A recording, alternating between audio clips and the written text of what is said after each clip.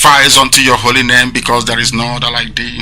We will continue to adore thee. We will continue to worship thee. And as I said before, and I will reiterate, as we pray unto thee, that Biafra is your possession, we will sacrifice Biafra unto thee, that you may guide us in all that we do. It's only you that sees the hearts of men. If there is anything that we are hiding, if there is anything that we have concealed from our people, oh Elohim, you will judge us very harshly. But if our hands are clean, our hearts very pure, you will bless Ipob, and you will bless me, and you will bless my family, because it's a promise from you. All our hope and our trust is upon thee. May your name be glorified. May you be exalted. May you, O Elohim, be praised. Now and forevermore we pray. Let's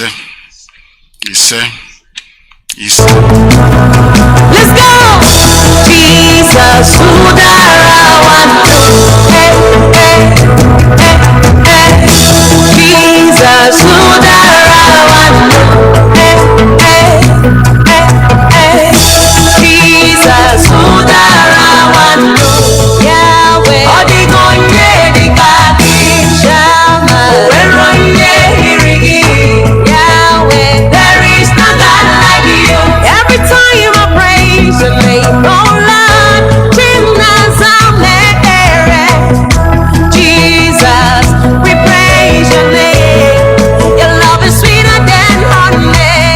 Jesus, your love that supersedes all the pleasures of this world. Yahweh, no one can be like you. You are the friend I need. Why should I worry? Why should I complain? When I had you, love's got a meaning. I don't have to worry what tomorrow holds. You are so faithful and true. So I got my Turuchi Negeme.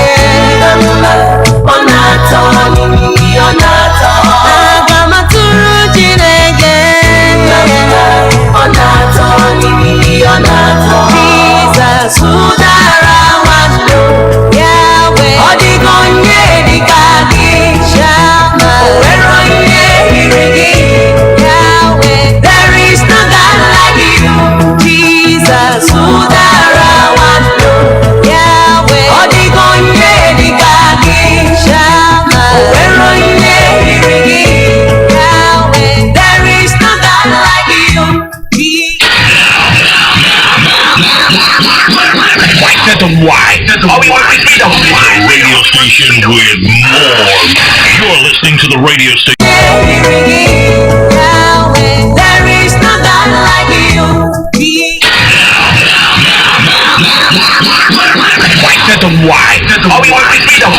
Radio station with more. You're listening to the radio station. We will not stop. We will not slumber until Biafra is fully restored to its former glory. Anybody in doubt as to our resilience and our determination to restore Biafra is not only mistaken, not only misguided, but needs to see a psychiatrist, because we are not stopping. I am Nnamdi Kanu, and I don't stop until I get what I want. Yes, and what we want is our freedom. That's what we are asking for, and that's what we're going to get. The country, they call the zoo, is in disarray, complete disarray. Everybody kind of is in our home, kind of see. But you know something? We are resolute. Nobody can stop us. Nobody can stop us, no matter how much you try. You will try, but you always fail. You see, all they started doing was anything happening here, even in the north, far north, exists Ipob, ESN. My question is, I didn't know we had ESN in the north, in Sokoto, in Samfara, and the rest of them. But you see, if they don't call us, it means that we're not doing anything. This warning came a long time ago. The plans about what they wanted to do with this thing called Nigeria, this British market, They call Nigeria that the British people created for their own interest. But you know something? They have failed and they will keep on failing. No matter how much they try. They are not reporting anything. I just read it up. The man that was arrested, the man that killed the lawmaker, one of the somewhere in Anambra State, his head was cut off and something like that. The first thing that BBC said, and I quote them, it's the handiwork of IPOB and ESN. Today they have arrested the person.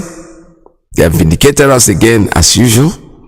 They arrested the person, somebody, Eje Jaga or something like that, the nickname. An old man, about 70 years old man, above 70. Because the elder sister is Teresa Igedege. I happened to have been in the same record company with her in the 70s. We were all recording together for one company. So his junior brother is the one that did this, and he's been tracked and been arrested. And that old man has nothing to do with IPOB. He has absolutely nothing to do. He's just a criminal. Somebody who's taking revenge. But you know something? Keep calling us. You will keep calling us because you are not paying attention. You were warned.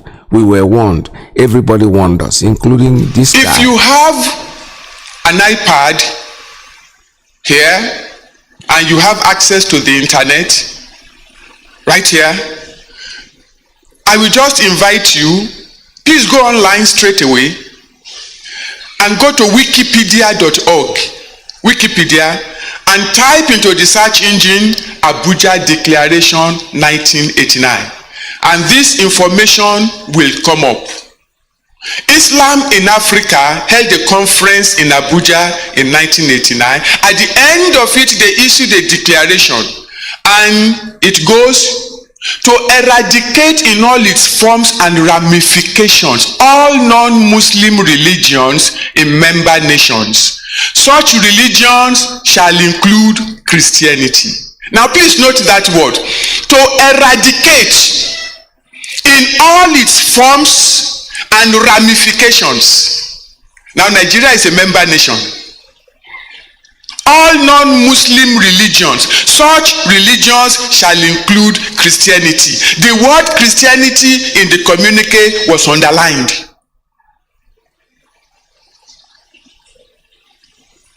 To ensure only Muslims are elected to all political posts of member nations, to ensure the appointment of only Muslims into strategic national and international posts of member nations, to ensure the ultimate replacement of all Western forms of legal and judicial systems with the Sharia, then to make sure that this strategy works, because it's going to require money. Babangida, as the self-appointed president of Nigeria, put his hand into the treasury of Nigeria, took $21 billion out and gave it to OIC,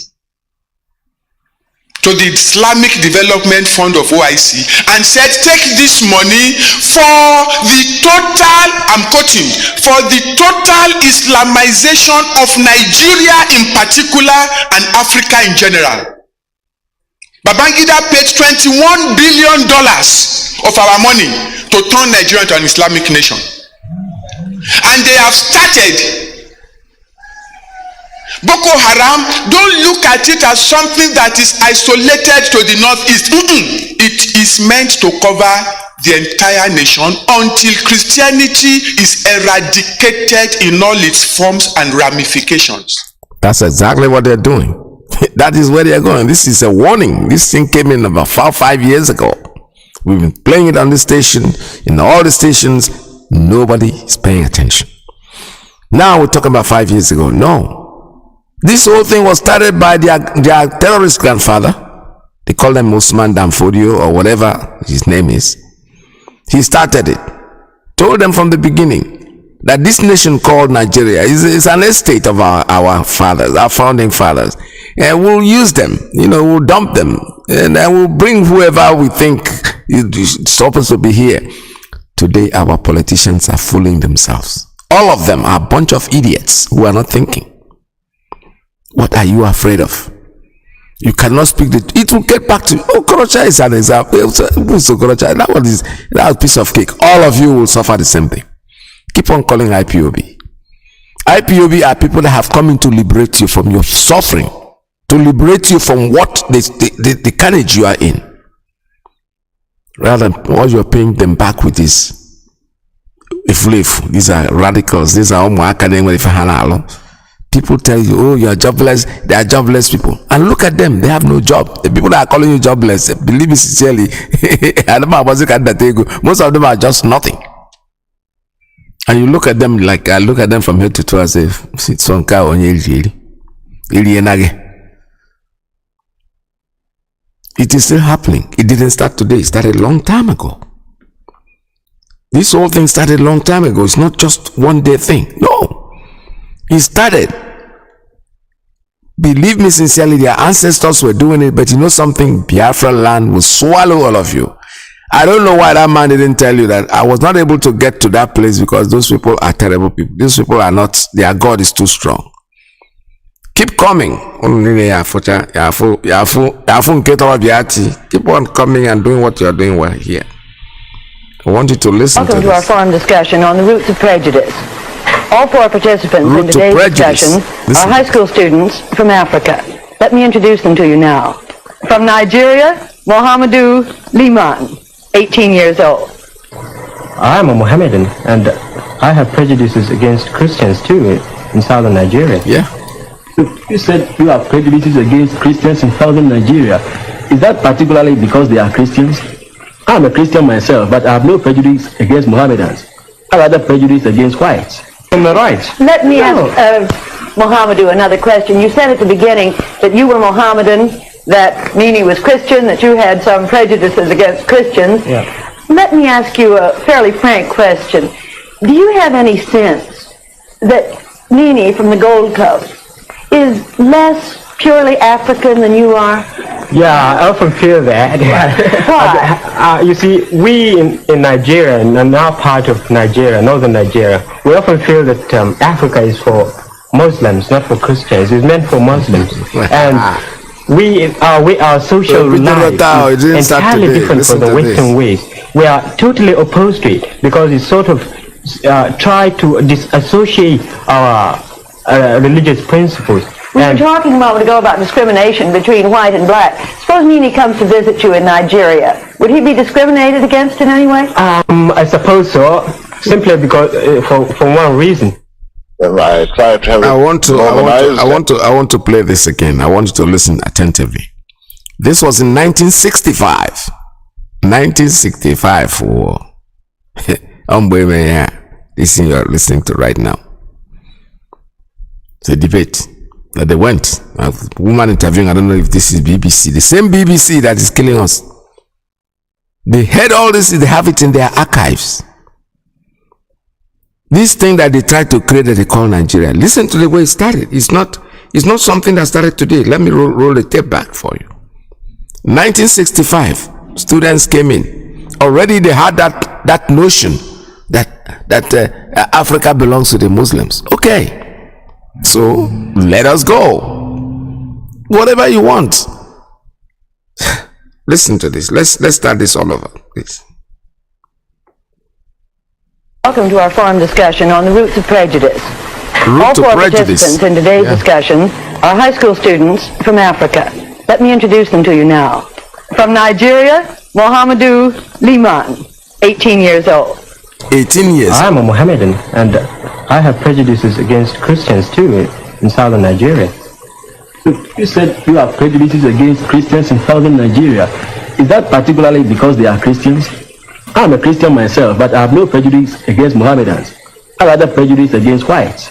Am I right? Let me ask Mohamedou another question. You said at the beginning that you were Mohammedan, that Nini was Christian, that you had some prejudices against Christians. Yeah. Let me ask you a fairly frank question. Do you have any sense that Nini from the Gold Coast is less purely African than you are? Yeah, I often feel that. Why? You see, we in Nigeria, and now part of Nigeria, northern Nigeria, we often feel that Africa is for Muslims, not for Christians. It's meant for Muslims. And our social life is entirely different from the Western ways. We are totally opposed to it because it sort of try to disassociate our religious principles. We were talking a moment ago about discrimination between white and black. Suppose Nini comes to visit you in Nigeria. Would he be discriminated against in any way? I suppose so, simply because for one reason. I try to have it northern. I want you to listen to this man.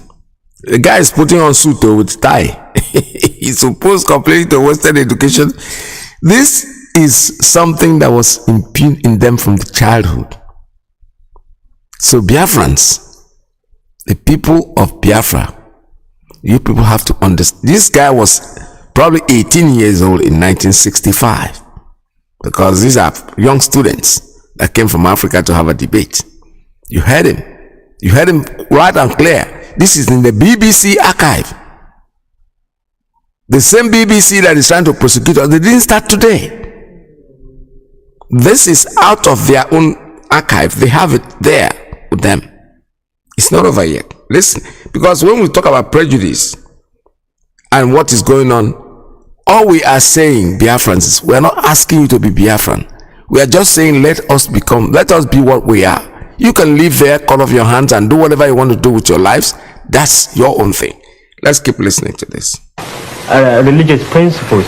We were talking a moment ago about discrimination between white and black. Suppose Nini comes to visit you in Nigeria. Would he be discriminated against in any way? I suppose so, simply because for one reason. Mm-hmm. I try to have it northernized, and now all important posts are being held by northerners. In actual fact, what it is a northerner first. Mm-hmm. If you can't get a northerner, then we take an expatriate like yourself on contract.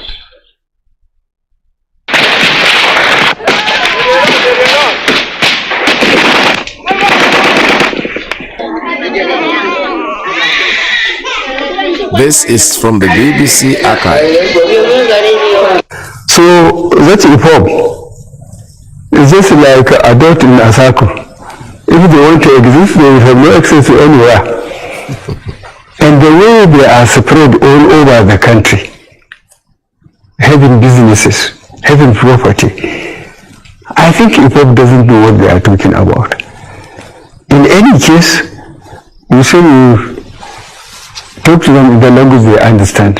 We will organize the police and the military to pursue them. That's what we can do, and we will do it. Let me make some revelations, because some of us also have our own intelligence networks. I've met with some of the bandits. We have met with some of their high commanders. They told us that one of the northern governors is the commander of Boko Haram in Nigeria. Boko Haram and the bandits are one and the same thing. They have a sophisticated network.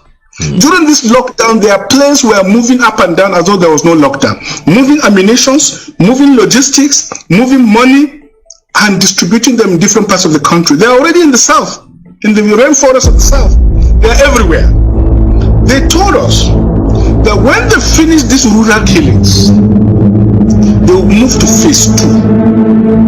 The phase 2 is they will go into the urban cities, going from house to house, killing prominent people. I can tell you, this is the game plan. By 2022, they want to start a civil war. And secondly, Sheikh, you talked about a tribal war going on. And I'd like to know more about that tribal, because I don't know already.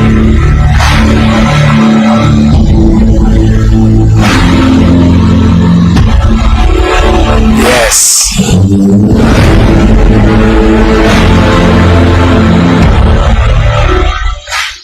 That's from the archives. BBC. The same BBC.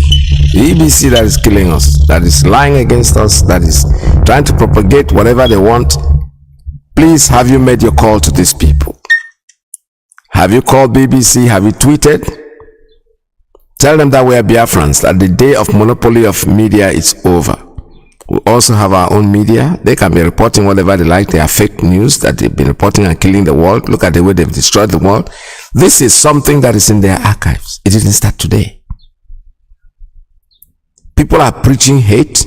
These people the children are born to tell them that the biggest problem you have in your life is a Biafran. Somebody says it, they kill him. The Archbishop was abducted. Now they have left him. Now he held a press conference to say exactly what happened to him. That is what is going on in the zoo. What is different from what he said with what this my young man was able to tell us many, many years ago?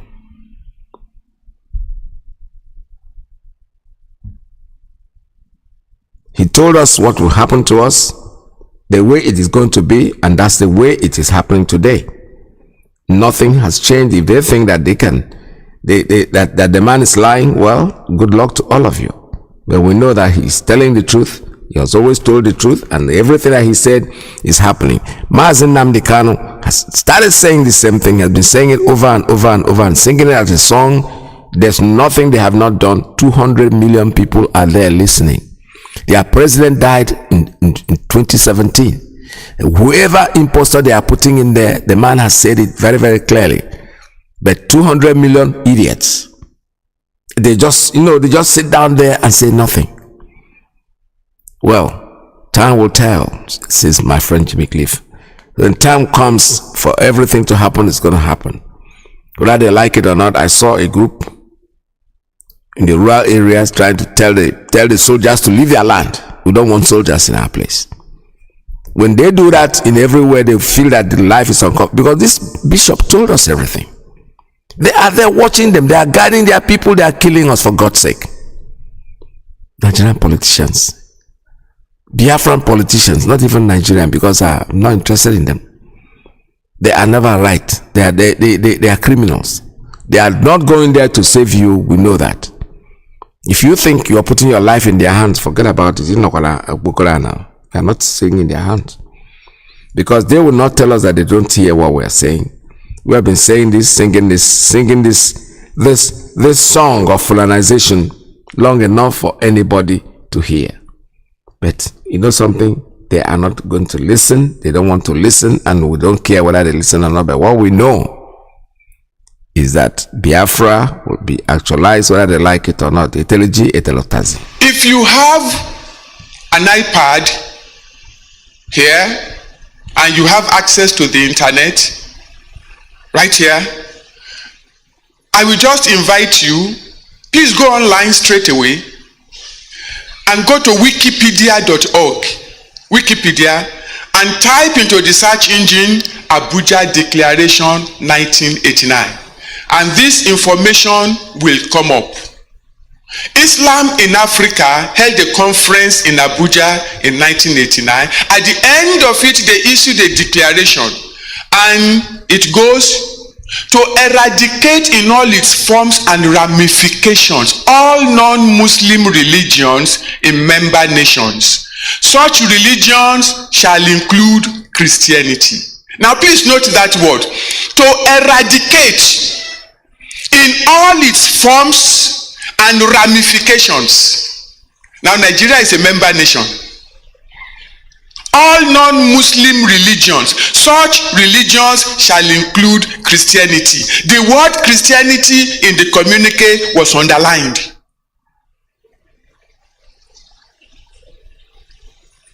To ensure only Muslims are elected to all political posts of member nations, to ensure the appointment of only Muslims into strategic national and international posts of member nations, to ensure the ultimate replacement of all Western forms of legal and judicial systems with the Sharia, then to make sure that this strategy works, because it's going to require money. Babangida, as the self-appointed president of Nigeria, put his hand into the treasury of Nigeria, took $21 billion out and gave it to OIC, to the Islamic Development Fund of OIC, and said, take this money for the total, I'm quoting, for the total Islamization of Nigeria in particular and Africa in general.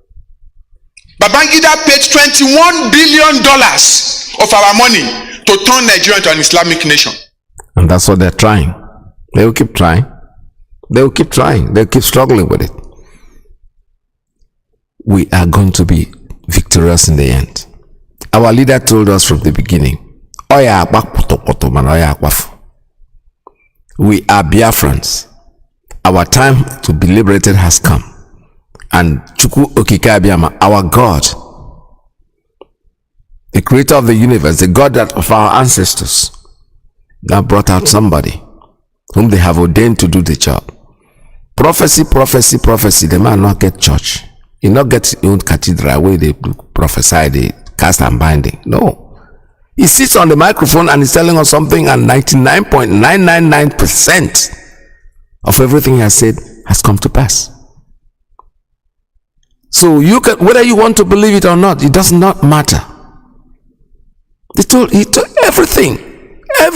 This archive, I'm telling you, the Biafran archive that is our leaders' past broadcasts, that will make history.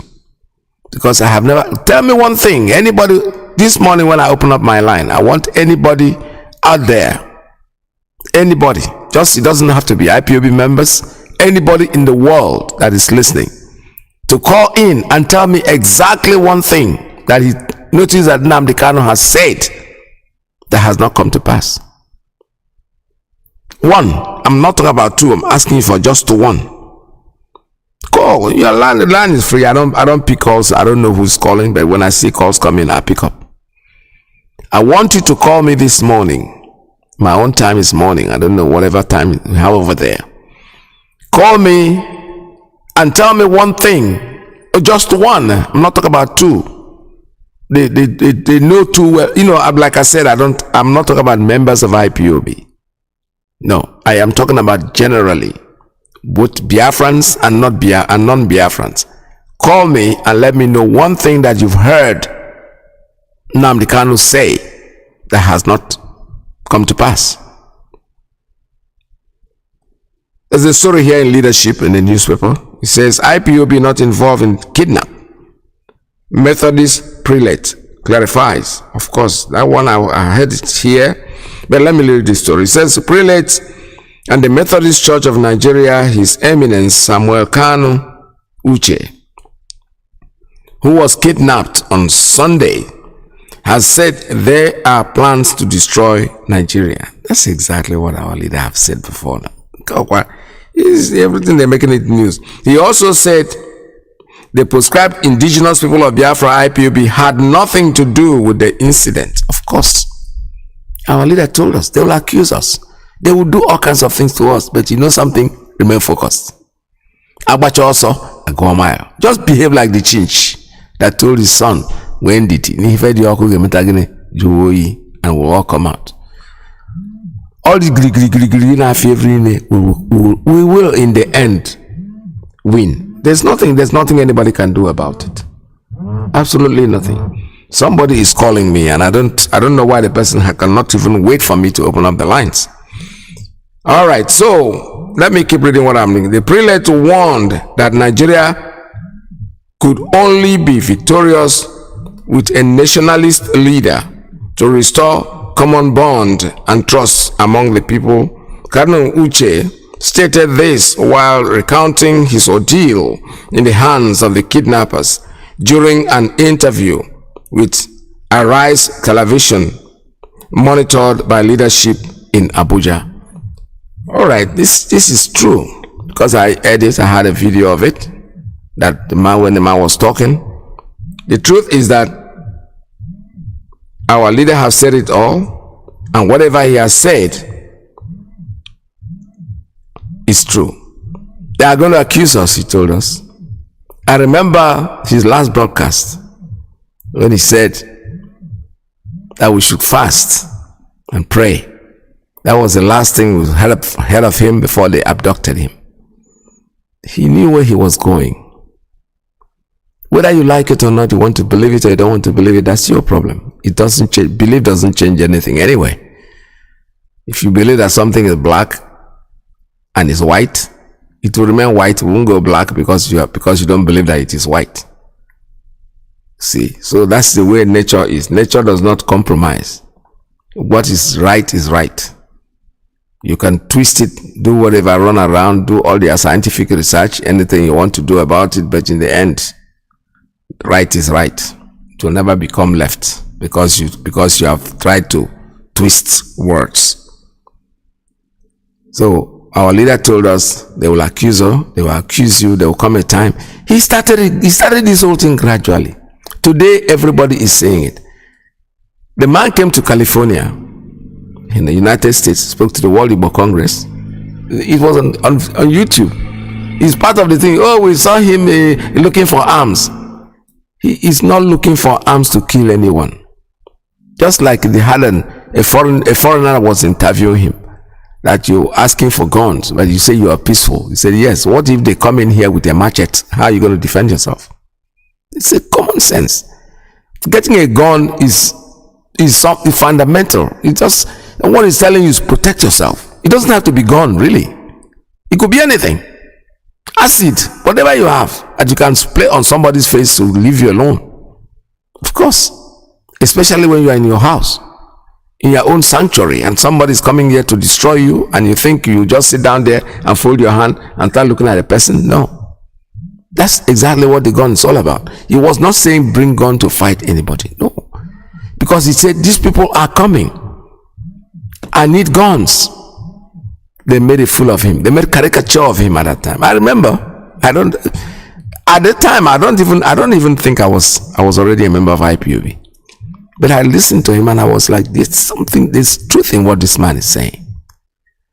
I know somebody when they're not there and they flathead. I call them the flathead. People that have overlived their they think they know. They fool in they just full of themselves. They think that their ego is overtaking them and they think that they know. One of them was, what passport did you come here with? And I know the passport you have. I don't know how you got here anyway. These people are disgusting. As if not my own. There was another one. When I hear war, I get afraid. You hear war. This is war. When they are raping your mothers and raping your daughters and killing people and destroying people, you think that is not war? You're waiting for physical war. What physical war? The one army uniform now, but now took bomb, right? No. We are at war right now. And when they came in and said, surrender your weapons, you were throwing out even your den guns. You just hold a line, now drop the thing. You don't know they are giving you a situation. They're keeping you in a situation where you cannot defend yourself when they come. It's all orchestrated plan. It is not something that's unexpected. So when you see evil and you run away from it because you think your ego is guiding you, you are too much. You are a politician. Yes, who is Nnamdi Kanu? Where did he come from? Who knows his father? You know that kind of stupid idiots. I heard my brother-in-law was having a discussion with one of our so-called quote and unquote presidential aspirants and whatever. And the man asked him a question. What do you think about Nnamdi Kanu? He said, if Nnamdi Kanu had come to us, they will teach him. If he had come to you, who are you? That is how they are full of themselves. They think they know. Oh no, Biafra. Why do you care more Biafra or not? Listen to what he's saying. Does it resonate to you? You can join him. You can become part of what he's saying. Don't expect him to come and tell you. Ibatana village. There are certain people in the village, they look at them as drunks and they are Maife. But those of us sitting here Maife will sit down there. When he's talking, you pay attention. Because you might get information from this person that you think is nobody. Not when they see then what will happen. You will change his ideas. He started this movement. The first thing that interested me was that we don't need people that will come here, because the moment you come here and you start throwing in money, then you have control over what is happening. No, let the money come from people who know that the little thing that they can chip in every month, every week, every time they do a little bit of launching. Those are the people that we need, and those are the people that are sustaining this organization. You can have all the millions in your life, bring it in, but you're fake. When that's in $100,000. I was like, a bank only has to put 100,000. You have to take a loan in the bank to get that kind of money. Then you would as in your IPOB. These are people that politicians paid money to destroy IPOB. But you know something? They failed. They failed. They will take one and come and give it to us and plan your deal. You will never get there. Because this is a divine project. The project is divine, whether you like it or not. Whether you want to believe it or not, it has nothing to do with it. You fall on the wayside. You know, worms will eat you up. We will forget. It might not be very easy. When I tell a story about people being forgetting people, you think I'm joking. And I Peters on the talking on the microphone. Okay, no problem. Let I Peters drop out tomorrow from IPOB. Just 2 days, you it's common sense. I mean, I experienced it. I used myself as an example when I first came to this country on a visit. I was not even coming here to stay. I came on a visit. My host was, went to school, and I took a walk. And this is the time when Ike Peters was like, at least if not anywhere else, Port Harcourt at least, or River State. I mean, around the country, you will at least know my band, even if you don't know who I am as a person. I felt I couldn't walk the street of Port Harcourt without somebody giving me a ride or somebody saying hello, that kind of thing. And I came to New York, in Brooklyn. I don't forget it. And I walked from Church Avenue, those who know the Church Avenue, Flatbush. I walked from there, from Church Avenue, Flatbush, almost up to King's Plaza. A very long street. I had nothing to do. It was the summertime, so I was not like locked up. And nobody even waved at me. Nobody said anything to me. I was just somebody would look like somebody I know, but the point is I didn't know the person because he just looked like, and he won't greet you, won't talk to you. And I walked back and I got home and I started thinking, this is how it's going to be. You are famous in your career. Okay, people know you. The day they don't see you, you will be like what I saw in New York. That's when I changed my mind. I said, you know something? I am going to go and do something else, educate myself. Not that I didn't get away from the profession, but at least I had something else to do. So all these people in IP who think that they have known, because Nnamdi Kanu listen to this person. Now he becomes popular. Man, you're fooling yourself. You'll be forgotten like this. Whoop. Before but I went then and the rest of them, these are hardcore. Abi, where in there now? All of them there for wayside. Now so if you like somebody where don't die, that all of us will face the same thing.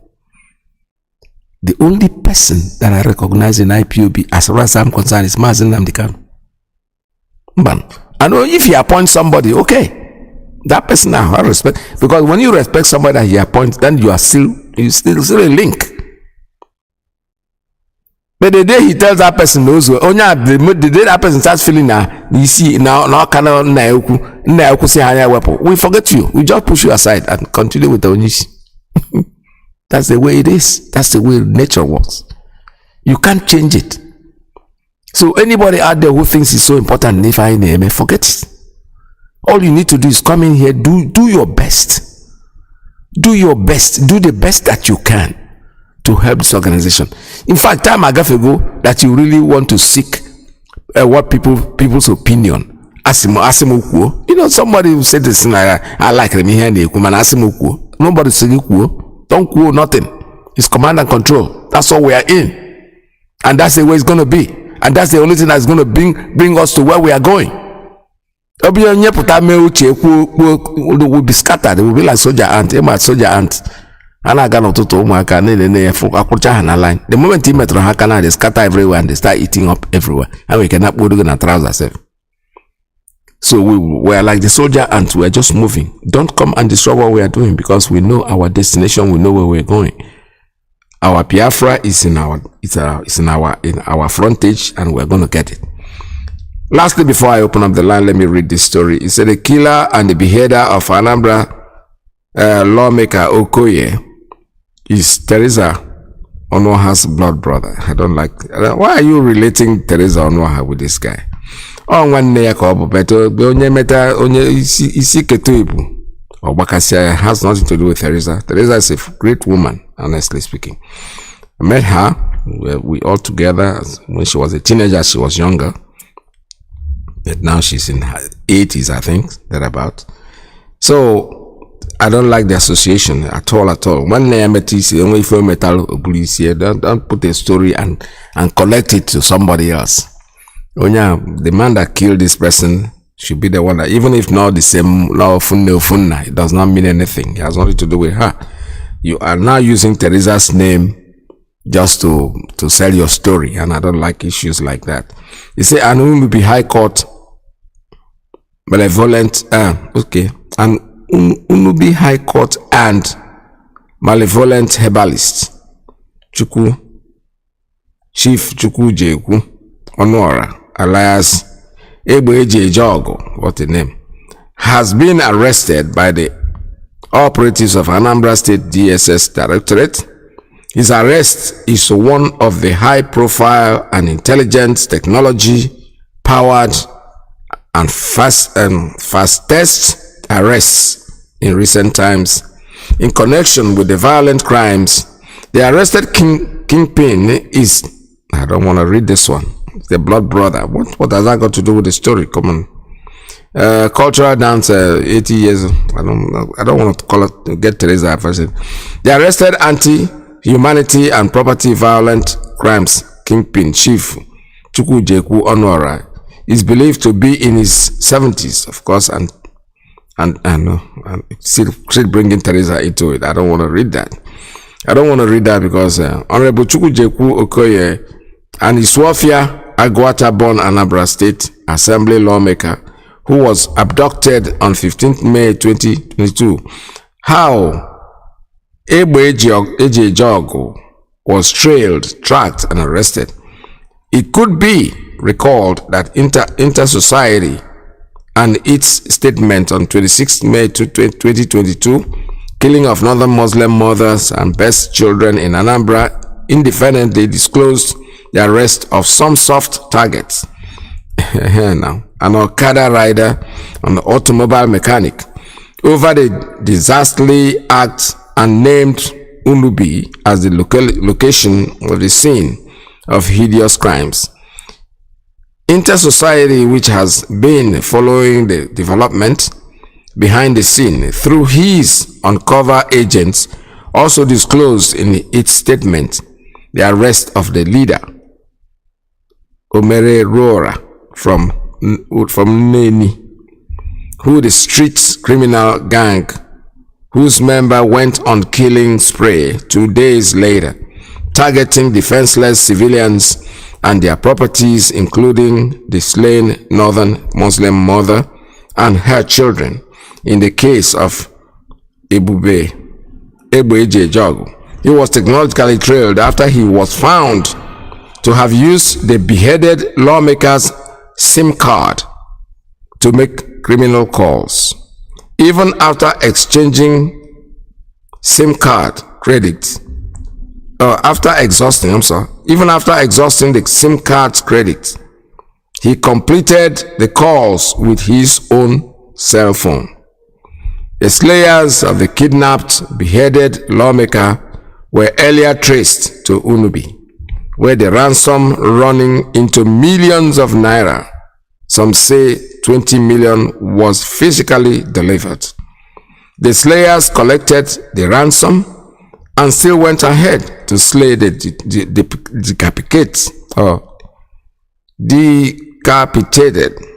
the lawmaker. The cell phone of the slain lawmaker was put in monitoring devices during which it was found to have been used by Egbeje Jogo to make several criminal calls days after he was beheaded. It was at this juncture that one of these soft targets was arrested in Iboku, leading to third-party identification and location of the arrest kingpin. Because early hours of 28th last Friday and 29th last Saturday, May 2022, the house of the arrested kingpin was raided after he was tracked to be at home. He made a magical escape after several gunshots were fired at him, and he escaped by jumping into a ditch. After reciting several incantation items, including guns and bullets and his portraits, the operatives tracked him by leaving behind one of his cell phones. Between a late night of 30th May and the early hours of 31st May 2022, the cell phone was tracked to a private hospital in Oka, forcing the operatives of the DSS to storm the clinic where he was arrested, alive in bondage, while trying to board a tricycle keke. The two soft targets earlier arrested were freed same yesterday, being 31st May and 2020 Brave Director Enoch Power. Alright, that's the writer. See, the man, that's why I don't like to read this story fully, is that I don't know the association, the relationship. This man is a criminal, is a crime collector. Don't put her sister into it in any way, shape or form. Because this might be somebody who does not even rapport with the family. And now, because he's happened to be one layer, the brother, that doesn't make her a criminal, please. Let's stop bringing the story. I'm bringing the story of Teresa. Teresa is my old crush, so I don't like people talking about her like that. She's a very good woman. At least the time I knew her, she was a teenager. Now she's a very, very old woman. And it's not very nice to castigate her. She made herself, she made up her career. She was very good in the Gedege songs, and she created that group called the Gedege at the time. And the Gedege made some waves. So after building all that, I don't want anybody to associate her with mother in any shape or form. All right, this is Radio Biafra USA 2. We can take our calls. Our lines are open at 646-920-4541, 845-344-7984, 929-406-9953. We are Biafrans, and there is nothing anybody can do to stop what we are doing. We are going to get our freedom regardless. In the end, Biafra is looking at us as we are looking at it. There is anything anybody can do to stop us. Call us. The lines are very much open for you. Oh, nada, land of the right side, John Lovine, my originality. Land of the right side, Biafra, land of the right side, Biafra, my home, my fatherland. Biafra, land of the rising sun. Biafra, my home, my fatherland.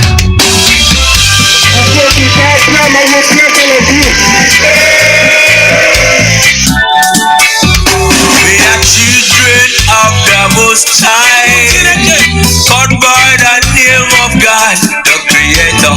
Wise men from the east, south, and the middle, great Biafran people.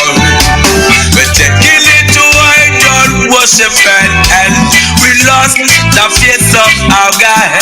And as we wallowed in idol worship, the British entered in, trading on the Niger, exploiting your people, trading by barter. You give me palm oil and take soup to them entered.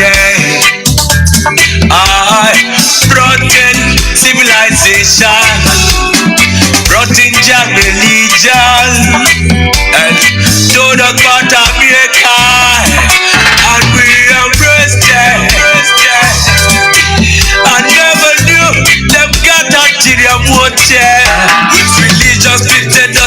amongst our brethren with denomination tear us apart. Building churches, schools and hospitals. We never knew we had to pay this much to be your place forever. Oh, Nana.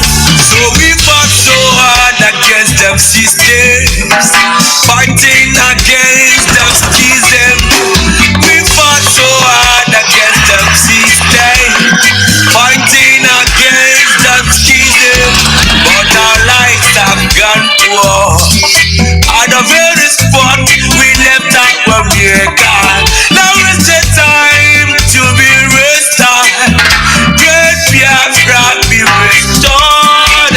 I want freedom for my people. Freedom for Biafra. Ayo, Biafra. Land of the rising sun. Land of the rising sun. Biafra. My home, my father. The descendants of Abraham. From Father Isaac. The descendants of Jacob. Biafra is a reality. My fatherland. My original legend. Why are you people lying? Why don't you tell them they want an independent Biafra? Oh, they're fighting for their freedom. So we owe everything to Chukwu Kabiyama who asked us to come. Not by our own might, nor power, nor will, but by the grace of the Most High.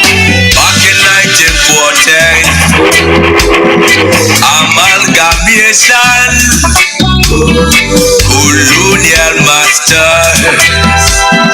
criminal master, a mercenary soldier, named Frederick Lugar, brought together all them captives, including Jah people, them Yorubas and them Ariwas, and so many other people called us Nigeria, Niger area.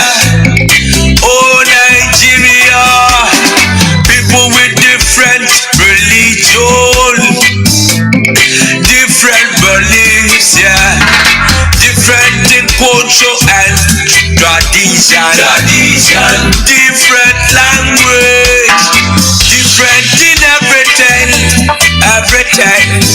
overstanding under reason, forced to coexist together. Hidden plant of confusion, described it as oil and the water that can never mix. Planted the cabals, them representatives here in Nigeria, looting all our treasures, colonial external marginalization of the Biafrans. Now is the time for manifestation. Now is the time to be restored. Great Biafra be restored. I want freedom for my people. Freedom for Biafra. Ayo, Biafra. Land of the rising sun. Biafra. My home, my fatherland. My fatherland. Biafra. Land of the rising sun. Land of the rising sun. All right, I'm back again. This is Radio Biafra USA 2. I was taking a very short break, and we're back again. The lines are still open for you to make your calls. It doesn't mean we're going to stop talking, but we'll be talking while you're calling. The line is 646-920-4541, 845-344-7984, 929-406-9953. See, reminding you again of the Belgium.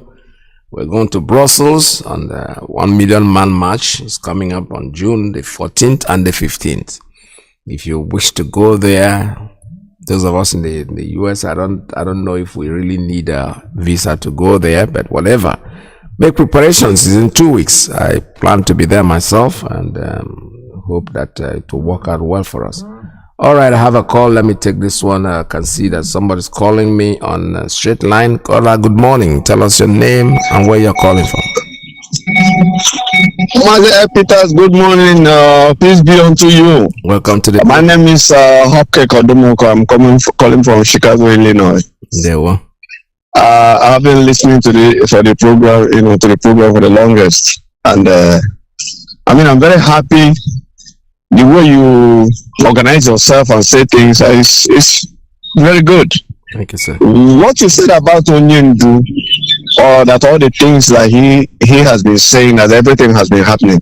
I normally preach that to people on daily basis when I do talk to them about Onyendu and IPOB. That is absolutely true. Whatever that man said has happened. There is no one that is missing. Yes. Whether the people like it or not, and all these fools that call themselves our elders, that are trying to betray us and doing all this crap, Biafra will come for sure.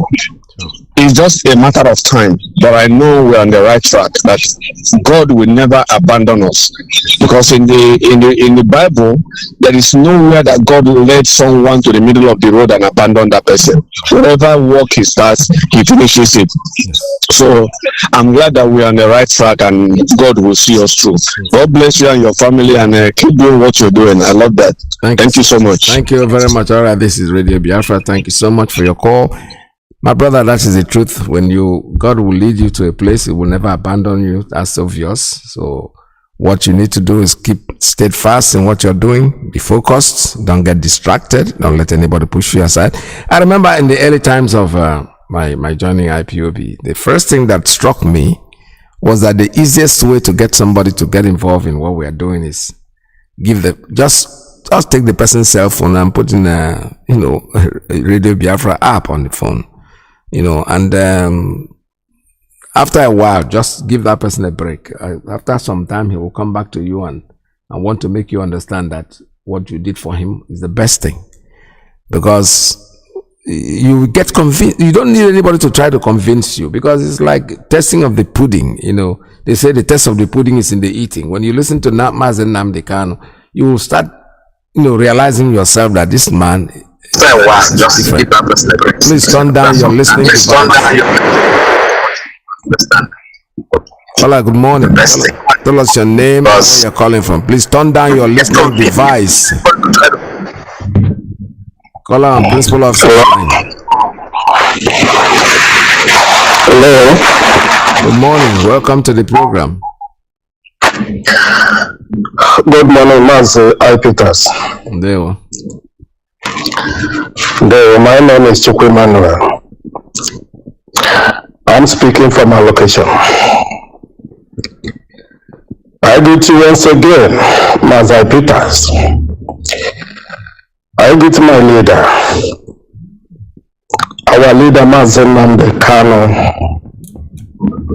the only truthful human being I have ever seen in my life.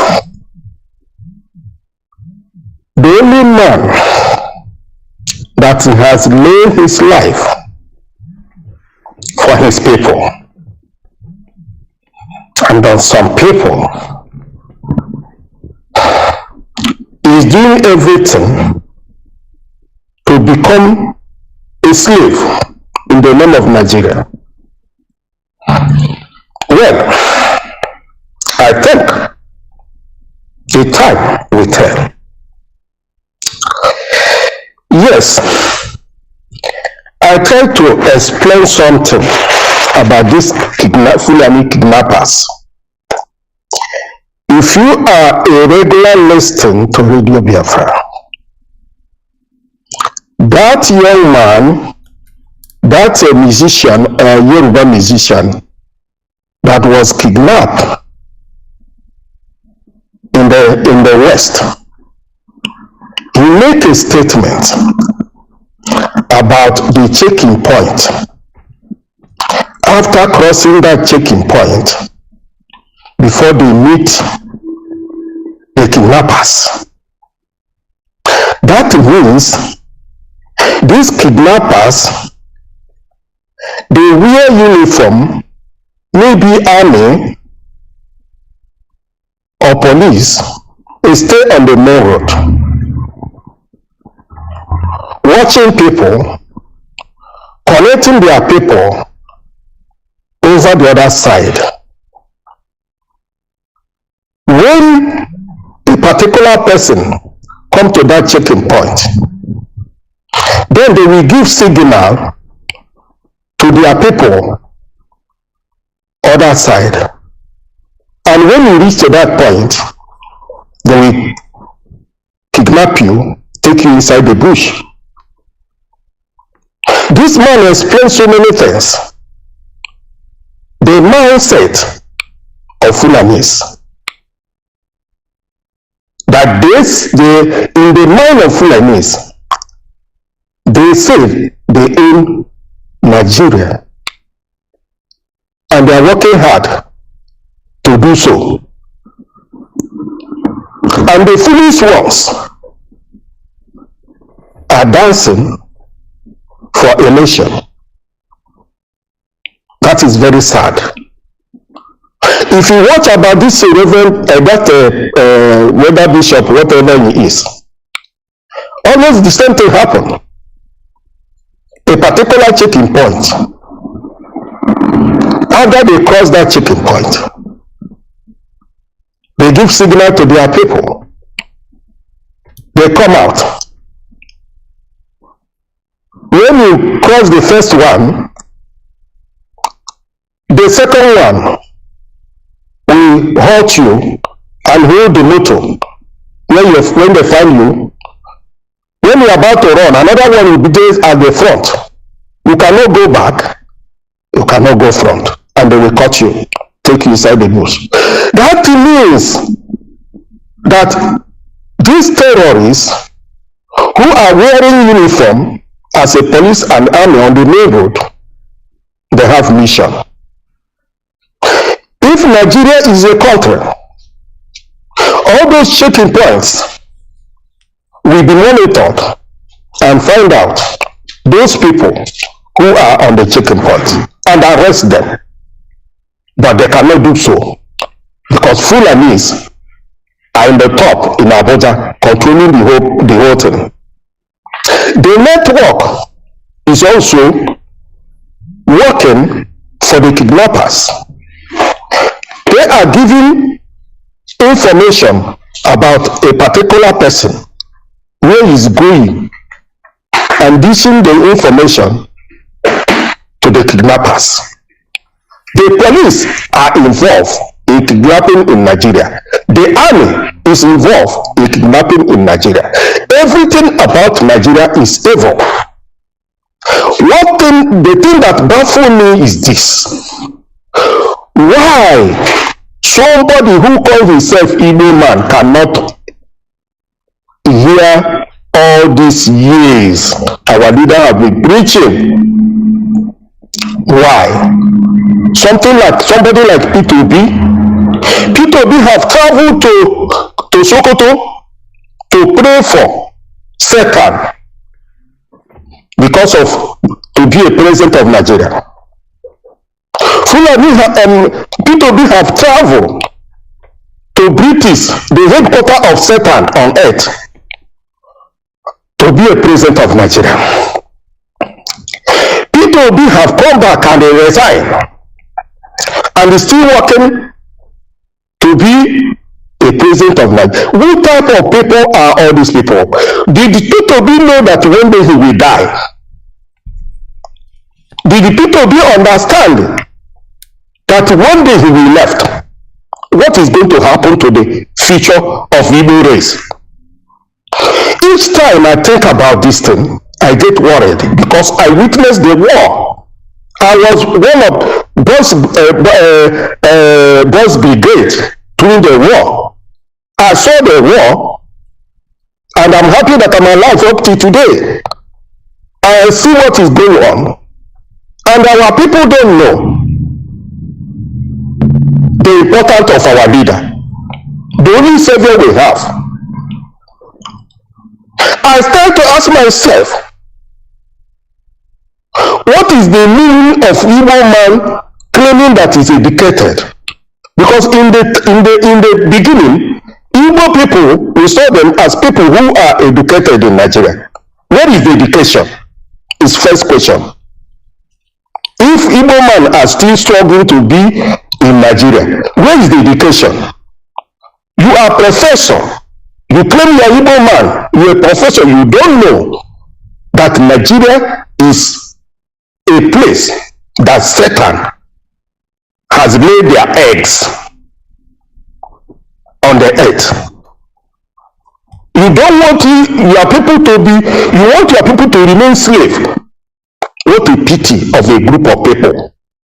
If you have billions as Igbo man and you are supporting one Nigeria, your money and yourself are a waste. One day you will leave all this thing and you go to the grave.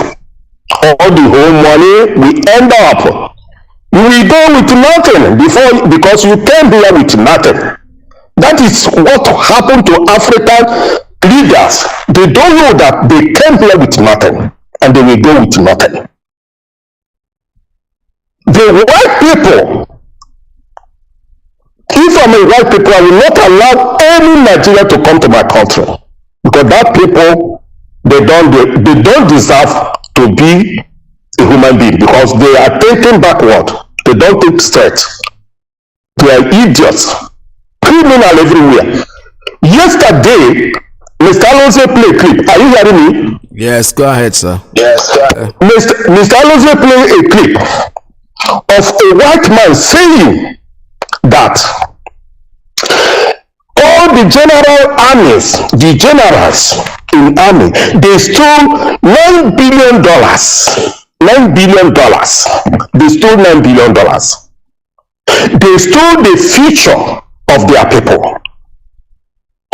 They cannot pay the salary of the army. They stole everything. The same thing go to police. Inspector General of Police in Abuja is a terrorist, Fulani terrorist. They are stealing their own. I have never seen anything like this in life. And the only place I can see people fighting to be a slave is Igbo land. Why?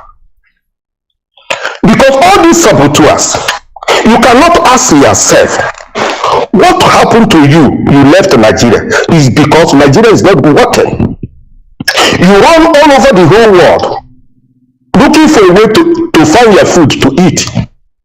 Some of you are marrying woman that is older than you because to get paper to live in that country. Up to today, you are fighting to be a slave. You don't want to join your people to break this chain. Now you are alive. What type of foolish people we have in the Nigeria as a hell living on earth? Let me conclude. If the so-called religious leader cannot come up now and support IPOB, all of you, those money you are collecting, millions of naira you are collecting, you will pay it to Fulani terrorists. The 100 million somebody paid is just a beginning. You all will pay it, including Tunde Bakari, including Kumuyi, including Adibayo. All of you will pay more than 100 million when they catch you. Thank you very much, Mazi Iyke. Biafra. All right, that is correct. I mean, the old man's looking very well, and he has said the truth. The truth is that 100 million, just like that, overnight. And they're paying the money, and then we're making it public. So the other Fulanis will get themselves up. Wow, how easy it is to make this kind of money. And the soldiers were all there. They said divide the money into 20 million into 5 bags. So they might drop off like 1 bag for the soldiers and take the other ones.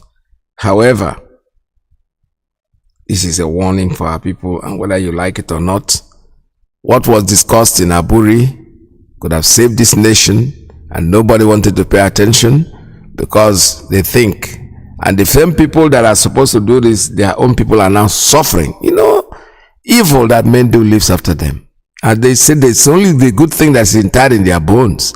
But you are all there. All of it, go on, is there.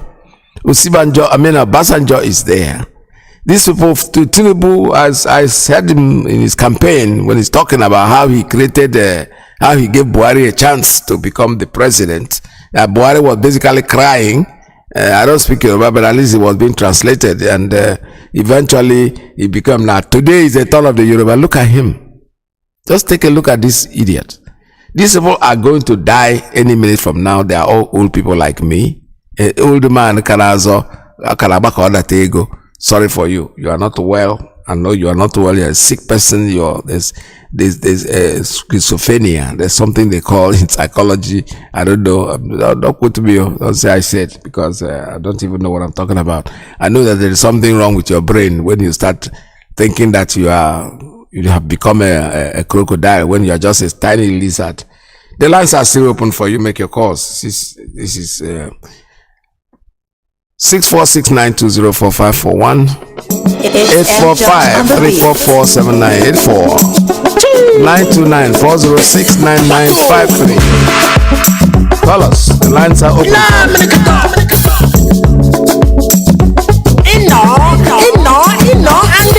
about Aburiako. Now wetin happen for Aburiako. Now wetin dey discuss for Aburiako. Now wetin make way no occur.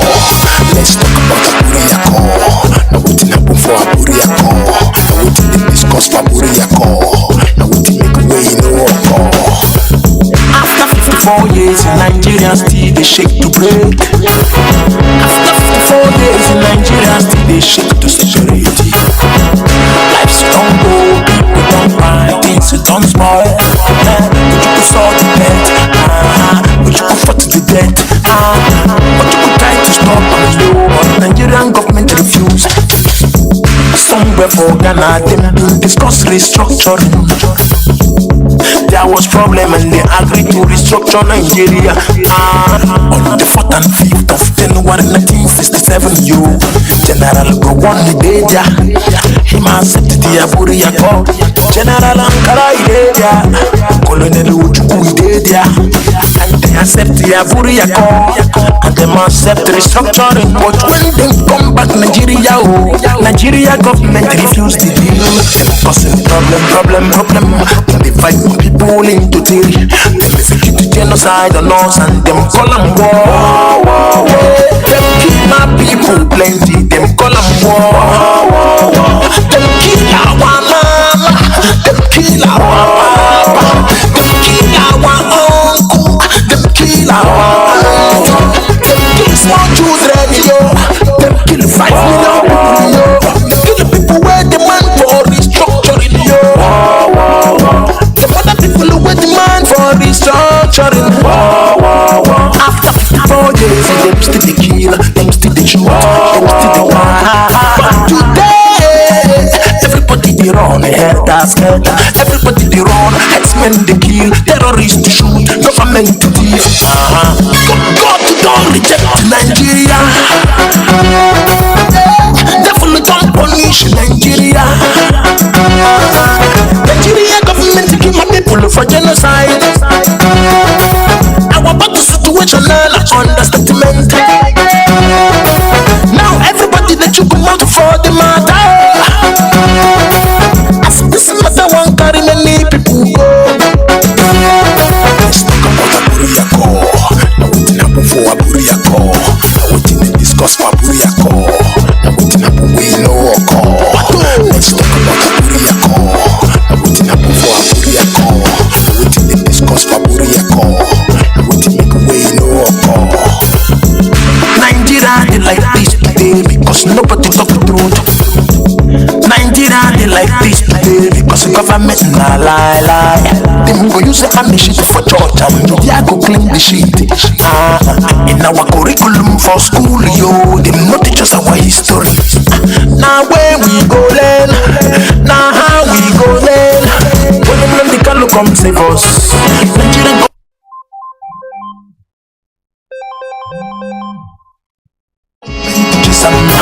Nigeria government arrest them. Nigeria government to shoot them. Them use media paint and black. They making Nigerians hate the truth. Now which day where we go wake up? Now which time where we go stand? Nigerians no one here. Nigerians no one. All right, I have a call coming in. Caller on Principal Officer's line. Good morning. Tell us your name and where you're calling from. Yeah, good morning. I'm Peters. Welcome to the program. Yes, my name is Mr. Shukodi, and I'm calling all the way from Switzerland. I'm from Oka province of Biafra land.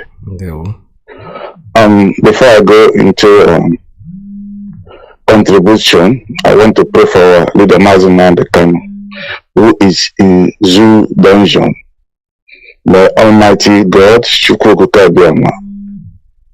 have his way and be with him. It's now nearly 1 year. The Zoo terrorist government put him there for no reason. We pray for Shukwu protect him as he did to Joseph and Daniel when there was pain in the dungeon of enemies. And may God put his fear in him as he did to Daniel, and the lions become afraid of going near to Daniel. May all those people around our leader in the dungeon never go near to him.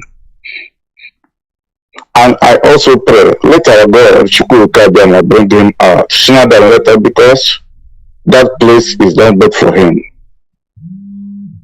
Let him come out and begin where he stopped until he scored his goals, being Biafran restoration. All this I ask through Christ Jesus, our Lord. Amen. I Peters, I heard it from the beginning, but where I'm more interested is in those cassettes he put both this one. The pastor is saying how Babangida take our $20 billion oil money from our mother's kitchen to give to Islamic nation state, Islamized Nigeria. Yes. And how somebody is saying that Africa belongs to Black Africa as a whole belongs to Islam, that the Christians have no place in Africa, so those they see as Christians are just like a stranger. They have to eliminate them, or they will kill them and subject them to Islam. So, and all other hate speech, both the one the man in Nasraq says we are the Dutch, circle that we are just they have done it before. They know the language, we understand, and they will do it again. He promised.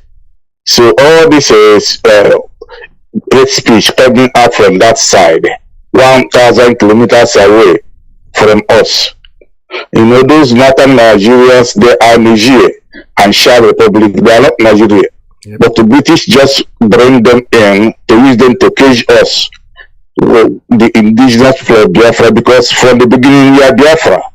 So they don't know how they will capture us. It's difficult for them to capture us. Then they go to the desert and bring the people who is on their own and put them on our neck, and then none of us Nigeria. And now hide under them to be killing us, trying to turn us to Islam by force.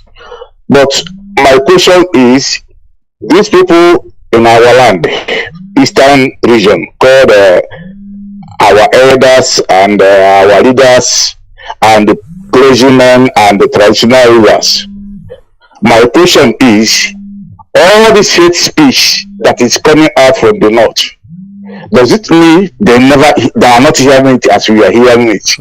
Because some people are focusing their anger to the North. My anger is not to the North because the North is fighting for what they believe. My question is, these people, like from example now, I have 10 children here or 20 children, and I see python coming, and the python come inside my family and be swallowing my children, and I will whip the other side, and my children are shouting.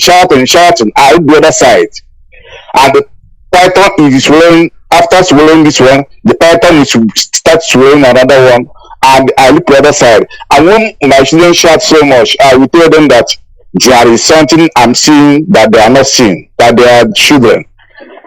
And my question is, what is this thing these people are seeing? Even this my brother that is talking in the night, Jonathan Shimed, is also asking this question: what is the thing all these people are seeing that after they see all these things, P2B is still calling for how he will become president and turn Nigeria into Malaysia, Indonesia, Hong Kong, and South Korea. But you never tell us how he will eliminate all those 7 or 8 group of terrorists in the north, backed up by the Sadiana of Sokoto and the Babangida, and even Britain backed them up. How will he eliminate them? He never tell us that. Only what he told us that there is something they are seeing that we are not seeing. My question is this thing that you caution Hausa is crying like a baby? When the DSS come to arrest him, he's crying, oh God, help me, they want to kill me. Is it this thing they are seeing that we are not seeing? Or this one, Obiano, after 8 years, he run away, run back to America and leave all of us for Islam to kill all of us? Is this what they are seeing that we are not seeing? Because they are always telling us that there are something they are seeing we are not seeing. And so we don't have started seeing it again. What are they seeing? That is my question. Yes. So when people are calling Fulani, my anger is not in Fulani. I'm saying it every day. If you give me gun now to start this war, I will not even start from. I will start from my village, because that is where the war is. How can you say you are in position to talk as a Senate? From one day, you never mention in the parliament and say, please, why did you shut down our seaport and our airport international? Why are all of us dying in Lagos when we have three international water, ocean, where we can open as our seaport? Why do you shut all our airports international, but we have in Kanu, in the north, only north have about 4 international airports? Why do you shut our own there? When you say this to the kingdom, those people you call your senators, they can never say anything. Even if you go to their house and break their door and shout it inside their ear, they can never. They will be looking you like a goat, like they are deaf and dumb. You shout it into the ear of your so-called House of Representative that is taking money on behalf of you every month, that he is representing you. They are not talking. I don't know what is these people know that make them to be deaf and dumb. That we will have no airport, we should have no seaport. When they bring money, they share it in the north and tell them that we are not among. They will say nothing. During the shutdown, 26 billion naira they borrowed in the name of the money they want to eat for the to feed the people. Narrative. They share it in the north. They say that Easterners are not among. And these people, they are there. They close their mouth. They do not say anything. Even when hungry is clean their children. What is these people know that we don't know? Is it no better we call for 1 million, 100 million, 20 million or 50 million machine to the Biafra land and go to meet these people in their office and ask them what is this thing they know that we did not know that make them to be behaving in this way? That is my question. Thank you. Please, if somebody can ask me this question so that I can rejoin them. Yes. But no one have answer to this question. Oh, no. So, Mazi Peters, I just want to ask it out because I'm asking it every day all the time. No one have asked me, answer me. I just want to ask it out, and I'm looking for help. Let somebody help me to answer this question or give me solution. How I will answer myself this question. This is what I contribute today.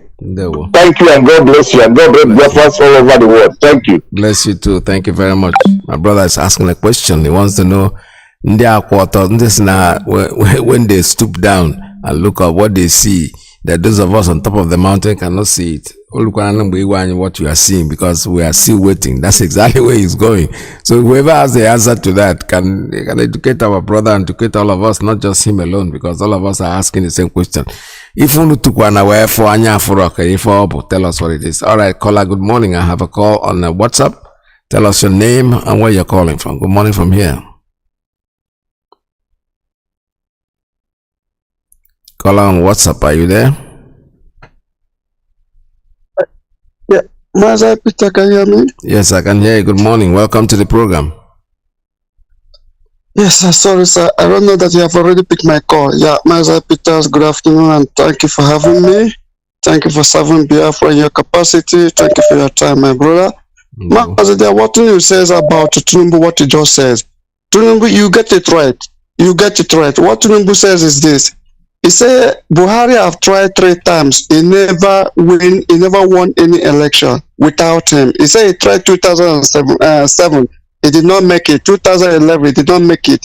2015, when he come to him, he said Buhari come to him and they sit together and talk over it. And he tell Buhari that with me and Yoruba people, you are going to be the president of Nigeria. And they have agreed. That's why Buhari come to become a president of Nigeria. Now is the time of Yoruba people. He said it's the time of Yoruba people, and the person that stand for Yoruba people is him, Tinubu. That's what he says. So you get it right by what he says. Now, Mazi, you see what is going on in Biafra land. Anytime you hear about kidnapping, you will hear there's a police. There's a police checkpoint or army checking point somewhere. That's to tell you they are together. You know, D.Y. Tanjuma has told us that the army, they are not neutral. They are colluded with the bandits. They are colluded. They are the same with them. D.Y. Tanjuma have said it, and that's the way it is. So we cannot say because of army is there or police is there checking point that nothing will happen there. No, they are colluded. They are among of them. That's why when our leader was intact, when our leader was in charge, he's still in charge now. When our leader was insane, he says there's no police or army checking point in Biafra land. This is the reason. This is one of the reasons our leader says there will not be any army checking point or police checking point in Biafra land, because you know what it means. This is the reason. People now can see it. They will say, why are you taking army checking point and police checking point out of Biafra land? Do you mean that criminal will increase? No, this is the reason. They are there, they're not doing nothing, they're not helping us out. Mazi, I don't know how much time you have because I want to say something here. Mazi, I have interact with the army general about what is going on in Biafra land. Mazi, you can hear what this man tell me. I start by asking him, why is it most state in Biafra in Nigeria, called Nigeria, in only Biafra land we have much army presence. Only in Biafra land. What is going on? Mazi, you can't believe what this man told me. This man told me, he says, what is going on is this. I'm sorry to say this, he didn't allow me to say this, but I will not mention this man's name, because if I mention his name, I have violated what he told me, and I assure him that I will not make it publicly. Mazi, this man said, what is going on in Biafra land is organized by our politicians. He says, army cannot come to any state without state governor knows about it. He says state governors are inviting them before they can come. They cannot come anywhere. He said, I can see in the north, there's not much army present. In the west, there's not much army presence. Only in the east. Why? Because the politicians invite them. Now I asked him about what happened in Obibo. Do you know about it? He said yes. He said what's happening is this. He says Iyke called them. He said Iyke invited them. When they come, they sit down. He said because before they can go to any operation, they have to agree. They have to agree in one thing. We can promise them that any army man that they kill in this operation, their family will be rewarded 20 million naira. 20 million naira. Any person, any army that died, or any army that injured, that can never walk again, that in his family will compensated with 20 million naira. They have agreed that they sign it. And we can agree to provide them every logistics, every weapon, every ammunition, so that they will do their job very well. So that's why that thing that happened in Obi will happen very, very seriously, because he has promised the army to do their job. And then when you give the army that kind of insurance, they will not be afraid to do their job. They will do their job very well. But if they don't have insurance, they cannot do it. He says, to give me an example, he said in the north, why do I know that people don't like to go to the north and fight? It's because the army don't have insurance. The governor will not insure them. If they go there on their own. He said even if the order comes from Buhari or from Abuja, the army will go there knowing that they are going there to waste their life. Because most of them that go there, they don't know the place, and they will not support them with enough ammunition or enough weapons. For example, he says some of the army that they are going to send there is from the southeast, from the eastern region. They will tell them to go there and send them to the place they don't know all of. They don't know the city. I mean, they don't know the area at all. And when you go there, the bandit or the criminal we ambush them because they don't know the place. The weapon they are using to go there is not sophisticated. They don't have enough weapon and enough ammunition. So that's the reason they don't like to go there. But in the southeast, when they are coming in the eastern region, he says the politician, the state governor will support them with everything, with money, with ammunition, with logistics, with camp where they will stay. So if I may come there, they will do their job because they come there for a job. So they will do their job very well. But when they go to northern side, they don't have mind to do job there, because if they die there, they die for nothing. But when they come to east, if they die there, they have compensation. Their family have compensation. That's number one. Now I talked about what this man is doing. What his name again? This Imo State governor. He said Imo State governor, what he's doing is defending his seat. You know that he said that this man did not win the election because you know that many people is against him, even some politicians against him. So what is happening in Imo State is political. He said it's not something of IPOB or ESL. He said it's politics. He's want to defend his seat because he believes they want to overthrow him. That's why he's doing what he's doing now. And do you know that this man is not spending any money for doing anything in Imo State? He said the whole money now is keeping it for army to do their job. And that is exactly what they're doing in Imo State. Now I come to ask him about this Operation Python Dance 2017. This man says, what happened is this, because I asked him that the governors, they says they don't know anything about it. He said it's not true. He said before army will come to any city, to any state, he said the governor must surely know about it. He said if governor do against it, they will not carry the operation. They will never do the operation. That's what he said. But I said, why our governors allowing them to come in here? He said because they're afraid that if they don't do that, the army will come against them. So anything that happens, the governors will invite them to come and that they will do their job. That's exactly what's happening in Biafra land or in eastern region. That's why we have surplus of army presence in our state, because other city or other state never invite army, and if you invite army must do their job because he invite them under invitation. So that's why you see what is happening. Now I asked him, in Lagos State, there's a time army come with order that is from Abuja. I did not carry the operation. He said yes, because the governor of the state did not allow them. Is the governor have to authorize them before they can carry the operation. That's what is going on. Man, this is what this man told me. Man, do you know that what is going on in eastern region is our politician is killing us? And when they kill us, they will tell us they don't know anything about it. Yep. Man, this is what this man told me. And I'm sorry I cannot mention his name for security reasons. Yes. Man, thanks for having me.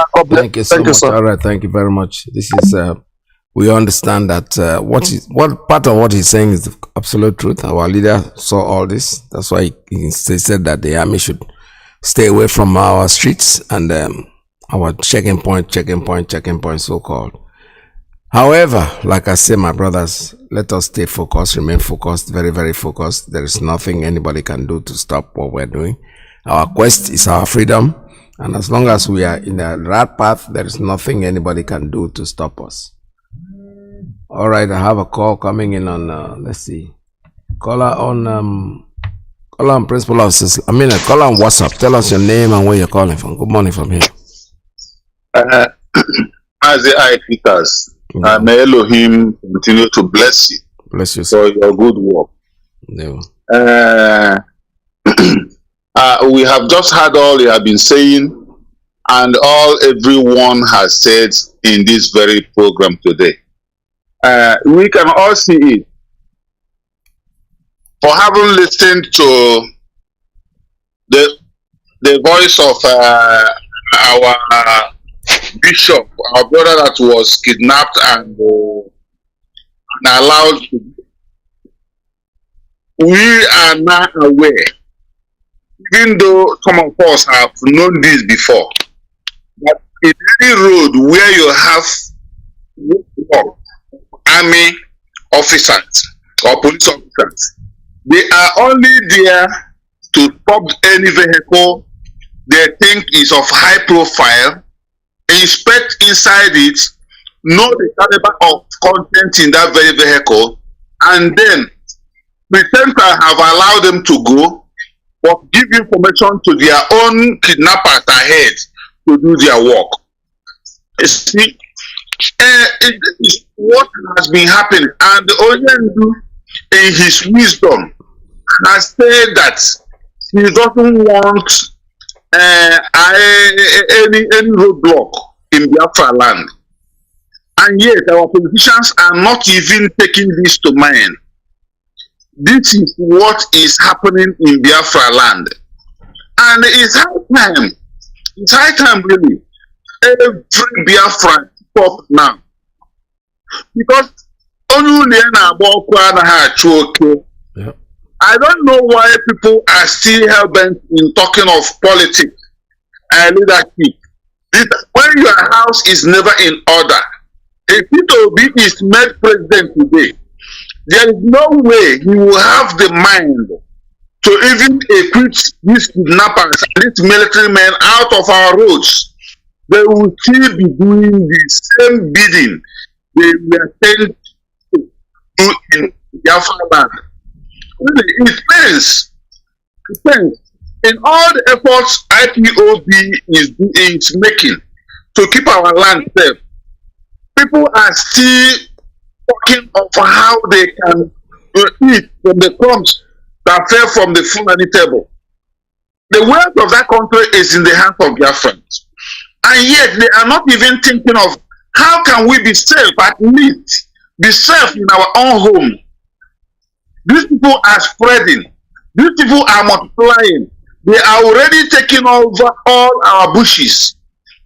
Even now, they have now extended to kidnapping our children in schools and all around. And yet the politicians are not seeing it. This is very painful. And I really want to appreciate Chief Edozian and all the DOS, with all the principal officers working really seriously to keep the fire burning. And it's high time that if it let us into IPOB now know that their end has come, because they were sent to stabilize IPOB while their own home, our own home, is on fire. I don't understand the way people reason. We Biafrans should sit up and wake up now. I am very, very happy to have had the interview of the bishop. I know now that if the Okigwe youth can wake up, Okigwe houses one of the highest number of generals in Igbo land. And yet these people have always played I don't care activities of IPOB and ESN. But if they can come up now and join hands, all the youth I see protesting, if they can make up their mind and form their formidable security outfits, and then IPOB can now assist in a way by forwarding the ESN to assist them.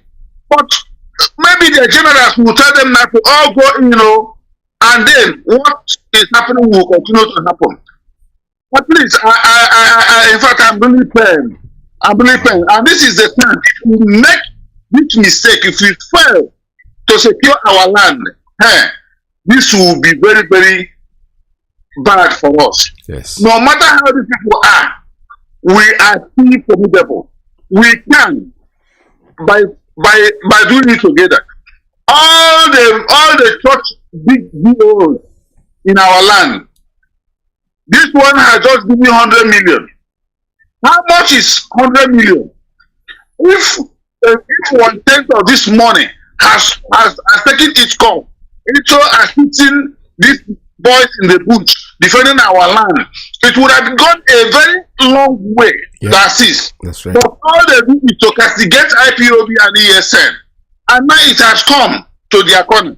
And who knows? Because the road blockers will always identify them in their vehicle and then allow them to go for their men ahead to arrest them and take them, and they will pay ransom. It's high time all of us come together, because there is no more time. Yes. Thank you. All hail Biafra. All hail Biafra. All hail Biafra. All hail Biafra. All hail Biafra. All hail Biafra, my brother Dalo. So much. Thank you very much. Contribution, what you have said is very, very remarkable. They will sit down there and wait. What is happening? The bishop, they were doubting Thomases actually. But after listening to the bishop themselves, it's like they cannot believe that their clergy will go there and come back and lie. Why have BBC not called him for interview? They won't. BBC have not called him for interview. Such a person that's been... But you see, one thing they have to realize that Tangela de Wuzi, Sandales Anago, that is, we are in a modern age where media is everywhere. BBC or no BBC, CNN or no CNN, whatever you think, call yourself, but you know something, there are young people out there who want to survive. They have their cameras, they'll take pictures. Channel did very well, they called him for interview. BBC will not. They won't, because it's going to be embarrassing, because they were the people that first mentioned, it's IPOB. Now the man that came out of the Lions Den have told them, hey, no. But IPOB has nothing to do with it. ESN has nothing to do with it. These are Fulani guys. That one of them even spoke the language because he was from Sudan. And the clergy is saying, I don't even know if he drank something he's talking. He didn't drink anything. That's them. That's the Fulani man. They will talk. Okay, let me take this. I have one more call. Maybe this is the last call for today. Caller, good morning. Call out straight line. Tell us your name and where you're calling from. Please turn down your listening device. Thank you, Dr. Ipiras. Welcome to the program. It's Ben Okafu. Mazi, one thing that really pissed me off in the speech of this prelate or bishop, whatever they call him, is when the man said, I don't know if you all caught him, that he does not know what kidnapping is until it happened to him. Yes. And I was asking myself, is this man living in an utopian world? That all these things going on in Nigeria, particularly in Igbo land, all the kidnappings and all the menace of the Fulanis, he didn't know about it. All the people that have been kidnapped, he doesn't know about it. What are you teaching in your church? But I think my brother, let me come into that before you continue. Yeah, go ahead. I want to top you. The man is saying I've not experienced it before. I know that it's kidnapping, but I have not. This is the personal thing. I didn't know it was like this. Oh man, he knows. He never. It's like somebody saying, and you're shitting, you're having diarrhea. And the other man says, until I get this diarrhea, that's when I know what diarrhea, the consequence of diarrhea. So let us not. Yeah, but Peter, my brother, Dr. Ike Peters, there's a saying, when they asked the tortoise, how many times will something happen to you before you have experience? He said he wouldn't let it happen to him. He would learn from other people's experience. Anybody that lives in Nigeria, Peter, I've not been kidnapped, you have not been kidnapped, but you know from living here and from the news you get and all the stories that are going on, we played case of people who were kidnapped. The famous one was Yoruba woman who was also a Muslim who took her daughter from Canada to Nigeria, and the experience that woman that she shed tears in the news. Everybody had that. We have stories. You listen. So anybody who's saying that he does not know what kidnapping looks like until it happened to him is living in an utopian world. You don't have to experience something to know that things are going on. That being said, we failed Mazi. I keep saying it. We failed Mazi Nnamdi Kanu immediately he was kidnapped, because you know what? People were shouting, saying that checkpoints are coming back. The Fulanis are going back. They are seeing Fulanis in the bush again. We failed to act. You see, one thing in life is this, from experience: it's an event or stop a catastrophe at the onset. If we had maintained that tempo with which Mazi Nnamdi Kanu was going in terms of making sure that no checkpoints came back, one or two attacks would have, stopped them from trying to come back. But eventually, we had a complete 1 week of doldrum. We did nothing. IPOB was kind of moribund. We never did anything. And we have to learn from our own experience. I'm serious about what I'm saying now. Yeah. Okay, I'm serious about this. Anybody that failed to understand what was going on at that time as it was, because exactly what this guy, or below somebody that spoke about the secret person that told him, he was 100% correct. Everything he said was 100% correct. Yeah. Because during the time as he was with us before he was kidnapped, it's pretty much like Biafra land is in the hand of IPOB. They're in control. They dictate what happens there, and politicians don't like it. That was why they made sure that it was rendition to Nigeria, and immediately it was rendition. You see the boldness among the voices of politicians. It's like they become alive again. Anybody that was paying attention to what was going on will realize the euphoria, the type of happiness that was in the faces of these politicians. They started being bold. They started talking bold again because they felt that they have removed the obstacle they have. And we failed to sustain the momentum of Mazi Nnamdi Kanu. That is exactly what happened to us. Now, in terms of what is going on right now, we find ourselves again in the same situation whereby if we fail to act again, this similar thing is going to happen. Now that the momentum is very high with this evidence of Fulanese army in uniforms and checkpoints, I have encountered robbery or kidnapping twice in Nigeria. When I visit Nigeria, I took first bus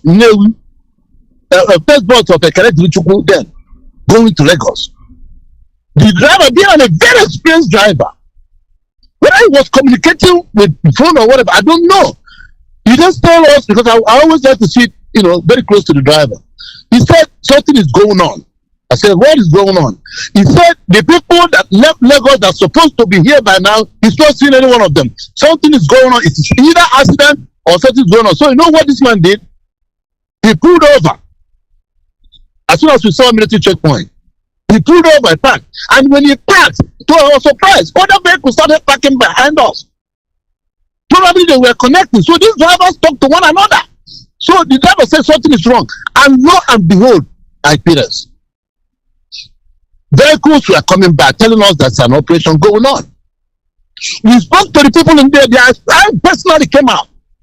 I told them, give me a gun, I'll be with you. Let's get into one of these trucks. And let's just type low. We go to that place, that operation, let's open fire and kill all this thing. They looked at me. Then I didn't even know what was going on in terms of conniving with the military and all this thing. They said, we don't get any car here. We don't get any car. I said, let's borrow this truck here, this empty truck. I told them that. They look at me again. say I have military experience. I say it's not necessary. Anybody knows how to sugar. Let's go there. As soon as we go there, we sit on both sides of the road. From that road, let's clear everything there. They said no, that they let them here with no vehicle. That there's nothing they can do about it. We stayed there with some vehicles now that everything is finished. But you know what? To my surprise, I feel us. When we get to the spot, they said they were robbing. And you know what they said? They said they were mixed up with police uniform and ammunition from few civilians. About 15 robbing, that they were robbing cars. That was before Ekene went out of business. So you can understand that kidnapping has not been the issue, it's only robbery. They were robbing with police uniform, army uniform, with guns. And then, to my surprise again, after about a mile distance, there's another checkpoint. So this is how we're situated in between two army checkpoints. In the middle, robbing. Can you believe that, my brother?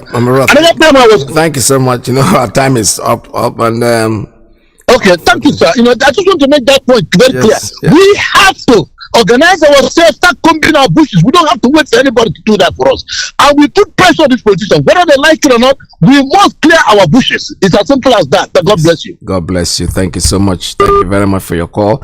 This is Radio Biafra USA 2. Unfortunately, our time is up. We cannot take any more calls. I know a lot of people want to talk about this, but tomorrow is another day. Like I said, for Radio Biafra is up 247. So was somebody talking, and this time Mazi Iyke is going to be next. So what I want to remind you is that we should stay focused. No matter what they do, these politicians, they like my brother just rightly said, for them, like with Joe Boko, I heard him say it. I read a book where I was told that when you take away the leader, his members scatter. My brother, go and tell the writer of that book that he doesn't know what he's talking about, because good evening, wonderful people, great Biafrans, wherever you are, on destroy you immediately, and that is the truth. This is Radio Biafra USA 2. We are off the air this time. Please, tomorrow is another day. Stay tuned, don't go away, because Mazi Iyke is next. From here, it's goodbye. Lies our religion.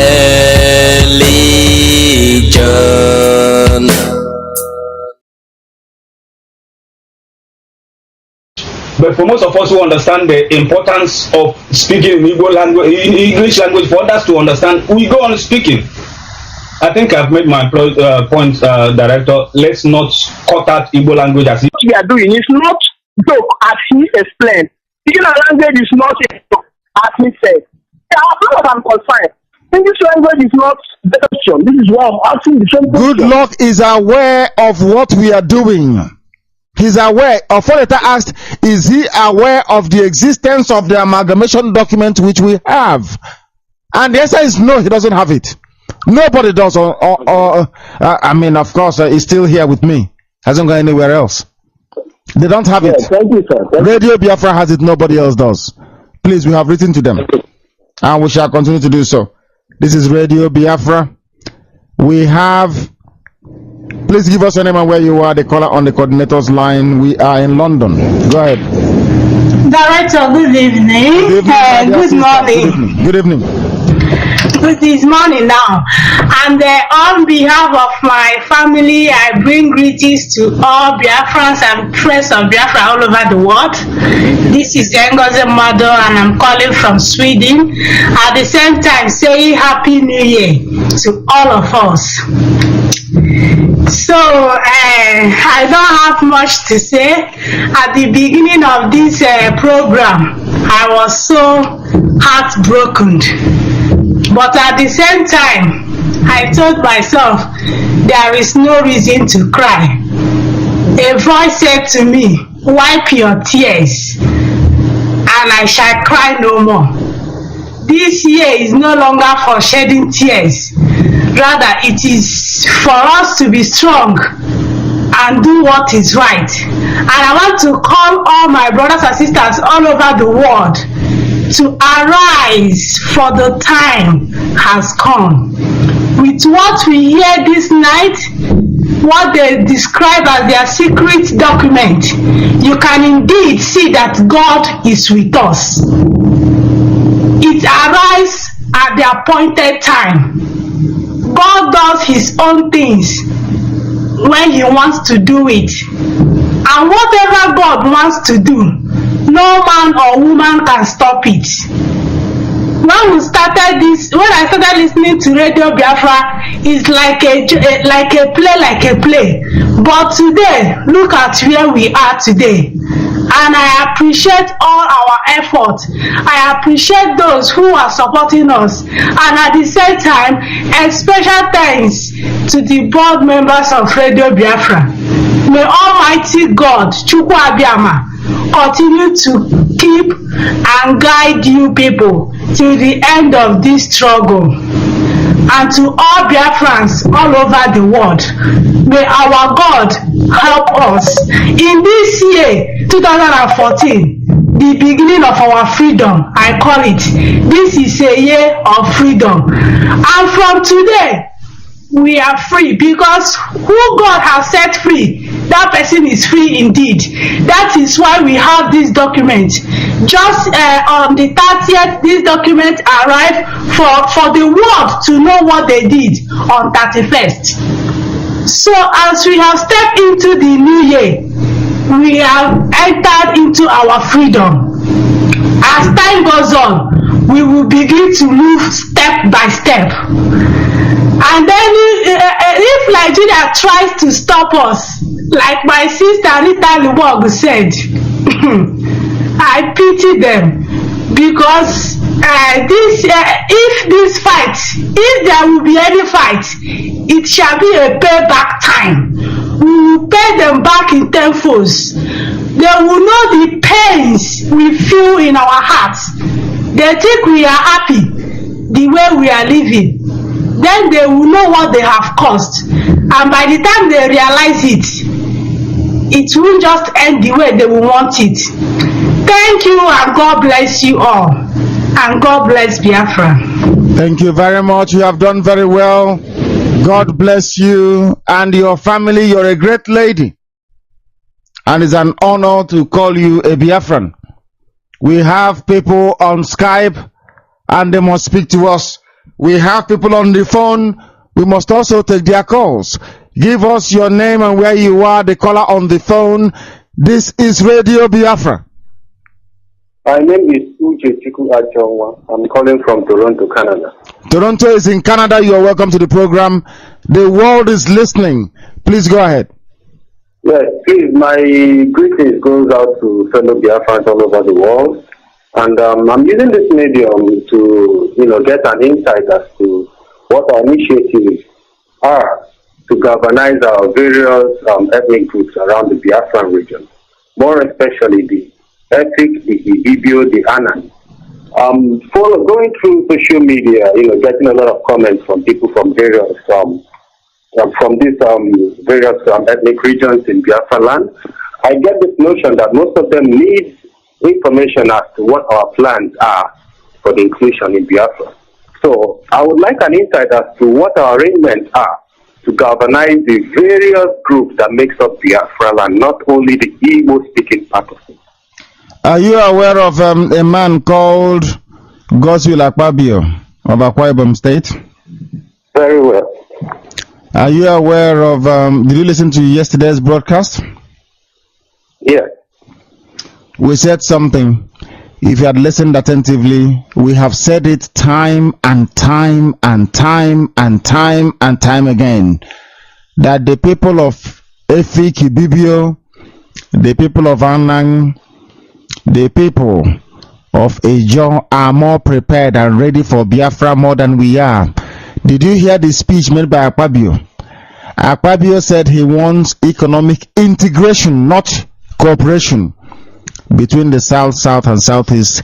So there are moves on that front. We are one, we are together. They are waiting.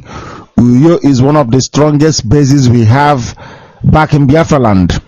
They are ready and they are waiting. That work has been done. Forget about those who were fathered by Hausa Fulani men. You cannot convince them.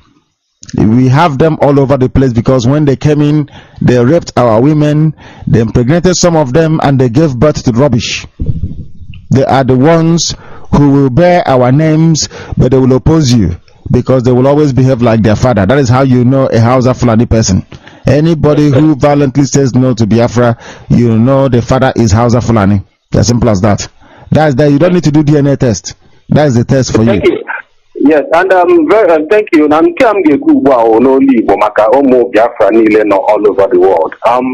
Because this is an opportunity, in as much as the board of directors in Radio Biafra are doing their own part to pass on the information and energize most of us, into achieving this life. This is, as a matter of fact, this is once in a lifetime opportunity for us to achieve something that our forefathers, set up for us. So I cannot appreciate any other strong young men in any other generation that can achieve this other than this generation. Having said that, I just want to remind every one of us all over the world that this is an avenue and an opportunity for us to empower ourselves economically. When I mean economically, it doesn't mean, stereotypically, giving us names that brings us down.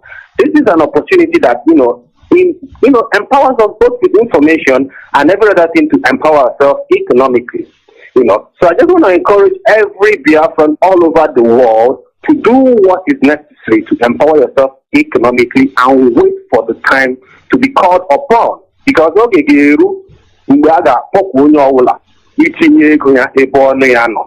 and when that time comes, I believe we're not going to be wanted. So thank you so much, Director, and more great to your elbow. And we shall achieve our dream in this generation. Thank you very much. You have spoken very well, and we welcome that. My heart was pounding. I'm very happy the way you spoke. What he said in essence is very simple. This is 2014. This is Radio Biafra. It is time to put your money where your mouth is. If you want us to succeed even greater than we have done, you need to support us. We will perform miracles. You will see it. But we cannot commence any action we cannot sustain. This is not 1967. We don't want to fight anything or go into anything for 3 years and then we hands up. No. Everybody, every coordinator must know that the people under their command, they must give us men and material to carry out this campaign. Men and material. And that is, this document we have is the clearest indication that God is with. What else do you need? Is it for God to come down from heaven? We have the amalgamation documents. We have every supporting document. Everything you need, we have it. Let us go and get Biafra, for goodness sake. We need men and material. We need to buy everything we need to go and take on our enemies and defeat them. I don't fight to lose. I don't fight to run away and come back and start talking rubbish. I want us to fight and win. You are great people. Even Lugard said so, not me. You are great people. You must discover that greatness in you and come and fight this battle with us. This is Radio Biafra. I hope people are still calling. Of course they must call. And I promised I'll be here for 8 hours and I will do so. The time it takes people to wake up in the morning, go to work and come back, we shall broadcast to the world. I'm not like Barrister. Barrister sneaked away. He's having something. I'm not taking anything. This is Radio Biafra. Your name and where you are, please. Your name and where you are. Hello? Yes, your name and where you are, please. My name is Tidedu Akatuku. I'm calling from Malaysia. Malaysians, I love them. They are good people. Please go ahead. Yeah, Brother Nnamdi, I'm so happy that you have traveled and come back in peace. God to Kwadama bless you all, always. And you too. Brother Nnamdi, I don't have much to contribute, but I want to let people that have been, you forget to let people to know that we are now in a new country where we don't belong to the Zoo Republic. And I would like people calling that country a zoo because there are living things in zoo. The country name has changed, Republic of Hellfire, because Republic of Republic of Hellfire. Please, living things are in zoo, but that Nigeria is dead, and those people that believe in it are dead. So we should call it Republic of Hellfire. One more thing I want to contribute. You try to make people, remind people about our donation as we are doing. those people in our country, our Biafran land, should not forget that there are the way we can do some little contribution, because we need to build our temple. We need to, our transmitter is not going to stay outside, and those land that have been donated, we need to. If they cannot contribute money, I think they can contribute something like cement, zinc, iron, plank, and some of the things to build. Some people can volunteer themselves even to go and clear the land, even if it has never been cleared. You understand? So for people to go contrary on it, at least we should remember those things for those people in our country to know what they can do about it. Thank you. Thank you. Don't go away. When people call from Malaysia, they are always in a hurry, and I like it. Their dedication to this sacrifice, I'm paying this very tribute to Malaysia today, on a day which marks the 1st of January 2014 in our land where we come from. I must mention Malaysia so people understand that they did not see, but they believed. They recognized that there was something very special about what we are doing, and they came out in force to support. That is why I don't forget them. That is why they are in my prayers. That is why anytime somebody calls from Malaysia, they always do me proud by the way they speak. I will take this opportunity, following what our dear brother said, to instruct Ike Chukwu. You will tell all the coordinators in Africa through Rita Nibog, our dear sister who is the representative, that they must fund Rita Nibog's office. Things are going to happen. Rita Nibog must have enough funds at her disposal to be able to do the work we ask her to do. They will contribute to make sure that they run their own offices back over there. They must start doing that immediately with immediate effect. People in Africa will contribute towards the running of Rita Nibog's office. It should be done with immediate effect. Thank you very much, my dear brother, and God bless you. I love people in Malaysia. I love them very much. Thank you. This is Radio Biafra. Wherever you are on this planet Earth, once again, we are welcoming you. On a day we are going through the amalgamation. On a day we are bringing to the attention of humanity the injustice, the humiliation, the treachery, the betrayal that is the amalgamation. We have the document here, and we are bringing it to your attention. Let's take this call. Give us your name and where you are. This is Radio Biafra. My name is Emeka, calling from Biafra land. Emeka, what is your surname? Oh, beautiful name. Beautiful name. I love your surname. I want to find out. Happy New Year, please. Happy New Year, my brother. Thank you. I want to find out, where can I find your people in Biafra land here, so I can be one of you now? Do you want to be one of us? Yes. Are you a Biafran? I am. No. There is a difference between being an Igbo person and being a Biafran. Are you a Biafran? I am a Biafran. I am a Biafran. So you accept that Chukwu Abiyama is your God? Oh yes. He is my God. Chukwu Abiyama is my God. Thank you very much. I have taken down your number. I will pass it to our dear sister Rita Nibogos. I'll pass it to her office, and somebody will call you. She's in charge of what happens in Africa. Somebody will give you a call and will direct you on what to do. Okay, thank you very much. Thank you. And God bless you. God bless you, my dear brother. This is Radio Biafra. We are continuing as we said. The caller on the phone, can you hear me? We have a caller on the phone. Can you hear me? Yes, I can hear you. I can hear you, Director. This is Uche Ono from Ireland, from the Republic of Ireland. Please go ahead. Good evening, Barrister, and Happy New Year. Very Happy New Year to you, and welcome you to London back. Thank you. I'm happy. I've been following you everywhere you go, and I'm very happy. Thank you. I just want to suggest, because I heard when you were saying that they have wrote letters to all the world leaders and all the traditional rulers, both in Nigeria and in abroad. But what I want to suggest is this: all the big commercial markets in in Nigeria, that's in Biafra land, sorry. I'm just suggesting it would be also very good to send letters to their leaders there, like Obwete Main Market, Enugu, Aba, Aliya Main Market, Aba, Onitsha Main Market, to enlighten them, because these are the people that we speak to, men and women, the business women, men and women in Biafra land, so that the news will start to circulate everywhere, because most of them don't know what is happening at the moment.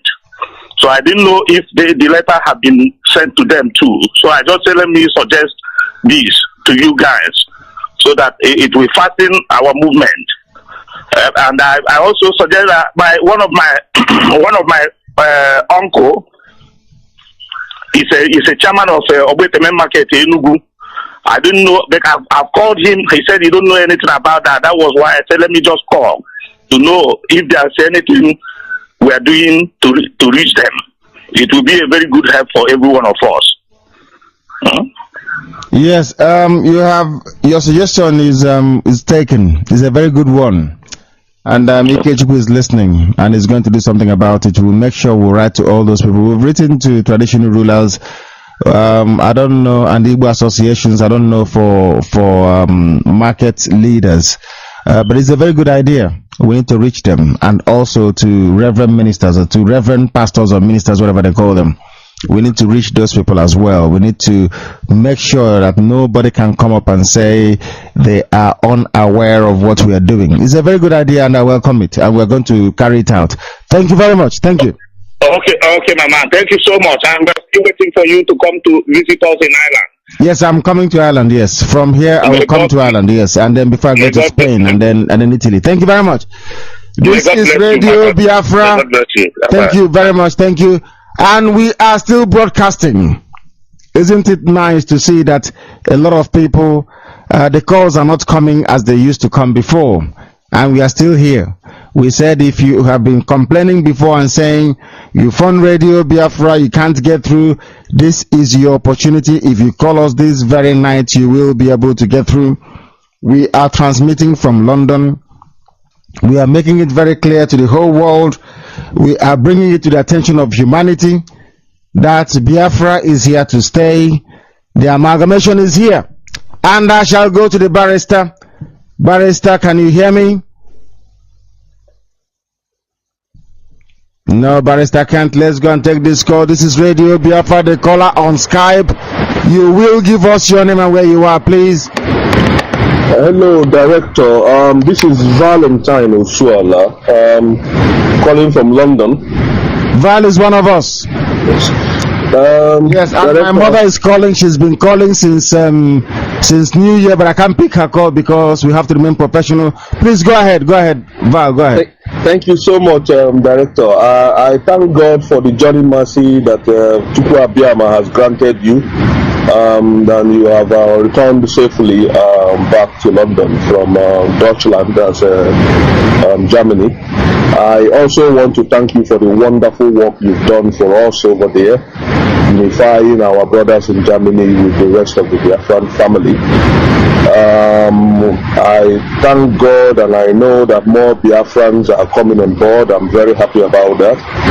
I just want to use the opportunity to wish all Biafrans, right from those working directly in the editorial board of Radio Biafra and the Biafran indigenous people of Biafran structure worldwide, and friends of Biafra. I just want to wish everyone a wonderful smooth change of the year, and a happy, healthy and prosperous 2014, which will be capped with our restoration of the sovereignty of Biafra.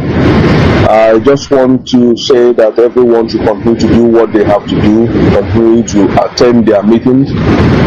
Director, most of the time I don't call that often any longer. What I do more is more of strategic work and spreading and doing the work that is done behind off air.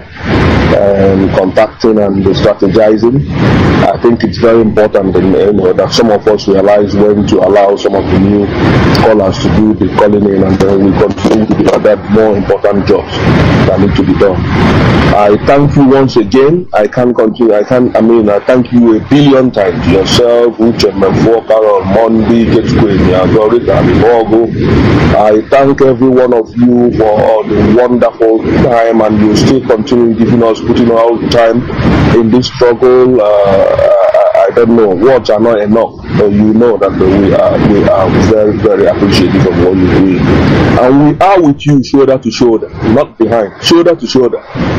Just be confident about that. Thank you so much, and continue flying the flag. God bless Biafra. I don't know if you permit me to sing our first stanza of the national anthem. What? Of course, please sing the Biafra national anthem. Welcome that. Sing it this day. Land of the rising sun, we love and cherish, beloved homeland of our brave heroes. We shall protect our lives, or we shall perish. We shall protect our hearts from all our foes. But if the prize is death for all we hold dear, then let us die without a shred of fear. Bravo, beautiful. Thank you very much. That was wonderful. It is very fitting that on this very day that a vocal rendition of our anthem will be sung on Radio Biafra. Thank you very much. You are one of us. Thank you very much.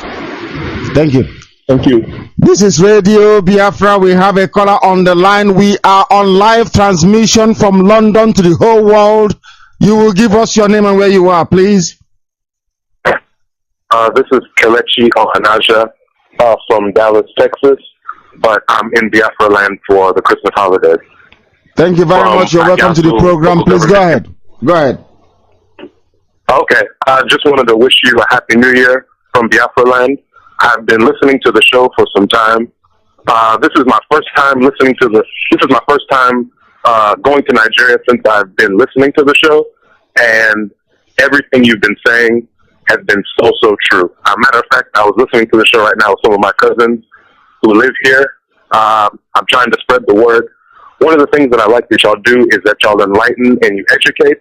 And I think one of the biggest problems with the people from America that you discuss is the fact that a lot of the people in America think that Nigeria is good. And I think a lot of that has to do with the fact that whenever they come back, they only come back during Christmas when everybody's happy and everybody's spreading money, and it's just not realistic. So one of the things that I did just to give myself a perception of what it was really like to be here, I tried to put myself in the position of those that really live here. So before doing these things, I asked myself, for all those people in America that think that Nigeria is good, do two things. And if after this you still think Nigeria is good, I'll give you anything you want. The first thing you need to do, travel by keke for 5 days. Go where you need to go. Run errands. See how things go. See the level of frustration on these people's faces.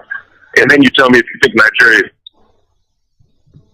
So what have you seen so far? Is the good thing that you're from the U. What do we have to do to get our people in the US to do what our people in Germany are doing, to do what those of them in Malaysia are doing? What do we need to do to the people in the US to wake up?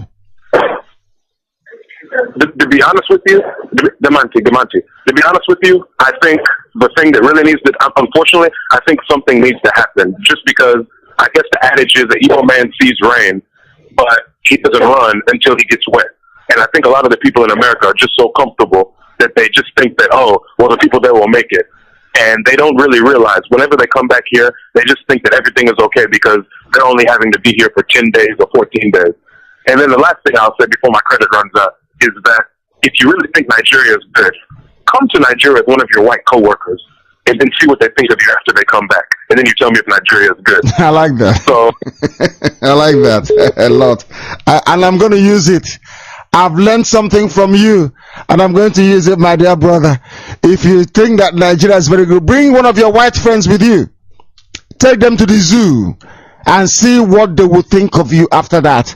After that, when they go back to work, they'll be dashing you a banana from the window because they'll know you're a monkey. This is Radio Biafra. We are without fear in the presence of our enemies. That is what makes us different. We are without fear before them. We are at that God, Chukwu Abiyama, may love us. We are people that we do no wrong in as much as Biafra is concerned. A small boy. All of you had it. Nobody will say he or she did not hear it.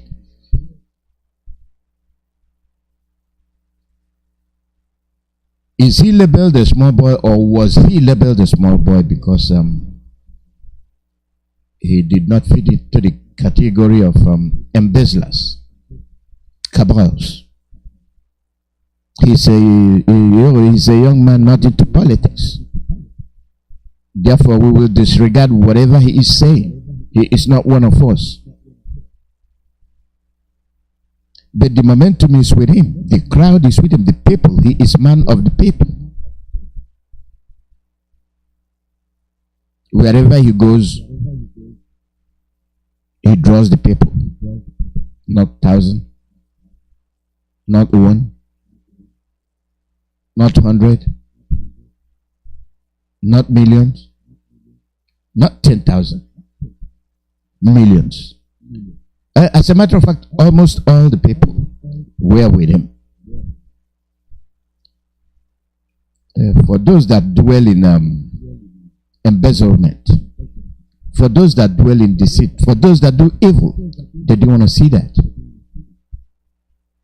He became a threat. Even when his policies, when his belief was all for the goodness of the enclave called Nigeria. He sought for restructuring. Yes, he did. So people, the politicians cannot, especially the area of politicians. Why? Who is he to call for restructuring? They ignored him. They did bullshit him for even mentioning restructuring.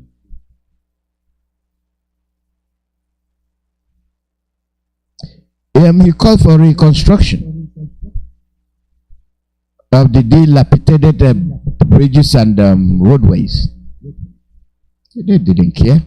Who is he to raise an issue? This is the same person you are demonizing today. I am leading you to somewhere. When I say things like this, I am leading you to somewhere to understand why he is in that situation and why we are where we are today. He was addressing people. He was addressing human beings. He was addressing politicians.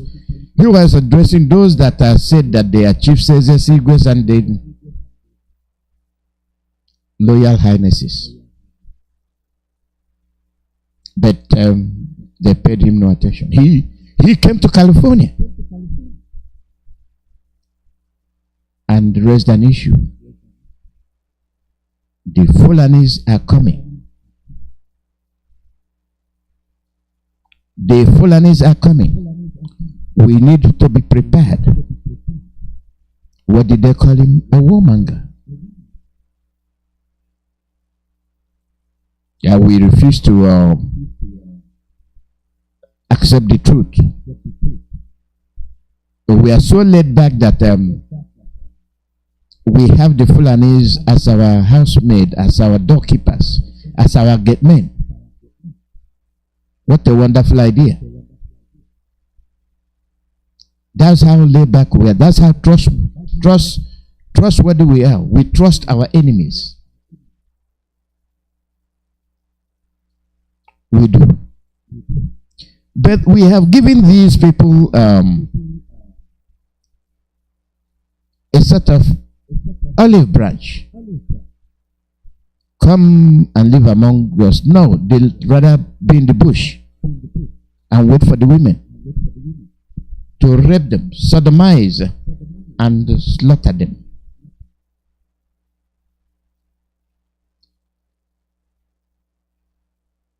What is it that will set you off before you change your course?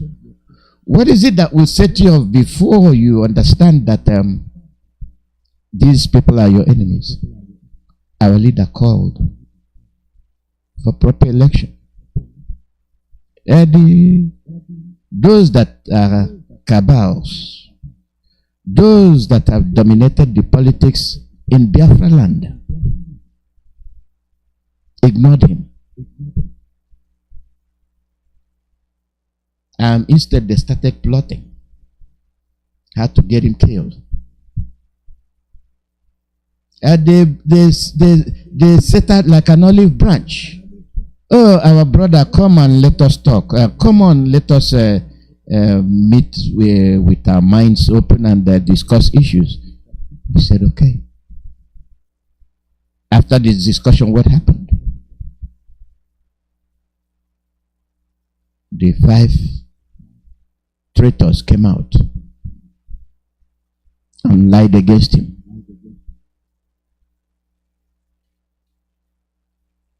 They lied against him. Why they reneged on the agreement, just like their traitor Gowan reneged on Aburi. These governors from the south reneged on what they agreed with Ali Mazi Nnamdi. Rather, they tried to hang him. Why? Because the reason for the reneging was because they have already hatched a plan whereby our leader would be slaughtered in his home. This is somebody that has preached for peace. When he met with the governors, did they plan for war? No. Did they talk about war? No. They talked about peace. What is it that they will do to let Biafra land cool down? Did they implement it? No. They felt that he's a nobody to be listened to. He's nothing. It happened right before our eyes. We witnessed it. The governors felt threatened when he goes from Umuahe to Abakaliki. Was he afraid? No. You are in your land and you are going from one point to another point, and somebody who claims to be your brother, somebody who claims to be Sinai, excuse me, will warn you not to come. How come? Why? Fear. Fear. Jealousy. The downfall of their reign. Why the fear? Because they want to be known. They want to be the men of the hour. Do you know who I am? I am the beginning and the end. That's the image they have been projecting to us. Thereby we are labeled miscreants. People that are nothing. People that are nobody. Our leader continued, despite the fact that he has seen the danger, despite the fact that he warned our Biafrans what was coming. What question did they pose to him? What passport did you use? He has a British passport. He is a British citizen.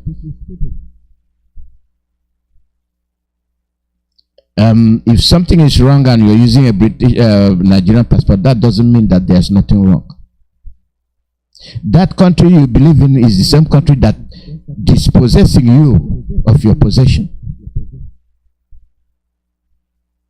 And we never saw it coming. But he did.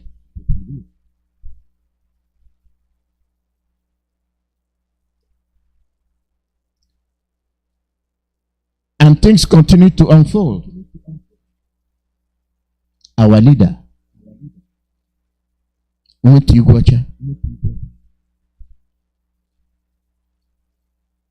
He went everywhere he wanted to go. He even wanted to go to Lagos. If it were today that he is free, he will go to Lagos and they will receive him open-handedly, with open mind. If our leader gets up today and goes to Lagos, he will be received because his message has permeated the Oduduwa people. Now they understand. What have they understood? That there is nothing like one Nigeria. It is a farce. It is not true.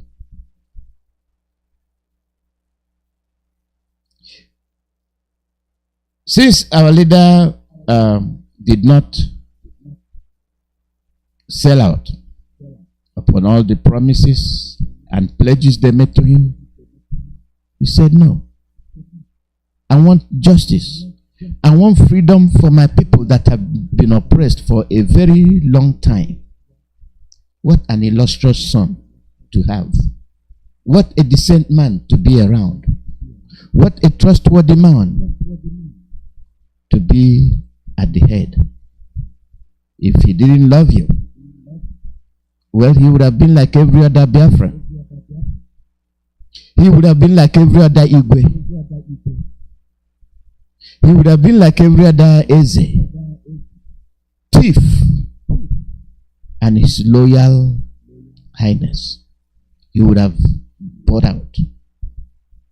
Accept the gifts. Excuse me.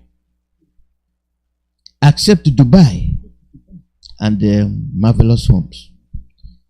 Accept oil wells that he will feed himself and his family for eternity. And damn you, what you are. And he will turn around and say, oh, you're a miscreant. He has joined the party. Did he do that? No. He did not. And now they realize they are dealing with something heavy. He told them, I'm not afraid of you. I will tell you the truth, and the truth will destroy you. Because after begging you, after reaching out to you to do the right thing, you refused. Our brothers, the governors, the LA chairpeople, the Igwes, the Ezes, the thieves, and the loyal highnesses, they felt that their milk and honey is being threatened. They never said anything until our leader was attacked. Our leader was attacked by the soldiers. Before the attack, they were accusing him of running, trying to run, and he was sitting there telling them, I'm not going anywhere. I have a court case. I will come, and I will come with my Biafrans. Those that have planned for his demise and dismemberment went after him in his own home. That's the man we are talking about. Our leader. Honorable His Excellency Mazi Nnamdi Kanu.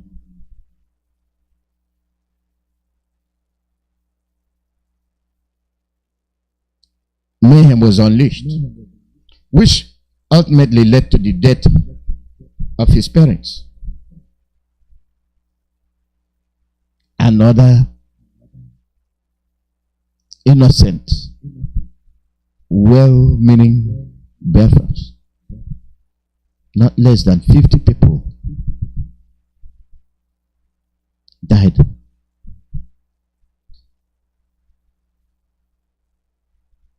He escaped. And today, he is back.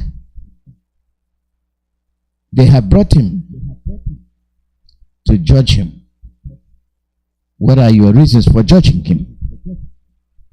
Because he called for peace. If they wanted peace, why will they judge him? Are his allegations wrong? Are they false? Are they not founded? They are founded. The evidences are there. You saw the Aba massacre. It happened to you in broad daylight. Mpo, it happened to you in broad daylight. Odi, you saw it. And name all the massacres. You witnessed them.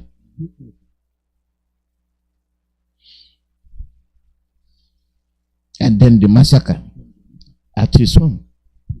Him being the target. He escaped. Who are those that chased him down? The same governors and the Biafran businessmen. They have the money. They have the resources. The government gives them an unlimited amount of resources to use to suppress you, to keep you quiet.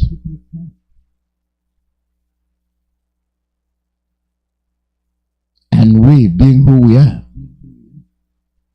succumb to the pressure from these groups of people.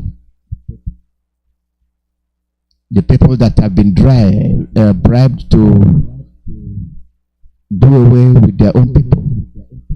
A typical culprit here is Kanu. Kanu.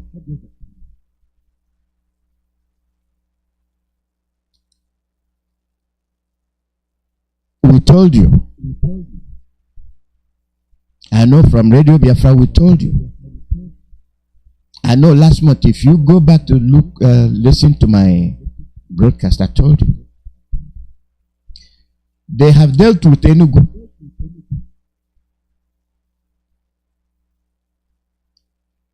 Killed as many as possible. The governor took to his heels.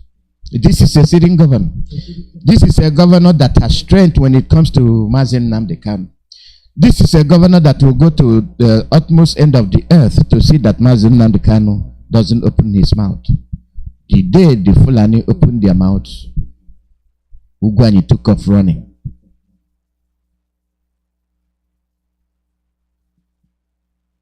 Did our leader run? No.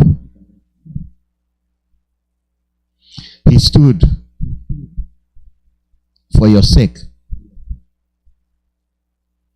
Do you think it's too late for him to accept bribe and offers and leave? No. Even when he was being held, they offered him another bribe. He said no. Have you wondered as to why our leader wants you, Mbafo, to be free? Have you wondered what made our leader, Mazi Nnamdi Kanu, to want you, Okoronkwo and Okorafo, to be free? It is because the price of freedom is immeasurable. For you to be free, for you to be free, for you to know what freedom is, no amount of money can stop you from gaining your freedom. Because no matter the amount of money you have and you're not free, you are a slave. buying time. And you can be wasted any day by your masters. And we are experiencing it. We are seeing those things. Audios of Kanu. Okay, see Bazo. Ugwanye. Obiano. Devil me. Wike. Okowa.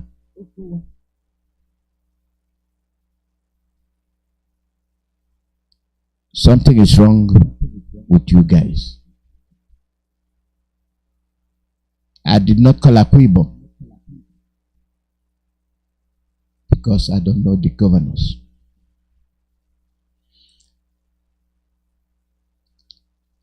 They are not exempt.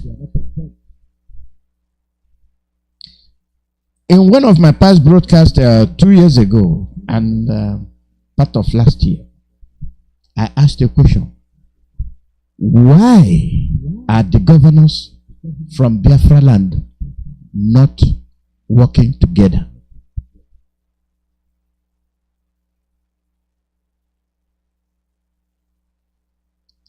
Why are the governors from Biafra land not working together?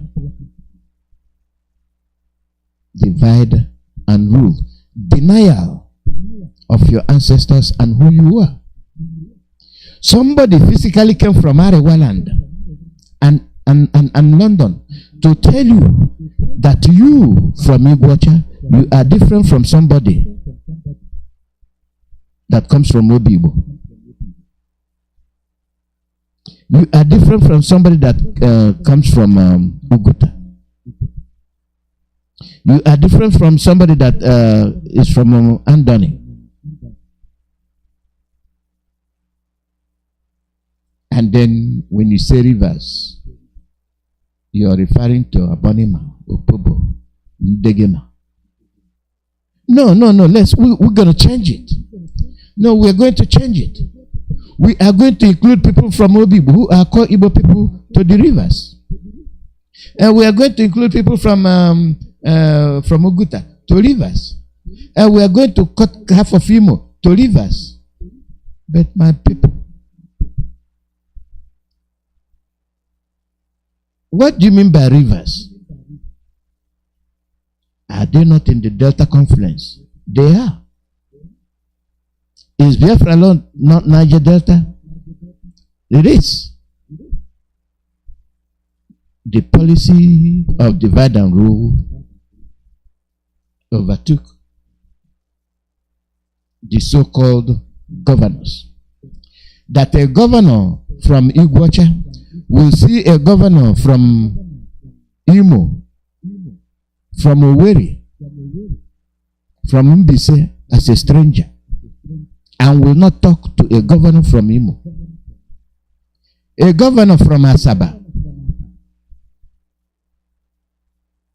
will see somebody just across the bridge. You all live on both sides of the bridge. The river divides you, but does not take away your ancestral identity. All of a sudden, somebody from Arewa and Britain will tell you that for the fact that the river divides you, you are not the same. And you agree. When we all dance Osadebe, we dance Osadebe as Igbo people. When Osadebe sings, Osadebe sings Igbo, not Arewa. When Asaba massacre occurred, it occurred because you're Igbo. The governors are our problems. The governors did not unite us. The governors did not make our yoke easier. The governors made our situation worse. Why? Because of money.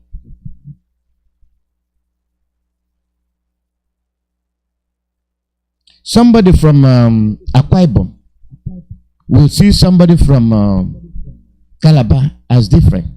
But me from Umuahia will look at somebody from Akwa Ibom, Calabar as the same people. Because you have the same identity. And I see you as the same because we have the same identity. Even when we speak different dialects.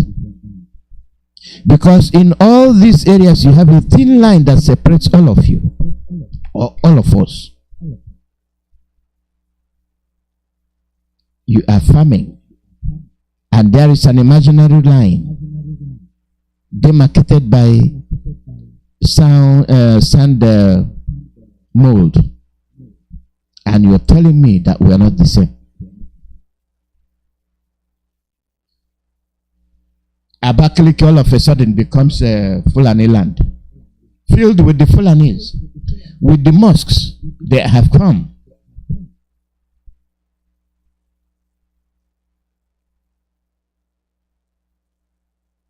As if we didn't want them to pray. They prayed. I still remember when I was a kid. Children are innocent. And the worst crime you can commit is to make a child commit sin. The worst crime you can commit is to tell a kid that that person is a bad person. You are feeding the kid with lies. It's like racism. It's like hatred. You are telling the kid that for the fact that he says something you don't understand, he is your enemy.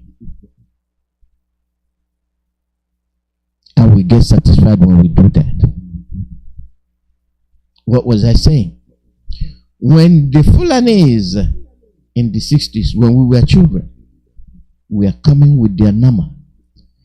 In the school premises stroke church, they rest their cows and to pray.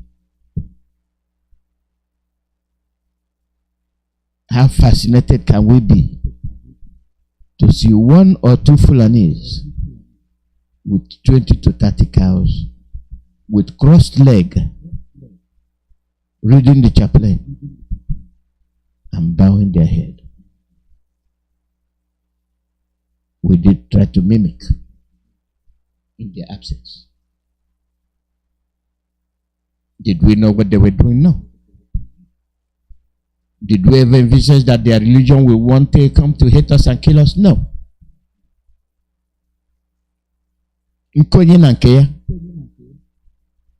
But that did not happen. We the people, the power belongs to us. We the people. Why are we succumbing to the blackmail the leaders, the governors are carrying out on us?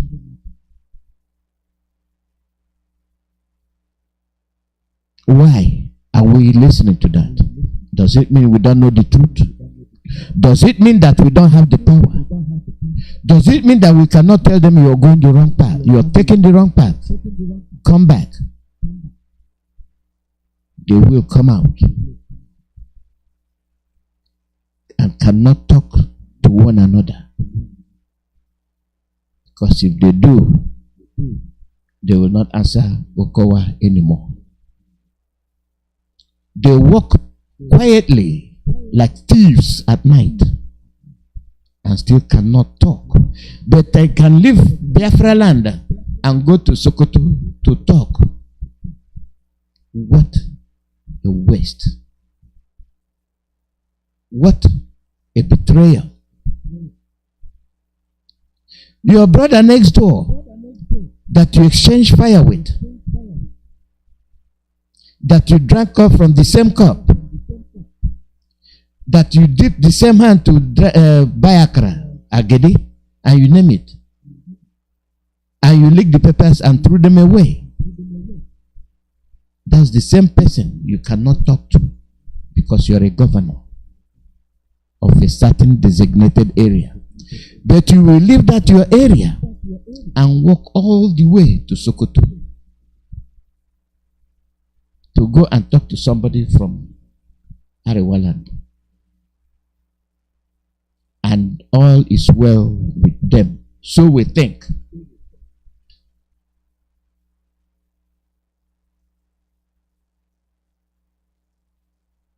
They are punishing us. Today the Fulanis are everywhere.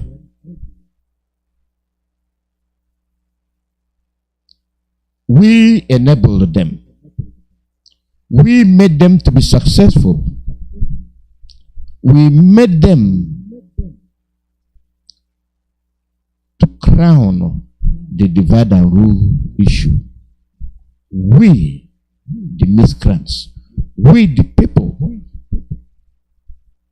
gave them that chance.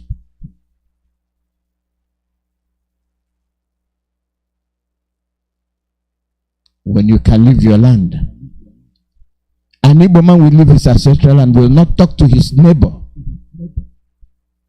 that bears the same name with him, that has the same culture, that intermarries, because he is a governor imposed by those that are dividing his people. He will leave and embark on a journey to Sokoto, not talking to his brother. What a betrayal.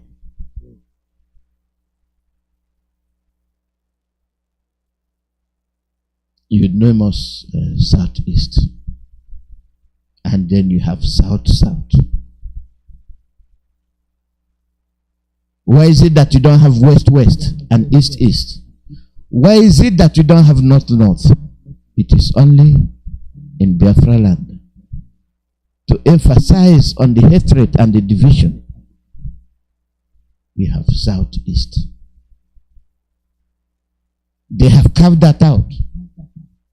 They have carved out a geographical area, call it southeast. To differentiate you from somebody from Uguta, Ebema, Obibo, correct penny,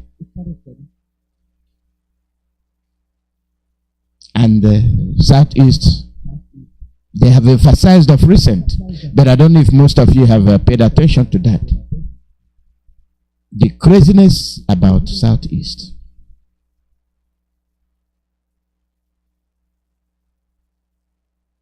Coconut falls off from the tree. Oh, the southeast is disturbed area. The coconut dropped. The coconut did not fall on by itself. It is the ESN and the IPOB that got the coconut down. We are watching. We are listening to them. But what's our response? Nothing. We keep quiet.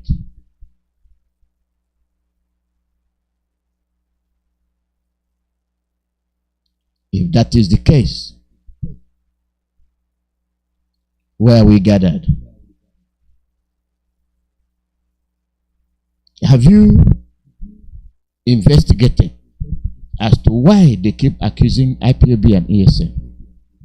Because IPOB, the indigenous people of Biafra officials, are working for you through the leadership of our leader, Mazi Nnamdi. They are doing what the governors cannot do and what they did not do. So when they turn around to kill you, they say it is ESN and IPOB. And we continue to warn you. We continue to put a disclaimer. We are not criminals. No, they want to criminalize you. Why do they want to criminalize you? Because you are giving them headache. You are telling the world the truth. And they, being people that hate the truth so much, I can't see them being happy with you. We continued. We told you we will expose you.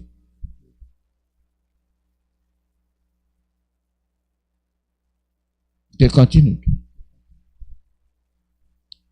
Then you have the politicians themselves.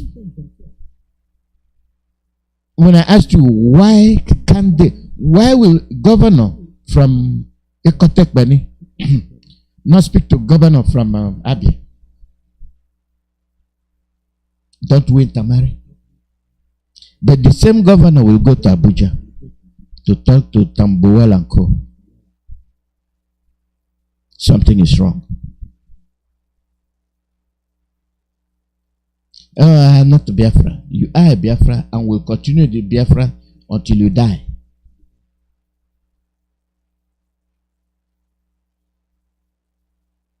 You will. Now they call you a Nyamri. For all those that use all the hate word, hate speech, they don't reprimand them. Why are they holding our leader? What crime did he commit?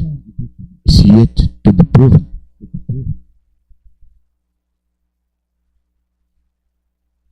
And then you have the Gumi and all the rest of them spewing the actual hate speech, but never to be arrested because he's a Fulani. You have them that are drug dealers.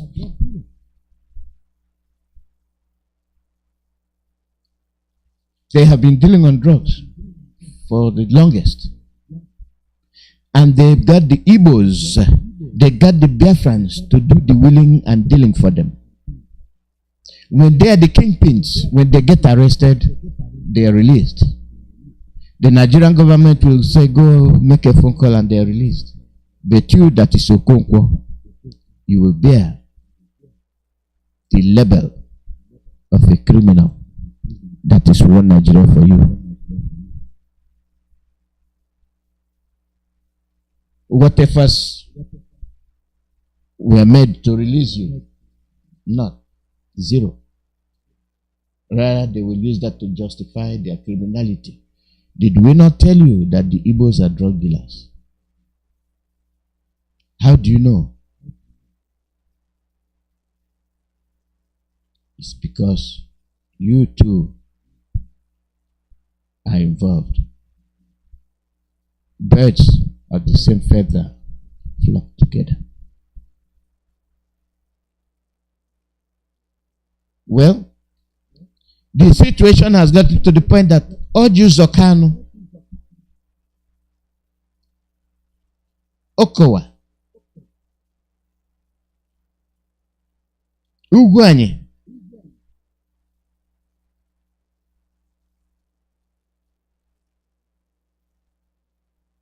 Devleme, Nyesom Wike, they all sold us out. And come back to the politician, not Joseph Kanu. These governors are involved in cattle rustling. Did our people emphasize on it? No. We let it go. We gave a ban on cattle. Have you implemented it? No.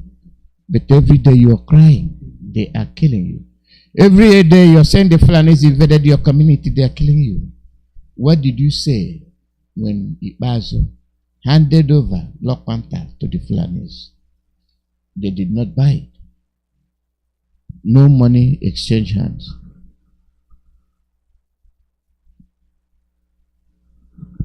They gave them Lokwanta. Now what's the situation today? They have free women with it too.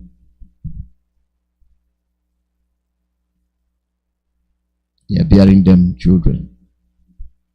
The situation in Lokwanta is that the population of the Fulanis have surpassed those of Lokwanta. Who is to blame? Our governors. Our governors. Ibazu and Co. Today, a pastor was attacked too in Aba. A pastor was attacked in Aba without any fear. And I know it's done by the Fulanis. The media will not write it. They will have a particular way of stating it, not to incriminate themselves. Who wants to waste time? I don't. I don't. Ojo Zokal, you gave Lokpanta to the Fulanis. How much did they pay? Did they give you a back pay? If it is, how much? If they did, how much? You will not disclose it. Every other person is poor, but you are rich. Likewise, every other governor from the Biafra land. 2 days ago was primate Kanu. He was kidnapped. He barely made his life worth living.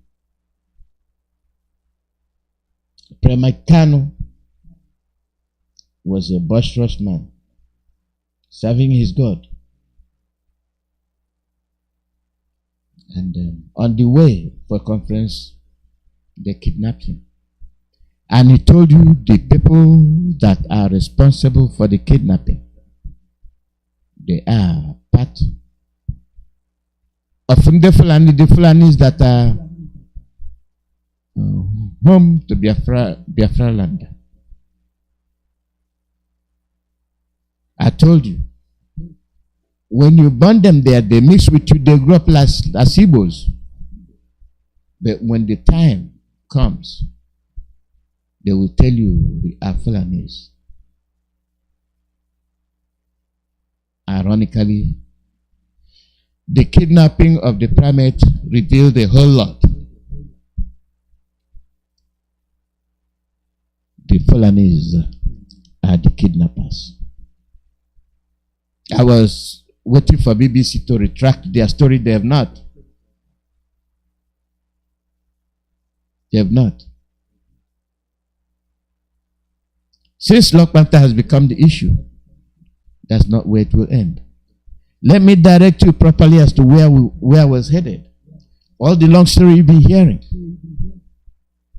They attacked Enugu. They're in Enugu.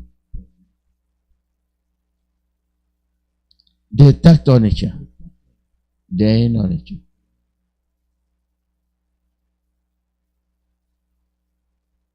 They attacked Imo. They're in Imo.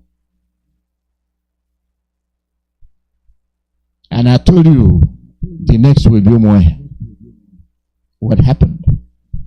The insecurity from the securities are now extending to Umuahia. Abia.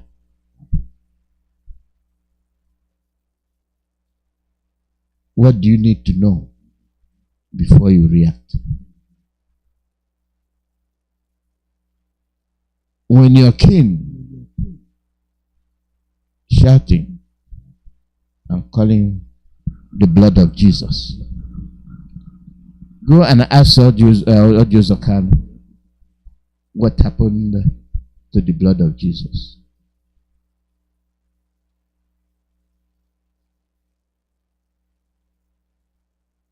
We have been used. We have been brutalized. We are bleeding.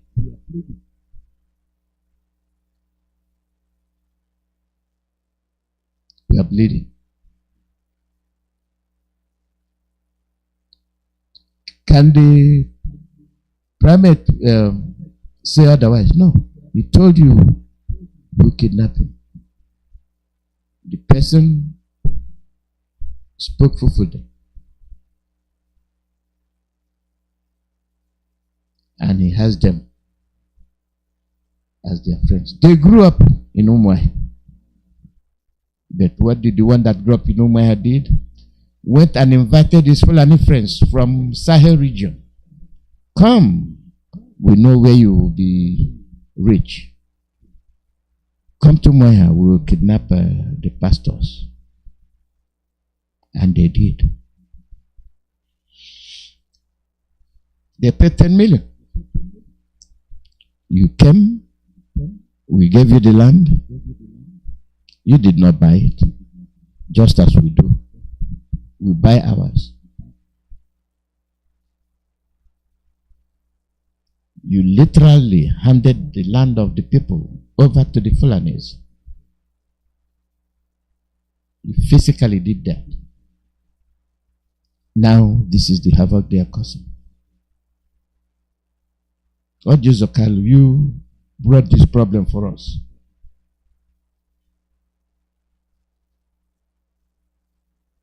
You are the one that will solve it. Okay, stay away from politics. You are not a politician. But the last time I read, you don't have to be a politician. Just be a crook. And they will award you the post. Birds of the same feather flock together. When we look at these things, we say, well,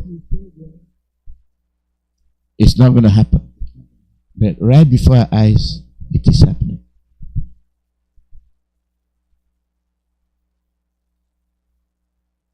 What do you have to say about that?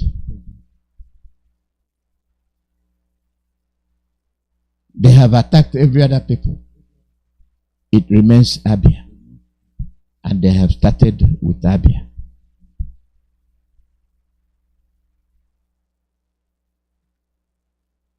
Will you say that surprised you?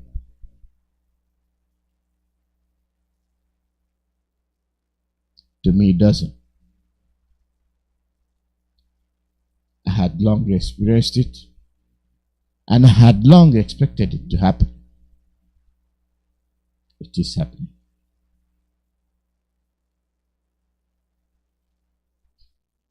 Our people, our young men, wake up.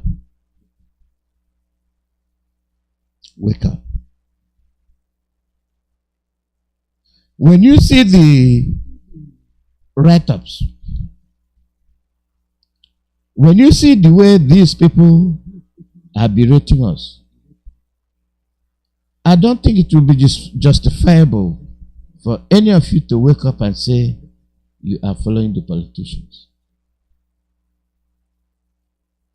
They will lead you the wrong way and burn out. They can tell you, I'm attending nursing school. They can tell you, I am this and that. The key to the issue is knowing who you are, what you are, and where you're headed. Our young men, the governors have sold us.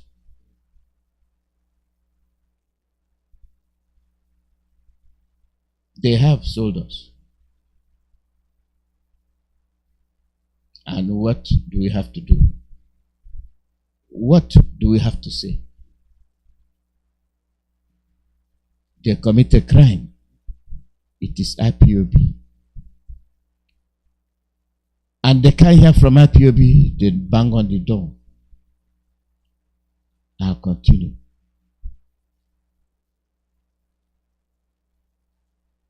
See, they try to dissect you.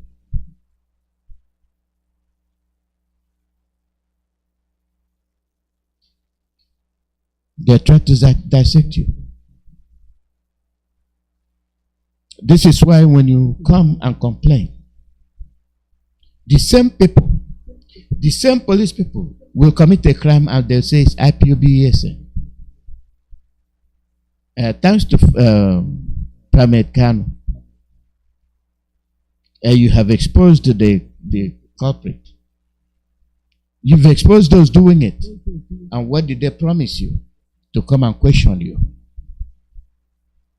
They have come to question you, but they cannot question the offenders Those that committed the crime, they couldn't question. Rather, they want to question you.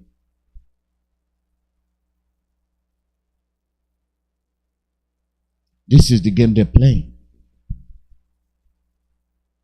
It has been determined that they are the ones that are committing these atrocities. They are the ones that are holding their fellow terrorists in the barracks. And they come back looking for you.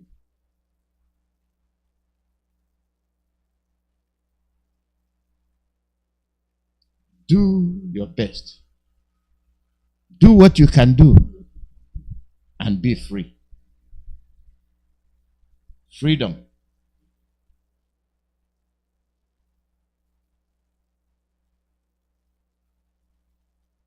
Freedom is very important.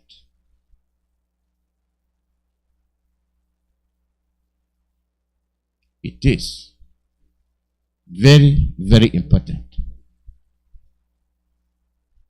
Ojuzo Kanu, after you gave away Lokpanta, you have made us vulnerable.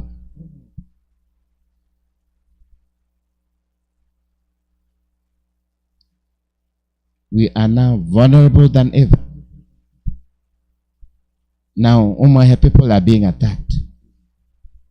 Are we going to hold Ojuzo Kanu responsible? Are we going to question him? Are we going to ask him why he did what he did? Now he sees the repercussion of his crime. What is he going to say? Now the population of the families overwhelms that of the Lokpanta people. What has Ojuzo Kanu got to say? Not only the population, now it is a springboard where they are attacking the people from. People of Abia.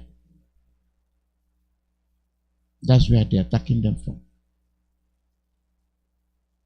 From Lokpanta and the barracks. That is what they are doing. Now they are in Aba, committing the same crime in Aba.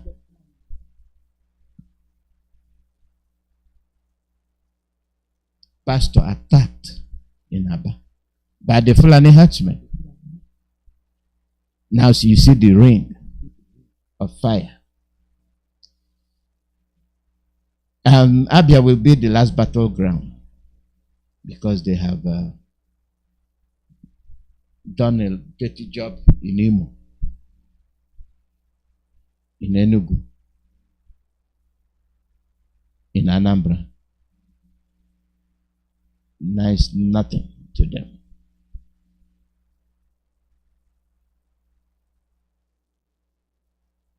What will happen when they start invading? Now those that are using false name tag, calling themselves the soldiers, whereas they are Fulani herdsmen.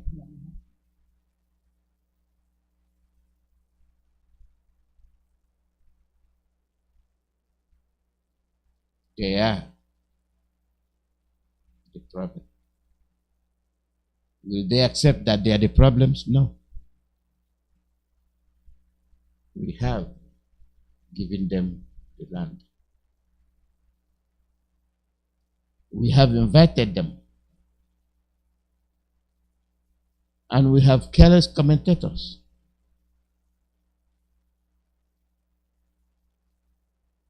And we have people that respond to these commenters. They respond to them in a very, very meaningful manner. Just like some of the callers will call and go off point.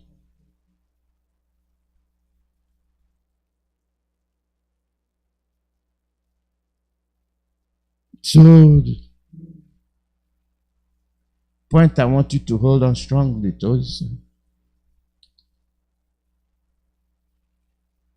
why are we not talking to our brothers from nearby states.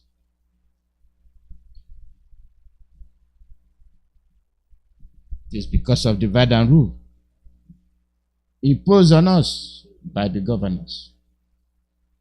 They have abated, they have aided and abated the division in Biafra land.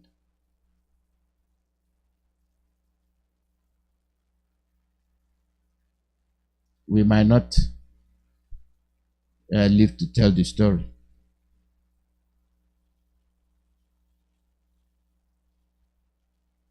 We all are talking about things.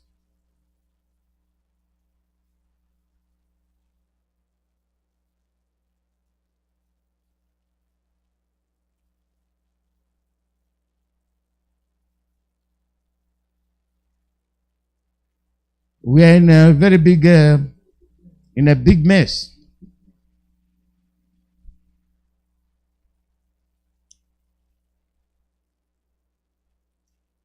Njaba is under siege. Njaba is under siege. Serious attack by the military. And these are the people that come to South. They tell you Southeast, they be hammering on Southeast, Southeast. What are they looking for? They are bombing the North as a diversion. They are bombing Igbos in the North. And they are attacking us in the South. And our people are running around playing politics.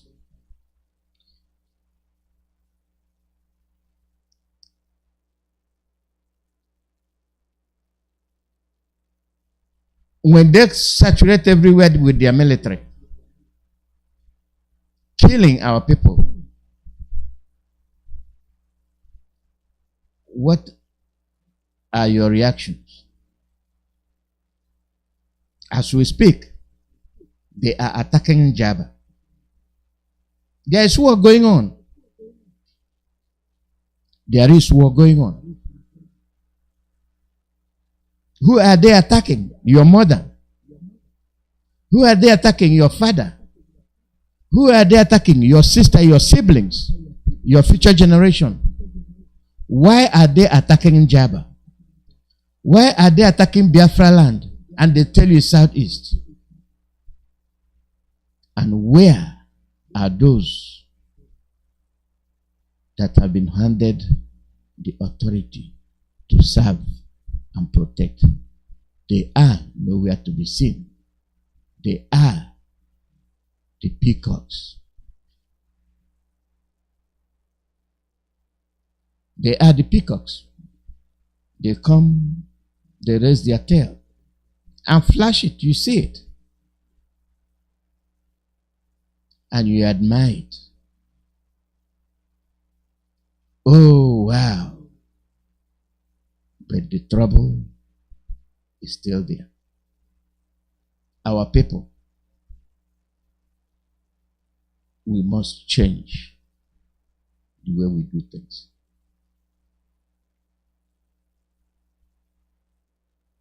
The attack on Njaba is nothing that can be ignored. The question I ask is, what crime did they commit? Nothing.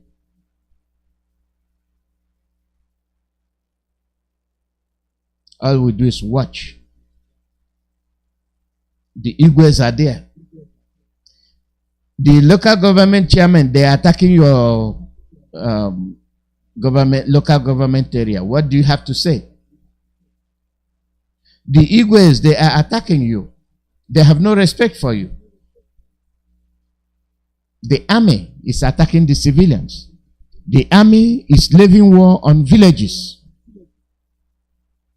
And at the same time, they are telling you you want to conduct election for a president, which does not include you. Which does not even include the politicians. Your only option is referendum. And then total referendum, and to hell with them. If you're fighting, you know why you're fighting. It's the same our people. When people respond, when people from Biafra land respond and say enough is enough, they will turn to our people and say it is IPOB and ESN. And then that same people, that same our people that are under attack will turn and say, oh, IPOB is responsible. You know, those that are responsible. You know what they are doing. You know who they are. Stand tall and say, no more, go home. I am making part. But as you finish talking, they come back with their military car and block the way. And start extorting money and putting you in danger.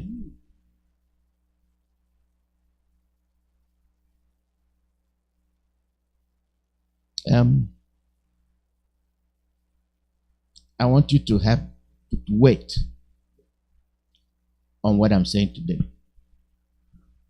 The security people are responsible for the insecurity. And since they are responsible for the insecurity, summarily, the power relies on you. And you will demand for a change. Yesterday, you called for the removal of the soldiers that have their barracks everywhere. And then, there they harbor the Fulani herdsmen. They come and give you order. Your local government chairmen are not talking.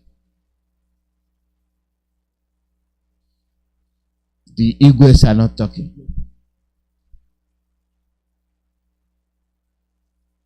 The thieves are not talking. And the loyal highnesses are not talking. I'm not talking about the senators and the state representatives and then the national representatives. They are not talking.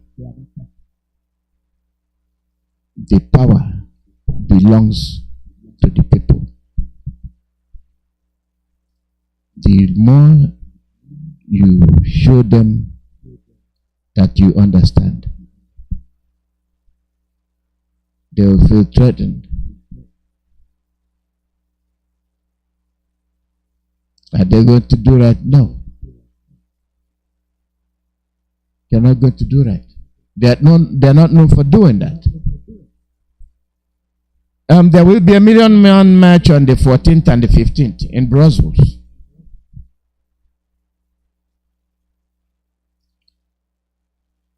Million-man march. Brussels. June 14, June 15.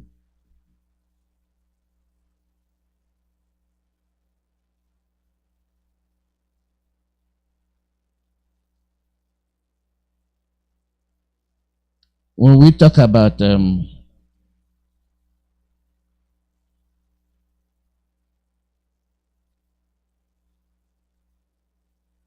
we talk about the thing our people do,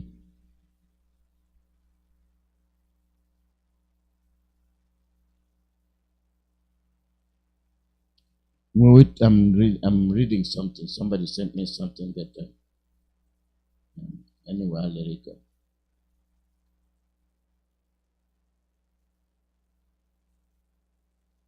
Yeah. Let us go to Brussels, make our presence known by establishing our presence. We just don't go there and establish our presence. We must do something remarkable. We must. You know, you can't wait for them to be killing you. You can't say, oh, you go kill me, Taya. No. A life wasted is another fighter taken away without fighting.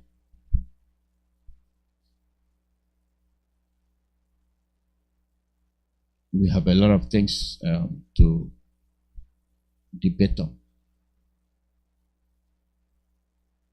Not debating on that you're going to wait for these Fulanis to come and talk before you start talking. No.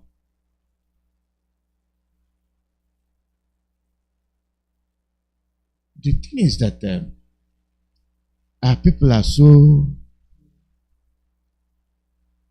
hospitable that they think you will normally get them to reason.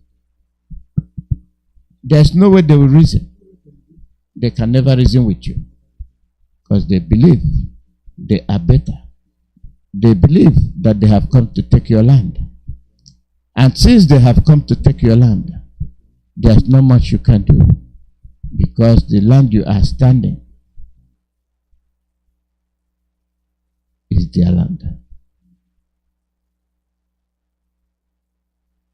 Well,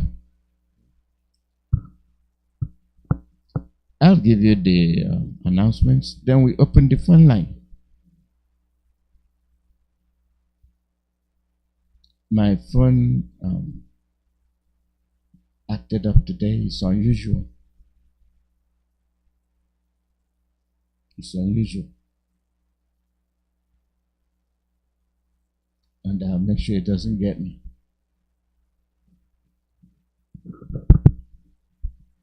I'll make sure my phone doesn't get me.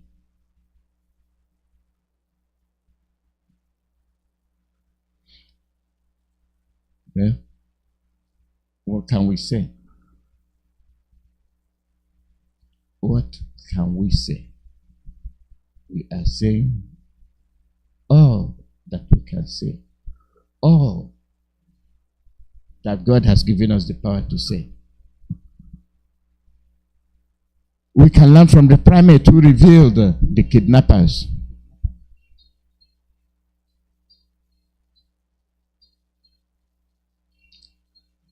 They will stop calling IPOB.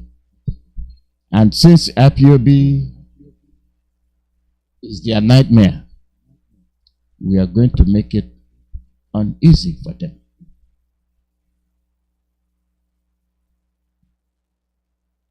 We will make it uneasy for them.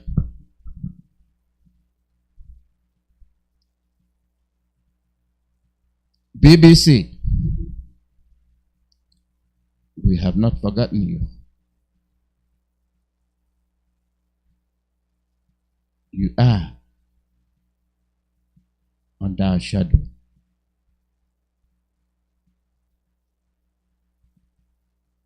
We are watching you because you are up to no good.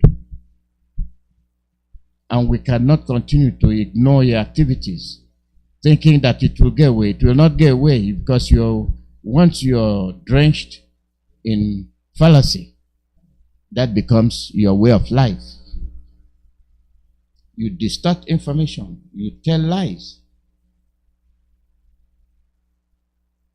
And you want the world to believe you. We have to defend ourselves. And to defend ourselves, we must expose your activities to the world. You are not telling the truth. I think somebody tampered with my phone. I will tell you now because there are things I didn't send and people said they got it from me. I don't send nothing to nobody. If I do, I'm going to inform you first. And I can barely open my phone. All the information I need that's on my phone, I can open it. We are led the news. I guess they are hacking. They're hacking.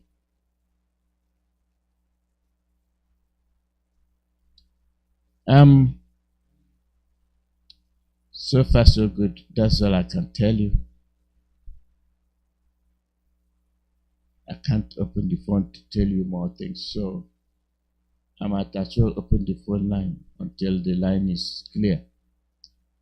+1 484 767 0848. +1 484 767 0848. Live broadcast from Radio Biafra, USA.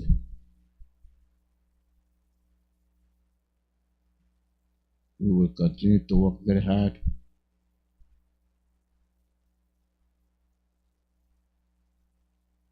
We will continue to be vigilant.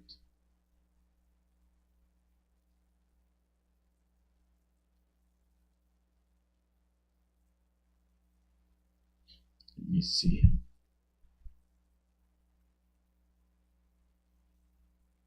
Caller, your name and where you calling from.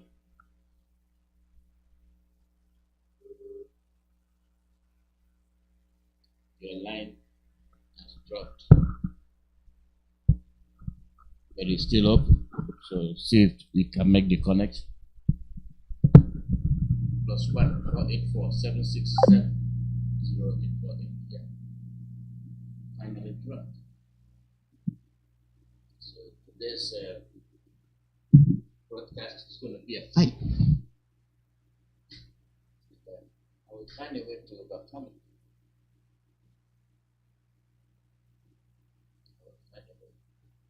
To overcome that. The call number is +1 484 767 0848. Live broadcast from Radio Biafra, USA.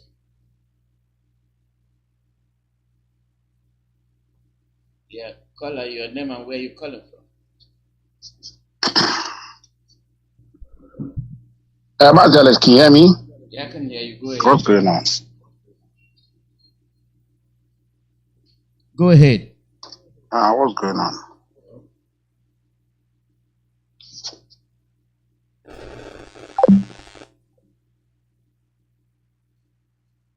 Well, let me try another call. We're under attack. Caller, your name and where you calling from. Good morning, Mazi. Good morning from here. Welcome. So, my name is Chukwu Emmanuel. I'm speaking from my location. Mazi, I greet you once again for your topic this morning. I greet my leader and our leader, Mazi Nnamdi Kanu, the savior of the black race.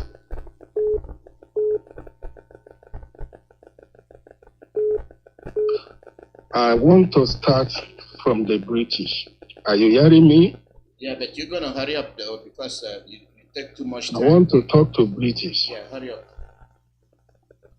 The problem of Nigeria is British. That place you call United Kingdom is the problem of the whole world, mostly Africa. They destroy Iraq. They destroy Iran. They destroy Libya. They destroy Syria. British, United Kingdom of Darkness. Today, they are in Nigeria with Fulanis. They are the problem in Nigeria.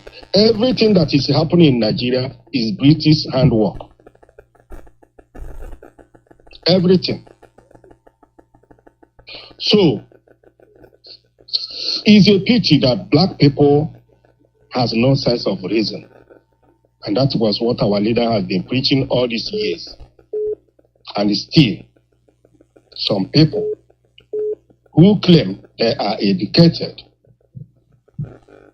what they know, what they are educated of is criminality, stealing and looting. That is what Nigeria is all about. Yesterday, you play a clip of a white man saying that Nigerian soldiers, the generals, they stole $9 billion. That's to tell you what Nigeria is all about. $9 billion. Is it a joke? Only the general. I have not talked about Inspector General of Police. How much they have stolen. DSS, how much they have stolen. SS, how much they have stolen. Politicians, how much they have stolen. These people are stealing the future of their people. And that was the reason our people are running away from one country to the other.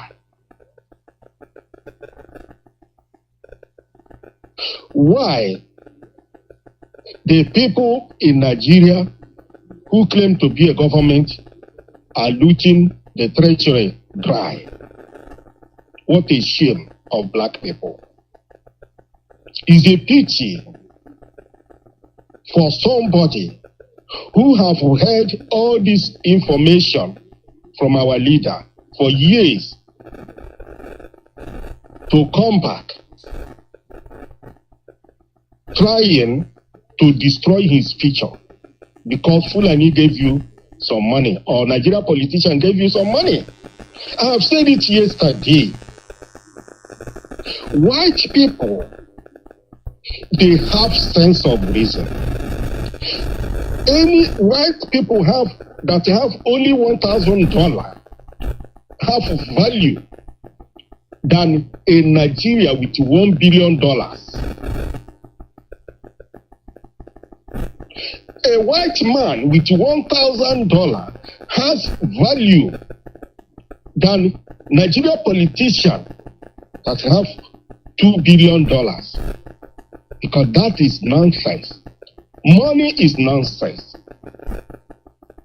Your name, what we have done here on earth is far better than all those nonsense. The more you have money, the trouble you have. God has created this world for people to enjoy on it. But British, the kingdom of darkness, has turned everything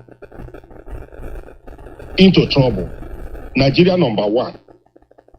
They have swear to make sure Nigeria remain one. And it will remain so. If these people continue to go to this way they are going, that place will be a desert of war. Because Nigeria has come to end. Anybody talking about Nigeria is the most useless and foolish person. The Fulani have tested to kidnap a man of a bishop or whatever the man is all about. They have tested that when they caught any of them,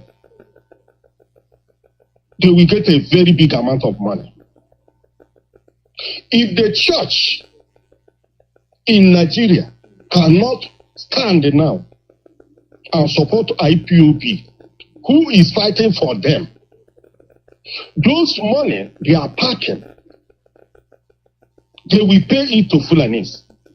That is going to be the story. Those money they are hiding, they are not ready to bring it and support the people who are fighting for them. That money, they will pay it to Fulanis to buy weapons and to come and kill them one after the other. God have so many signs to say Nigeria, to divide Nigeria, because God did not create Nigeria. But the evil people from the east who love money than themselves are doing everything to see they are remaining slaves. No matter how much you stolen as a governor, as a senator, as a House of Representative, as a politician in Nigeria, you are a slave under Fulanese. Thank you, Mazi. And your children will remain slave after you have left. Thank you, Mazi Alozie. Chukwokika Biama will be your strength. You too. It's a pity that we find ourselves in this situation. Yes, we have. Thank you very much, Biafra. Thank you. Caller, your name and where you calling from. Caller, your name and where you calling from.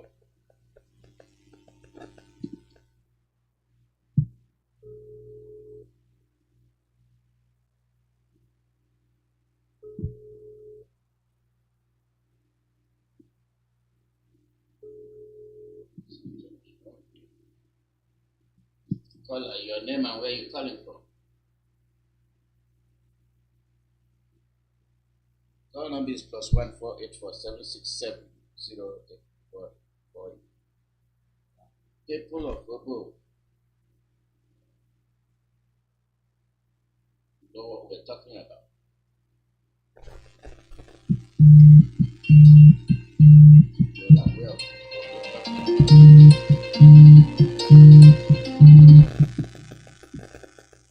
Caller, your name and where you calling from. Good afternoon. My name is Stefan. I am calling from Nigeria, Spain. I thank every IPOB family member all over the world. And thank our every leader. I say, may you put Zabi and bless him.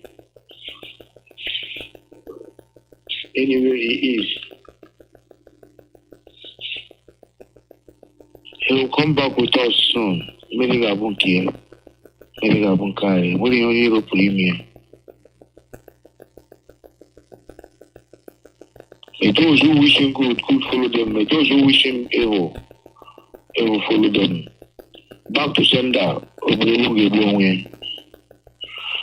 Mazi, let me say something for what our father said, because he said it all because the way these people are doing, and I like what is going on. Mazi, if they tell our people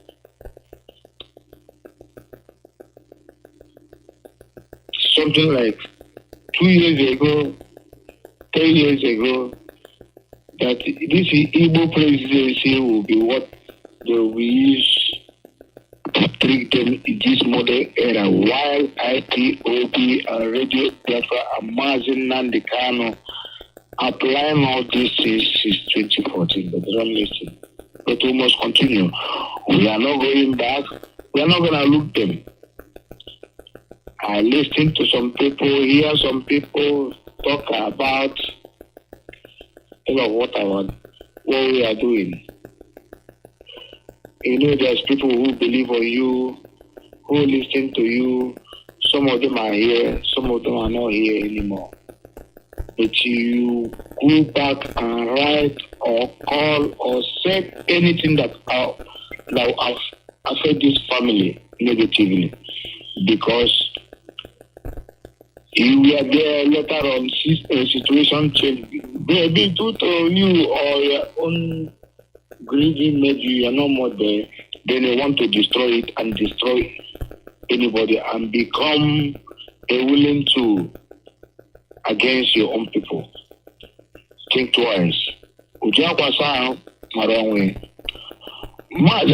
me say this in like international politics. We Biafrans, we're gonna understand this now. It's no more rocket science that would be difficult for we to understand. But my question is this: what did we do to British? Why they hated us like this and want to destroy us?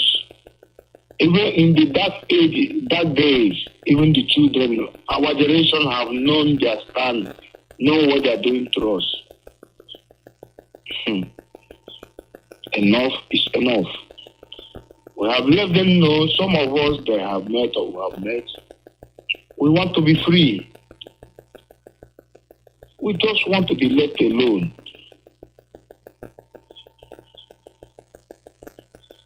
But they say no.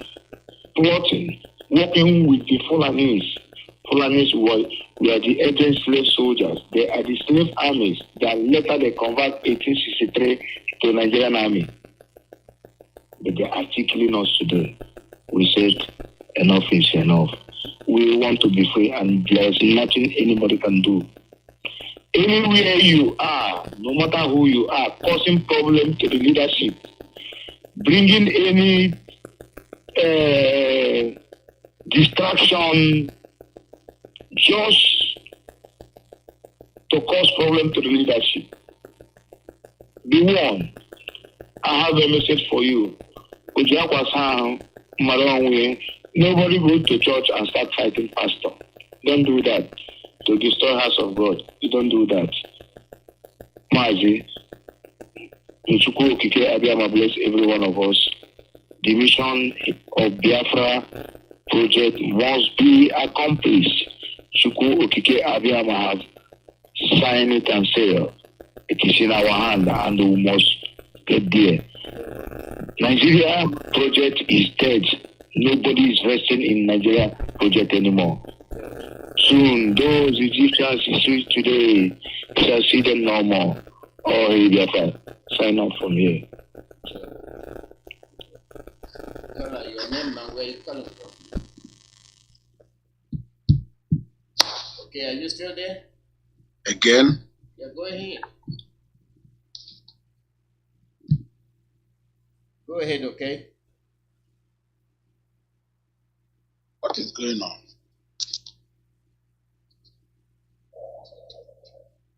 We are hearing you. Okay, Mazi Iyke, greeting from here. This is Mazi, okay, from Nekron, okay? Our leader is Mazi Nnamdi Kanu.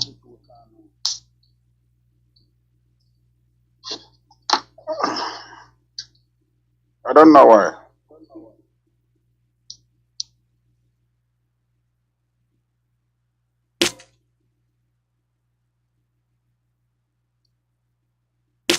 Yeah, Mazi, the line is cut now. I don't know why. Can you hear me now? Yeah, I can hear you. We hear you. No. I told you guys all the things I wanted for my information. I couldn't access it. Just like takes it forever. So when I was playing my music, it just wouldn't budge. So, in case those that love my phone got into, so I don't know what they're looking for. I don't know what they're looking for. The call number is +14847670848. Live broadcast from Radio Biafra USA. I'm gonna change some stuff. It's just a short time.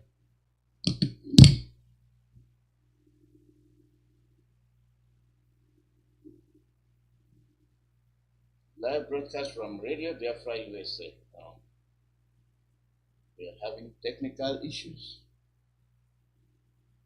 I want all of you to bear with us. We get it. We get it done. I think this broadcast we are not doing it.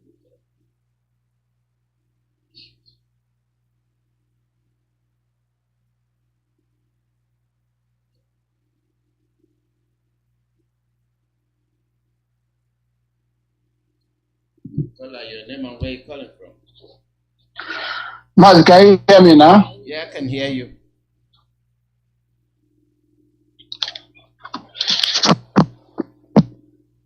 You hear me now? Yes. Greeting from here. Yeah, we are hearing you. Okay, my beloved. Good evening, our comrade, our veteran, Oglogon Dahisi, our leaders, Mazi Iyke, Kanu, members, Oshugu Prezwanya. We'll continue to appreciate him despite the saboteurs everywhere in Biafra land. Mazi, I don't want to take much of your time, but I want to come in and make this announcement. Oh God, I made this announcement, and I will call places, and I will call the communities, their reps, both in the federal and in state level. Man, let me call direct. Let me call direct line, please. This line is blinking. Let me call direct. Let me come on direct. Let me call just direct.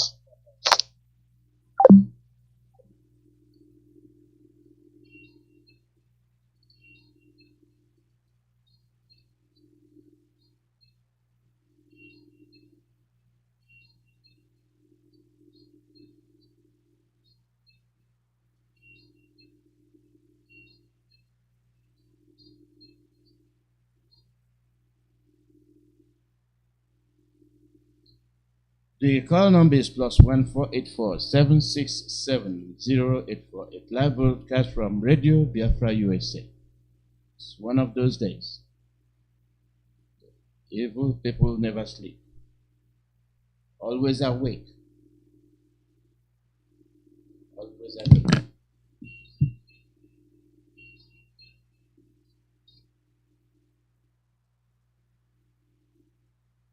Caller, your name and where you calling from? Good evening, this is Mazi Iyke from Europe here.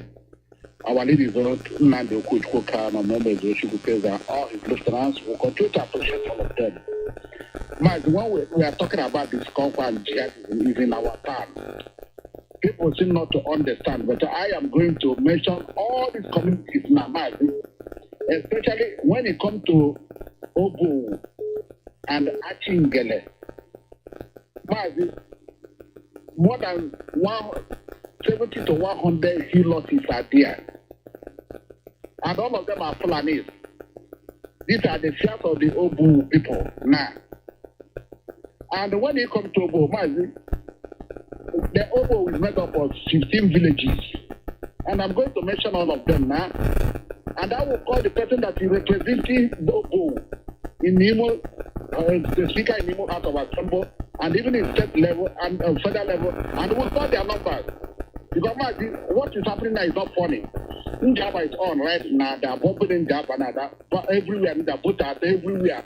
Both or no, Nachi, Iyoma, Oguro, all of them. I mean, all these places are very hot now. Since yesterday, that of Obo is yesterday. What is their plan? Going out to have certain people to collect their guns. But the airfire is there.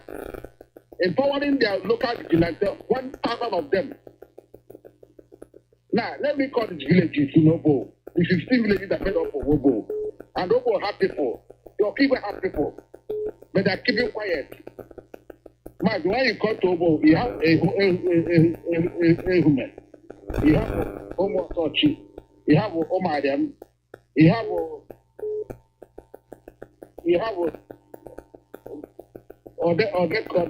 Odekume. You have Achara. You have Alike. You have Amuzi. You have Okwoya. You have Omoke. You have Omulongo. You have Amanze. You have Omungwa. You have Abutu. You have Omunachi and Omago. And when it comes to this place, Mazi, the speaker in Imo House of Assembly, his name is Kennedy Ibe. He is from Umuoke. Umuoke is an open. Listen. And I want to call the telephone number. Now it's not time of too much talking. Let everybody enter work. Let us continue to do the work. When we come here and bring the not telephone numbers for these people representing Biafra or your town or your community or your local government or your state anywhere, continue to call them. Let us continue to call them. The telephone number of Kennedy, the speaker of Imo House of Assembly for Mumo Keobo is this. +234 8067 206838. I will repeat it again and I call the other one. +234 for those of us in the diaspora. 8067 206-838. And when it comes to Okigwe, the person representing Okigwe in the Federal House of Assembly or Federal House of Reps in the Abuja, his name is Chike Okafor. And he's even from the same work, are you seeing it? The same work in Obo. The idea that surrounding their people. And remember the general that took them to Amuzi the other day, Okafor. He's from the same place from Amuzi. He took them to his own community to arrest his people. This man's number is Chike Okafor. In Abuja, his number is +234 80 555 5835 555 012 00. I will repeat this number again because it's very important. We are going to share it and make it go viral. Let people call them and ask them what is happening in their town. They're not seeing it. +234 80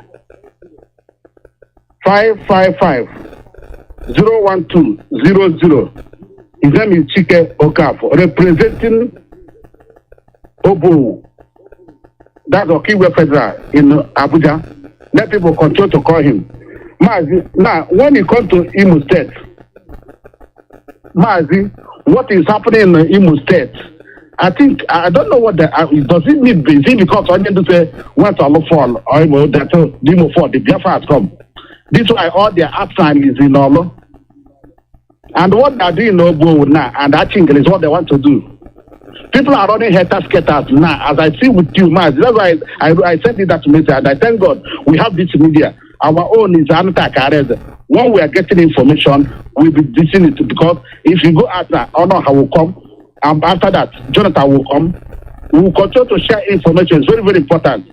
Those of you, if you are coming from Owerena or from Omaka, going to Owerri or Lona, please be very, very careful.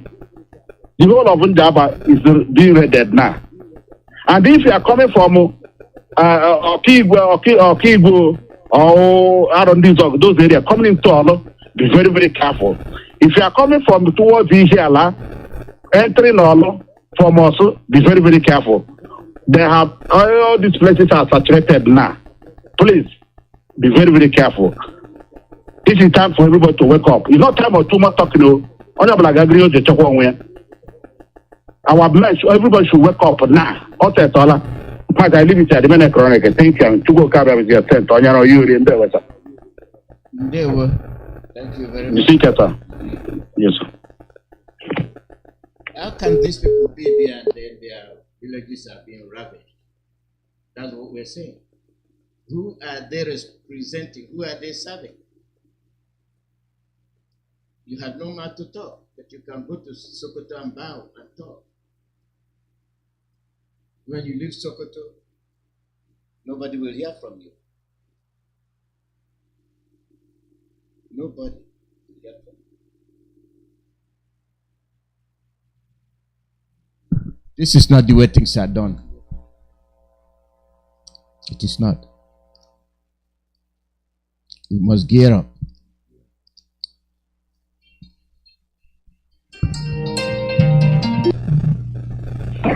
Caller, your name and where you're calling from.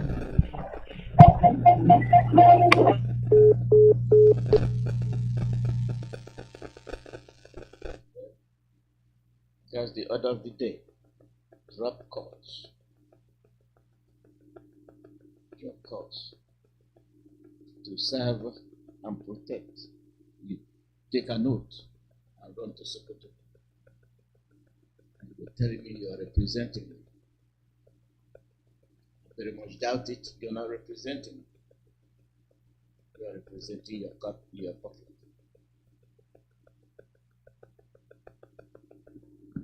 That's what you're doing.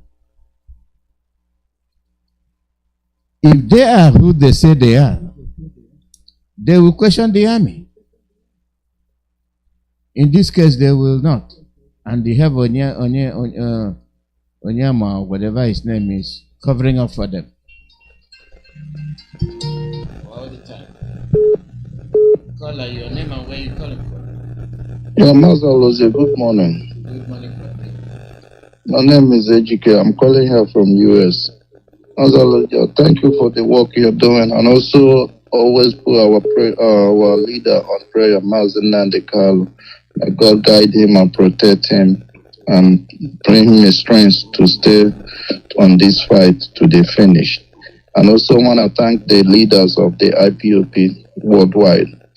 I want to thank them for the good work and how strong they are and keeping the Biafra land safe more than ever.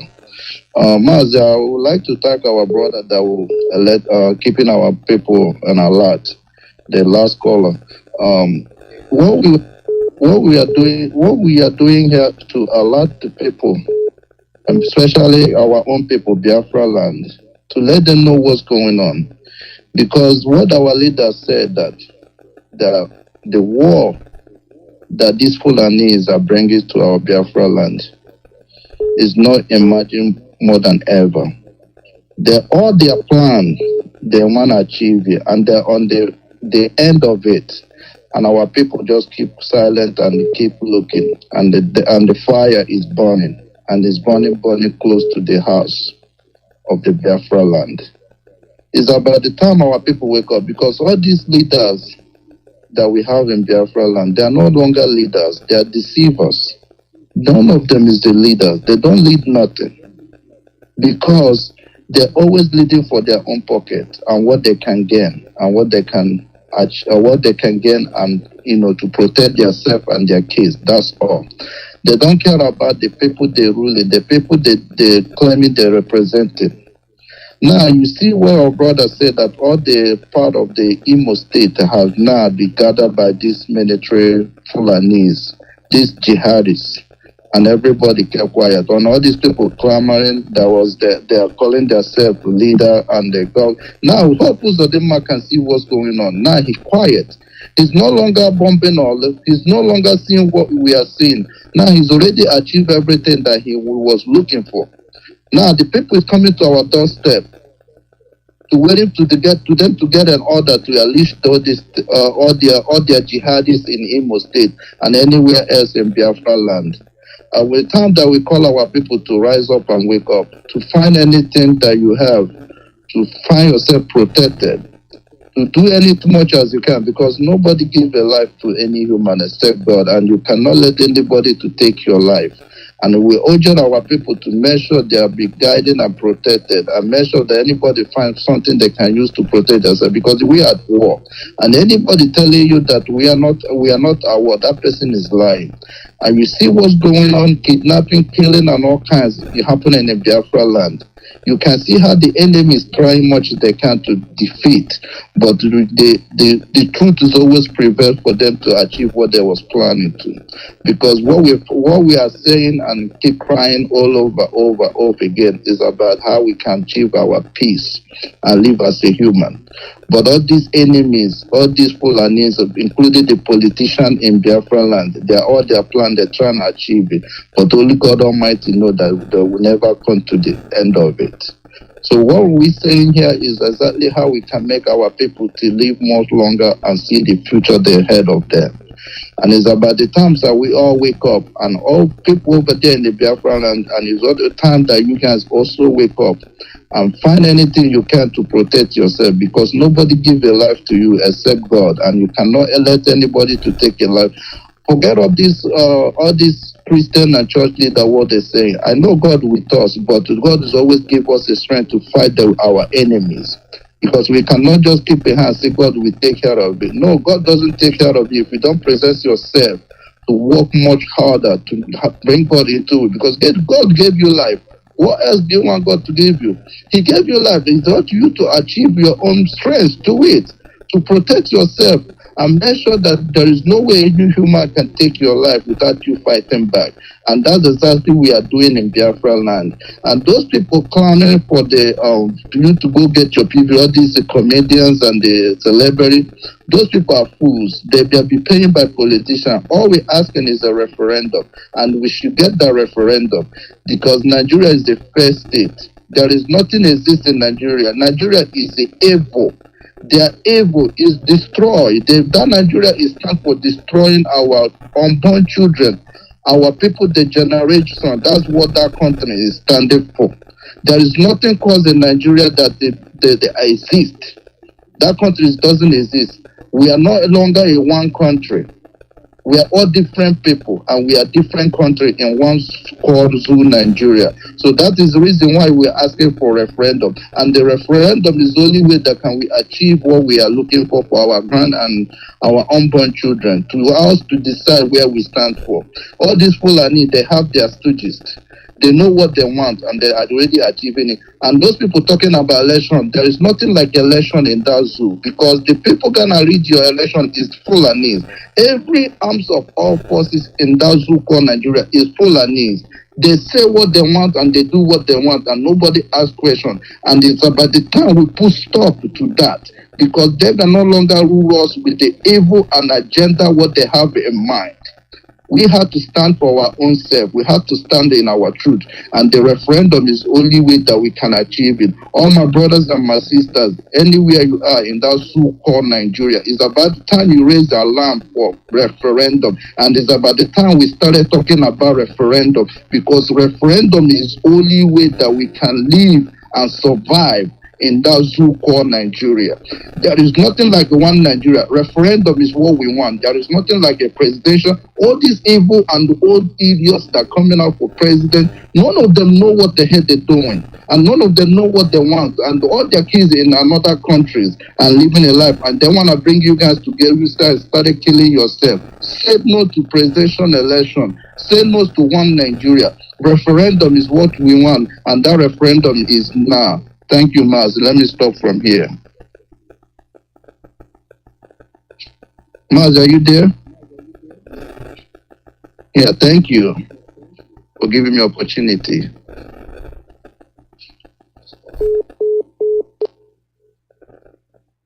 The call number is +1 484 767 0848. Wait. Stuff is going.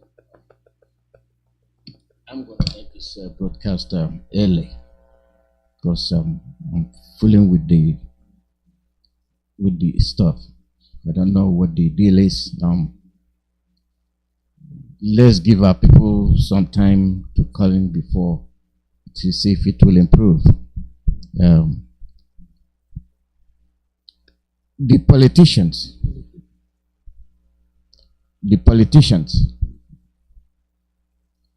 they are not doing what they are supposed to do. They are not. Caller, your name and where you calling? Good morning, Dr. Aloz here. Thank you so much, my brother, for your program every day. Dedicated and steadfastness. I appreciate you so much. My brother, well, I appreciate the comments people are making. At the same time, I would also appreciate all the suggestions that people should be bringing out. Solutions is what they should be gearing up for. Solutions. We know what our problem is. We know very well what is going on. And this morning program,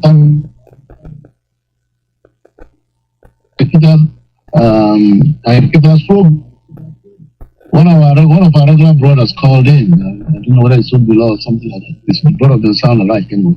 So he called and he was just stating what an anonymous individual told him as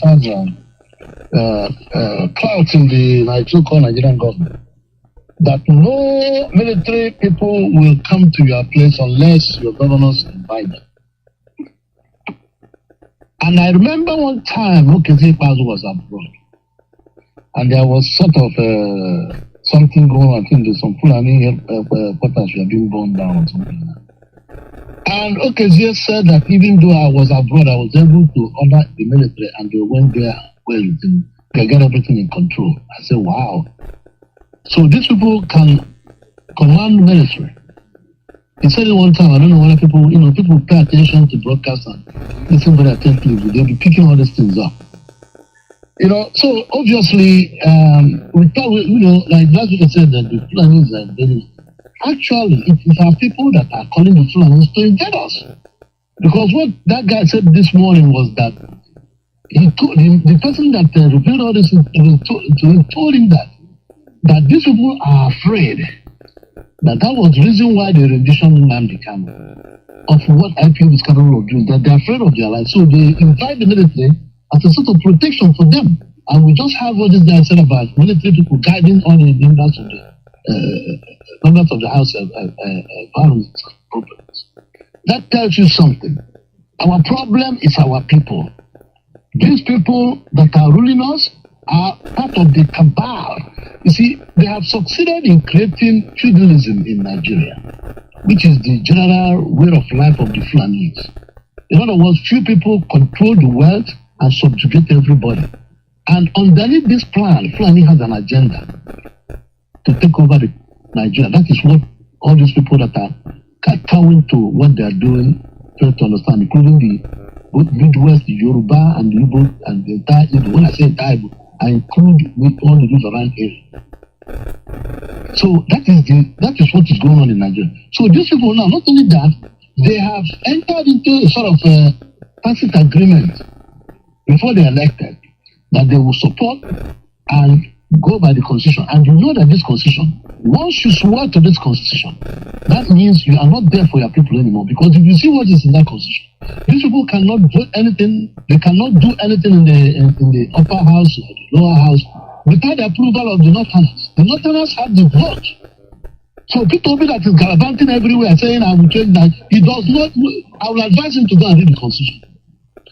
No matter how intelligent you think he is, because I think he's not, if he's intelligent, he shouldn't be fighting for what he's fighting for, to rule Nigeria. Because the constitution is what is holding that country down. If these people really wanted any good change, they would have, all this time around, changed the constitution. But instead, the only amendment they're making for the constitution now is that when somebody lives in any part of Nigeria for 5 years, that land where he lives now becomes automatically his land and his property. Are people aware of it? And this thing has passed the first reading, second reading, and they're about to pass it as a law. In other words, if you, like you said the other day, if you're abroad and somebody comes and you have an empty land, he comes and occupies your empty land for 5 years, and you fail to kick him out, he stays there for 5 years, he becomes now automatically his own land, and he becomes a citizen of that particular place. So what they're telling you is that all these Fulanis that are now driving people out of their properties and their land, occupying it, in the next 5 years, it becomes automatically their own. And we know that the way things stand right now, they are not going to live there. The war is not putting any pressure for the IDP people to go back to their land. So instead, they are providing them with camps and tents. So that is the problem we have now. You know, and people are not paying attention to this. I mean, we need a solution to what is going on. We need to organize ourselves and start combing our bushes. Let's see who's going to be an opposition to that. I'm telling you, if the masses will come out one day in hundreds of thousands with machetes and guns, and even if it's den guns, and move into the bushes, Fulanis will run. They will run away. Once they hear the sound of bullets, they will run away. These people are cowards. We have to do something. It's not just talking. We really have to do something. Our ESN in the bush, if they're in the bush and they're active, I don't see why all this nonsense going on in the bush should be going on. They should attack them. That's the only way we can solve this problem. Talking is cheap. Action speaks louder than words. We can lament and lament and lament and lament and lament. We know who the problem, we know who's causing all these things. We know them. These people are not with us. We know who they are. Nobody will fight this fight for us except we.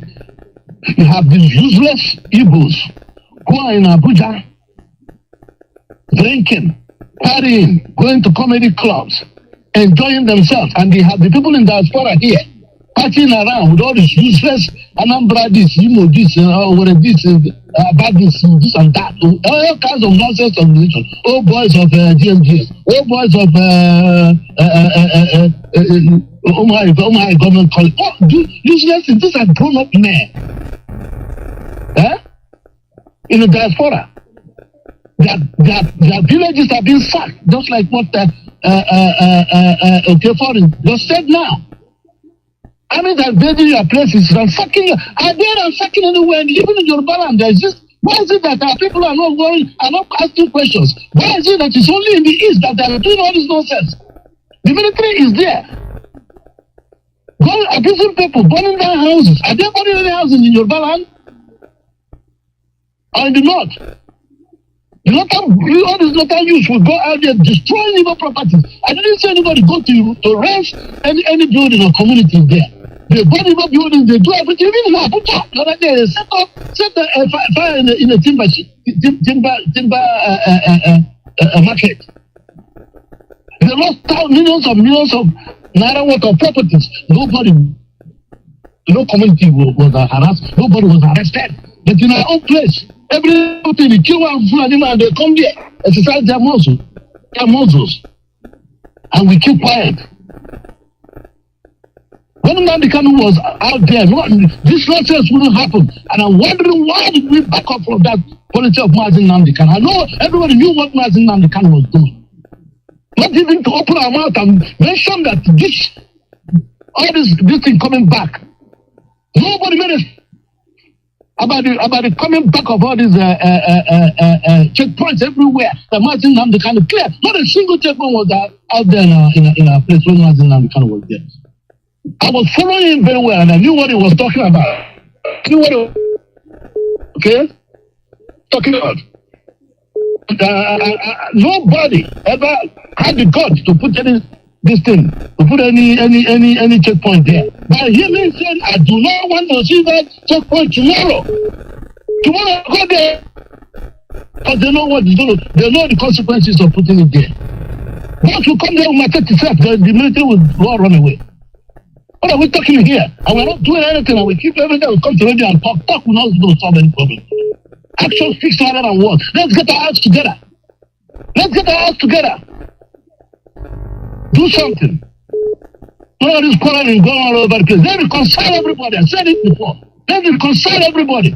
Come together. Unity is strength. Divided we fall. Who are you reconciling there? You can't reconcile anybody.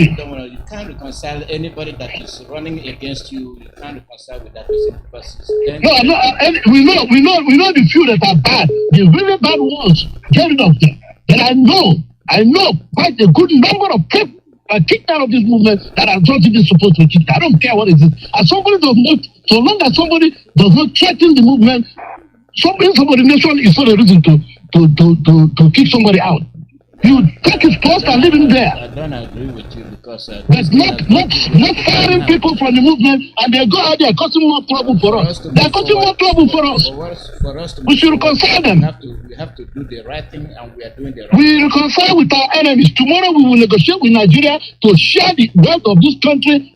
Around table with them, despite the number of people they have killed, irrespective of the number of family members you lost, it is the same Nigerian people, the Fulanis, that you're still going to sit down and negotiate how to divide that country, whether we like it or not. You negotiate with your enemies, you don't negotiate with your friends. No matter what they've done, if they repent and come back, welcome them.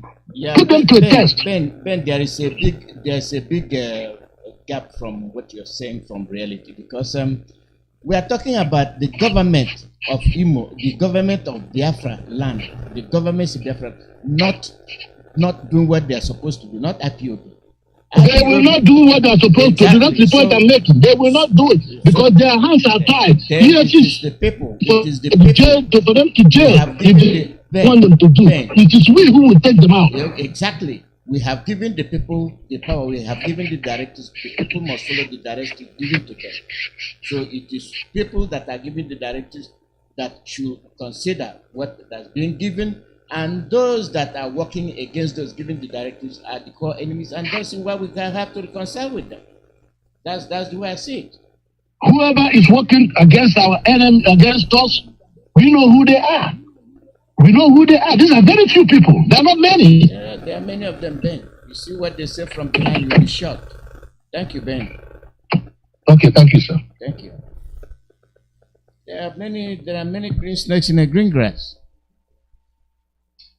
We see them, we know them, and they come up openly. And anything you move to go forward, they twat it. Look at the US. We just put it together the other day, and you tell me you're going to go bring them back. Then we go to square one, and our villages are being invaded. And you have the government, you have the people elected in the office to what? You know, whatever we're doing. They should be ashamed of themselves. They should be ashamed of themselves. They have all their cronies all around here in the US. They have them.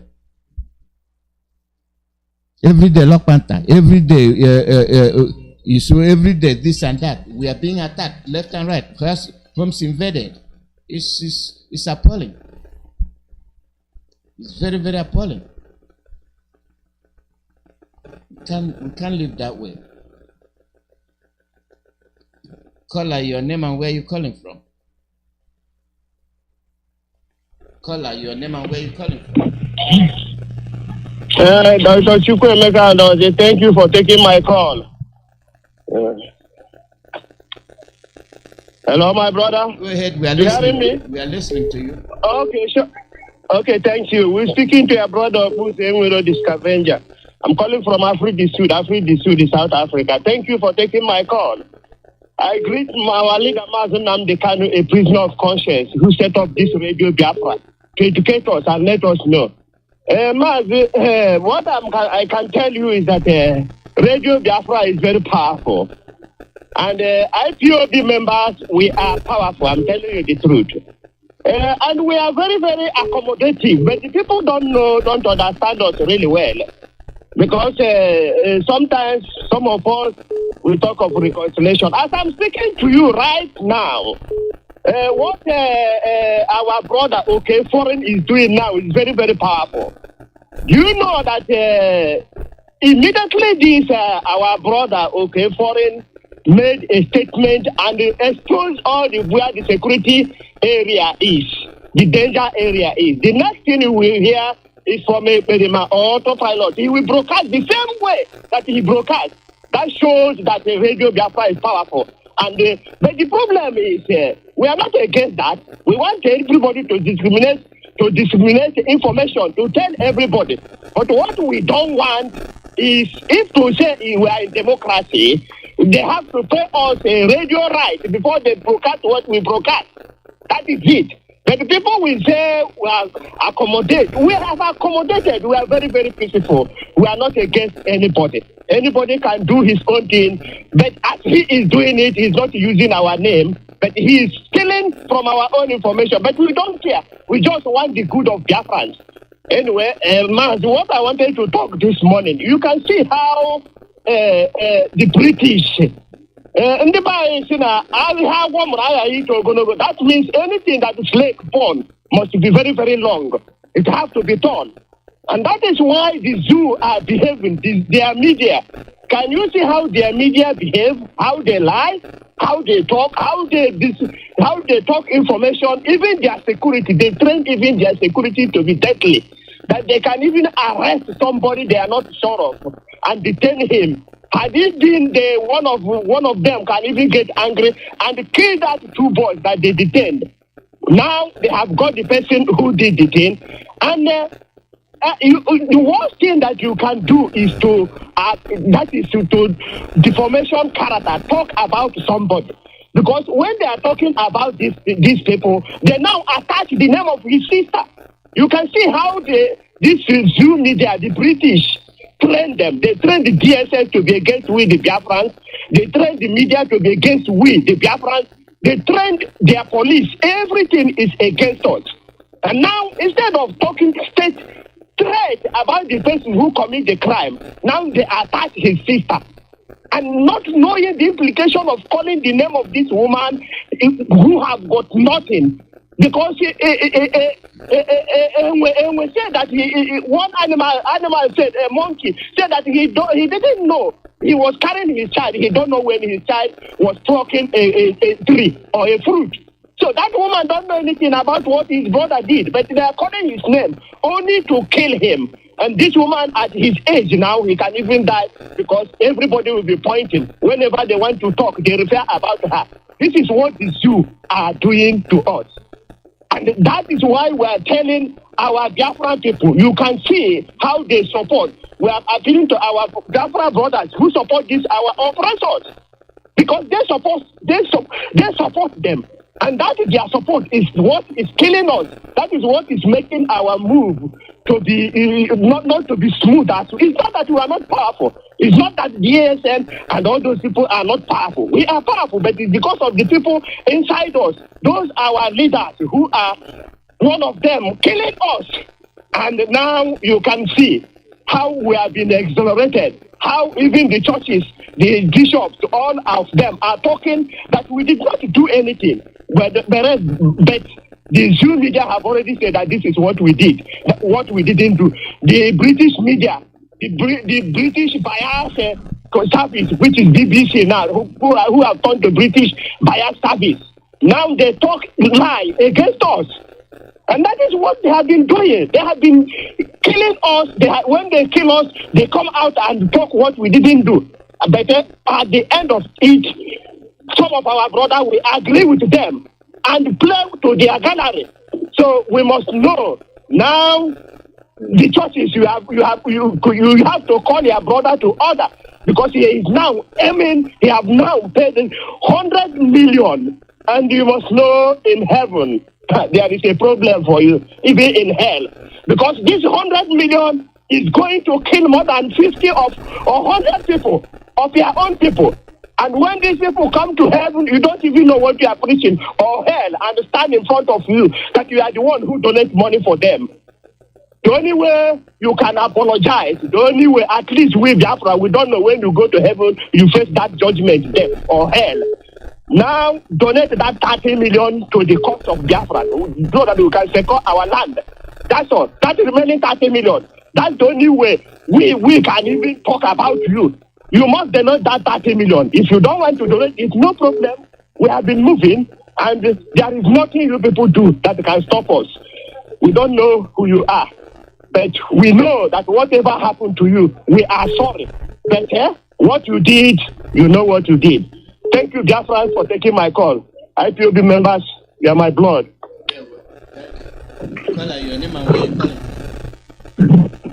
Mazi, good morning from your side and good evening from here.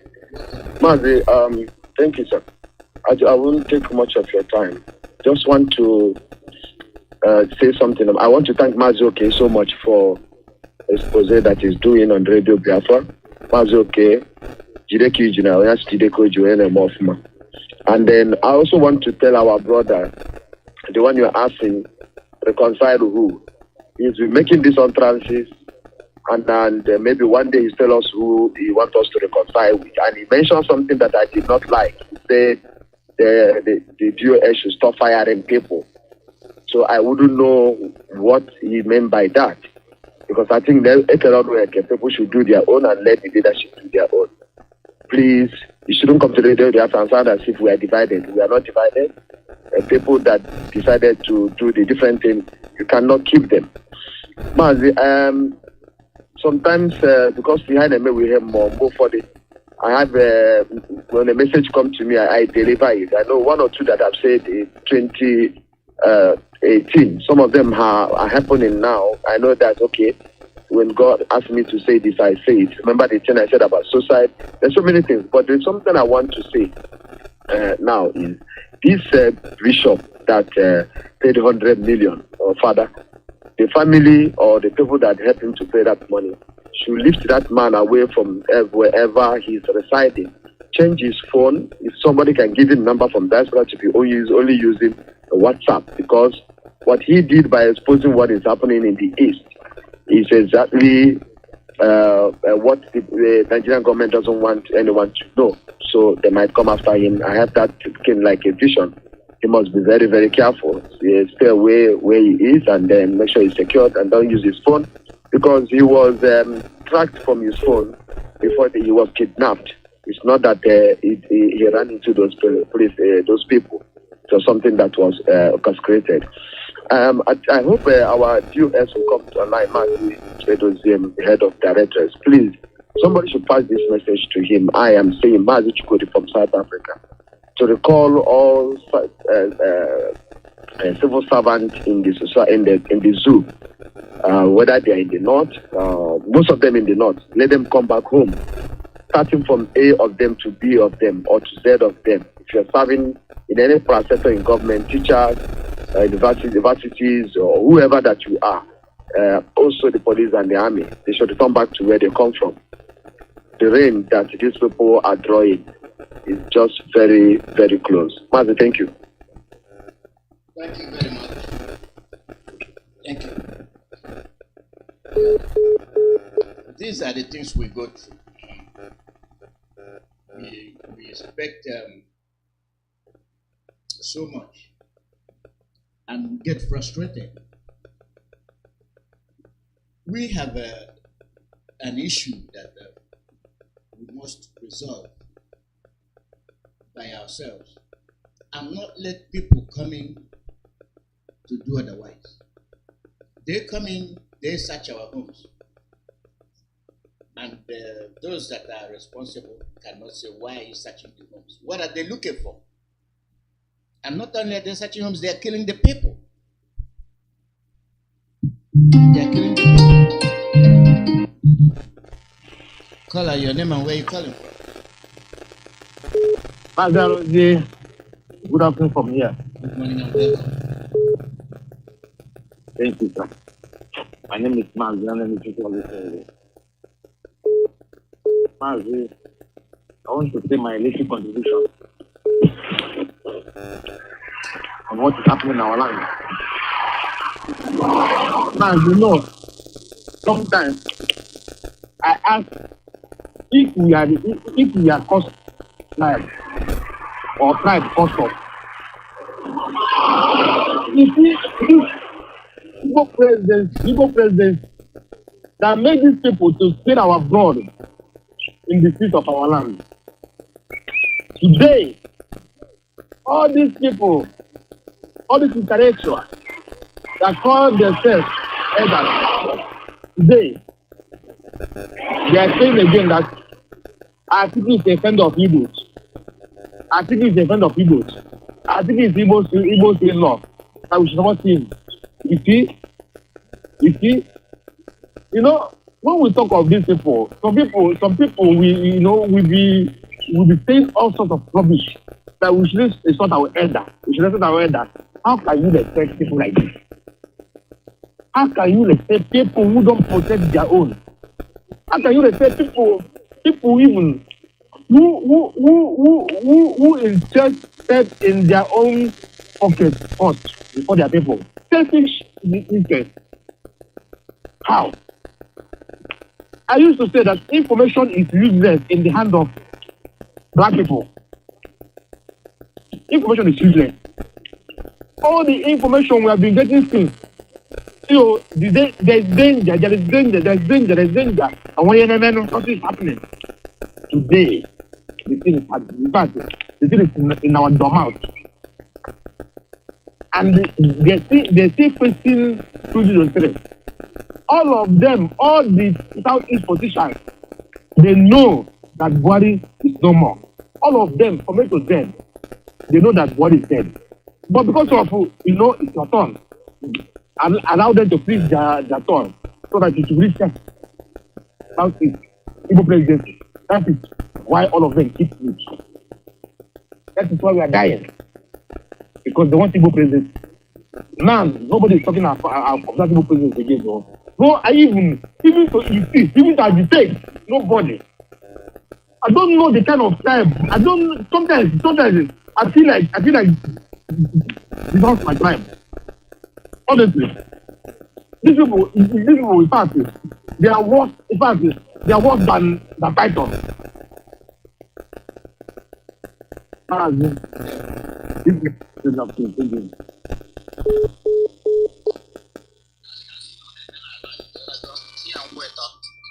ihe nkwetọ na ọdaga tụrụ bọmbụ ebe a na ị ga-ahụ displo FN dị ọtago ọ na-eme na anọ m n'elu ụlọ elu na-evidio dis na ọ na-eme live ihe sarị nkwetọ wee hụrụ anwụrụ na-asụ ebe a na ị ga-ahụ na ọ na-eme live na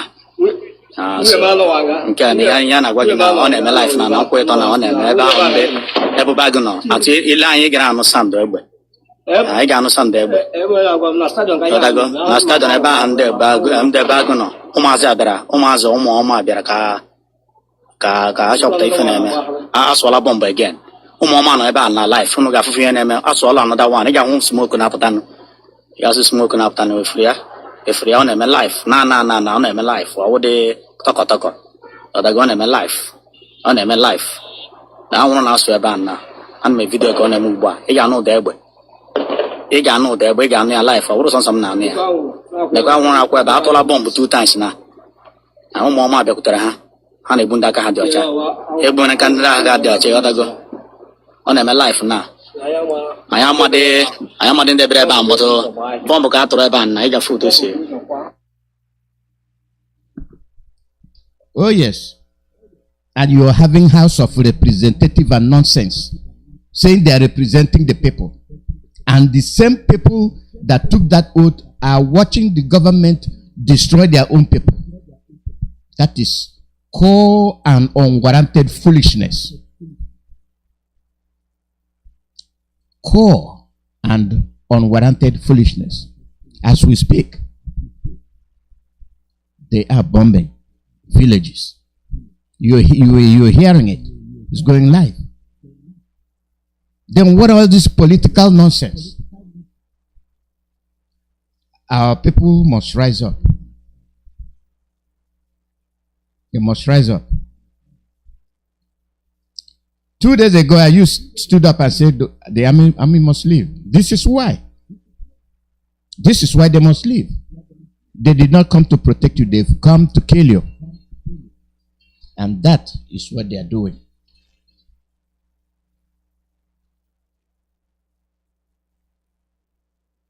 Call out your name and where you're calling from.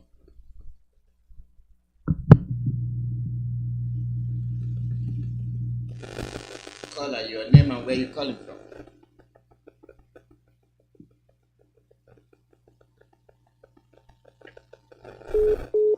Yeah, that line has dropped. Our people video. They've declared war. They are fighting. They are attacking us. Call out your name and where you calling from. Good afternoon, sir. Good morning from here, Danny. Welcome. Yes, sir. Mazi, I'm just hearing what is happening, and I'm hearing the seriousness in the first voice.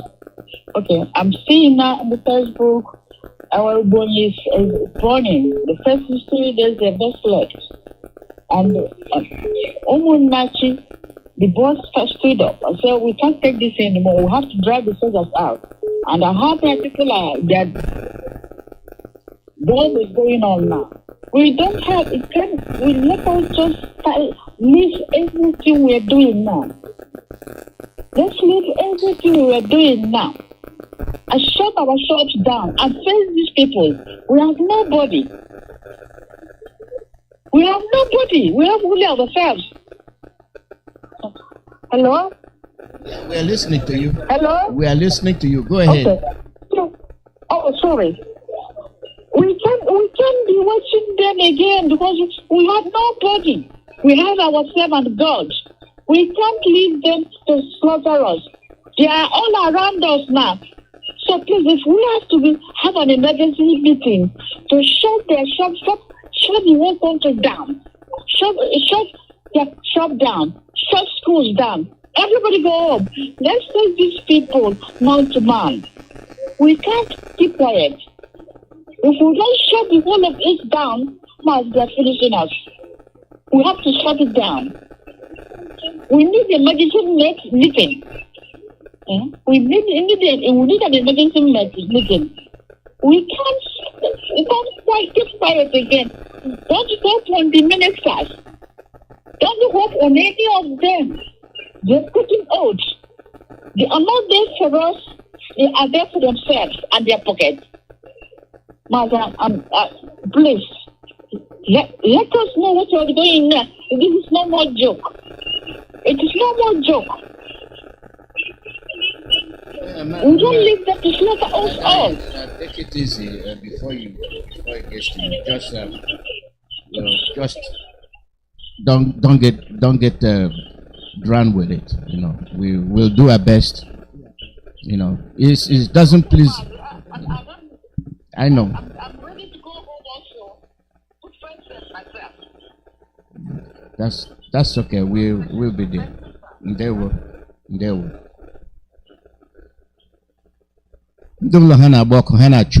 We have an issue. We have a problem.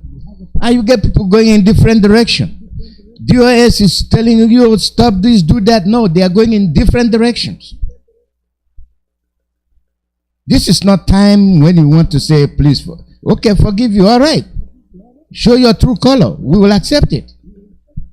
But the delay you caused when you went astray is affecting us. It's affecting everybody. We must not put ourselves in a position where we have to be crippled. Call out your name and where you call it. Hello, Mazi Iyke, good afternoon. I'm calling from Obodo Manama.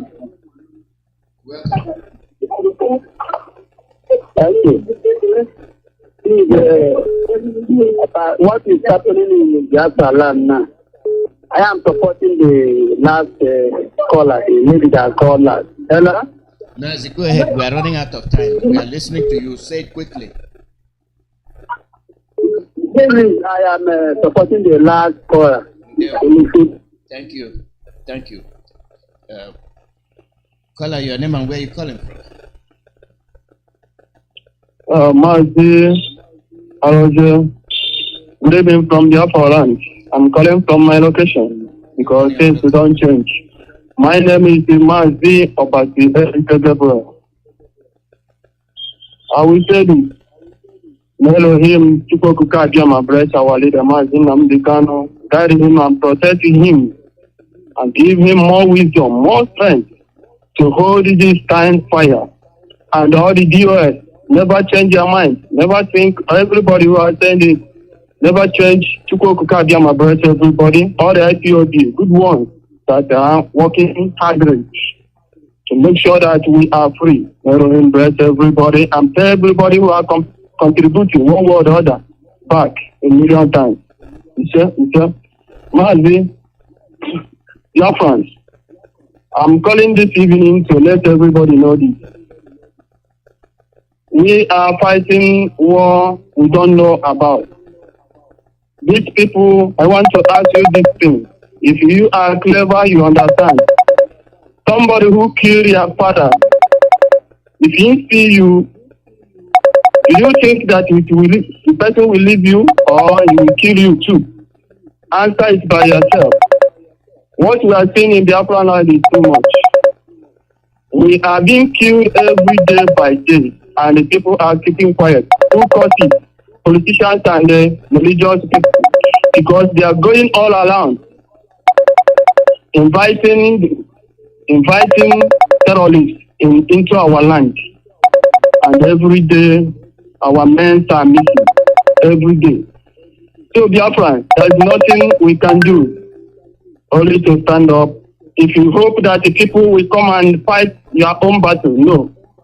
If you think that other country will come and fight for you in your land, no. Stand up and do the needful. Our leader have taken the bullet since till today. Please, Biafra, contribute to ESN. Contribute, please. Because what we are seeing is getting out of hand. Our people are going down every day. What do? Do we offended anybody? So, this thing I wanted to say, please, Ben, I am very, very disappointed in you. What you said this evening, we should reconcile. Do you know how they are killed Ikonso? It's a sabotua. Do you know why they are killed Emeka Ozemena? It's sabotua. Do you know why they are killed Uchenna Oji? Because sabotua. Amaka Ife, sabotua. All those people are men who died because of sabotua. You wanted us to reconcile the person you don't know. Okay, tell us to go and reconcile with you. Evil planning terrorists. These things, I don't know. Please, if you know that you are Biafran, stay away from this kind of talk. We are going down every day.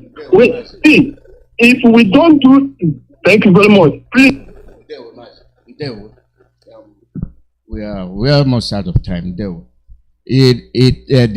The furiousness of what we're experiencing is for the DOS and HOD to warn and tell people to stay the course, but they decide to sabotage. They decide to call them names. They decide to live on lies, and they're doing experiment. Now the hour is here. Let's see what will happen. Now the hour is here. It is not a contest. We have issues. This is not a contest. It is a reality, and our people are being killed. You raise fund. Where is the fund? You dock it and come and say you're a disciple. You're a disciple. DOS every day will be issuing that, do this and do that and be free. No, nobody will do it. You want this person sold, this person that. All money. What are you doing with it? Nobody knows. Where the money you collected, we have ESN, they have to be equipped. You don't see it. Now is the time of the hour. Now is the time of the hour. You disobeyed the DOS, you disobeyed the Director of State, you disobeyed anything that Mazi Nnamdi Kanu put in place, and you're saying you're a Biafran. Now they have started the war. They gave you an example of that yesterday when they told you that they are improvised explosion by IPOB and ESN. That's what they told you. And today the bombs are going off. They are going off. Who are they killing? Your brother, your sister, my brother. They are killing our people.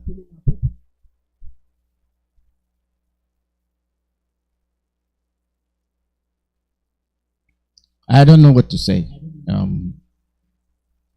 Our foolishness has reached an extent where we have to retrace. I'm sorry I couldn't access some of the information. Something is wrong with my phone and internet, whatever it is. So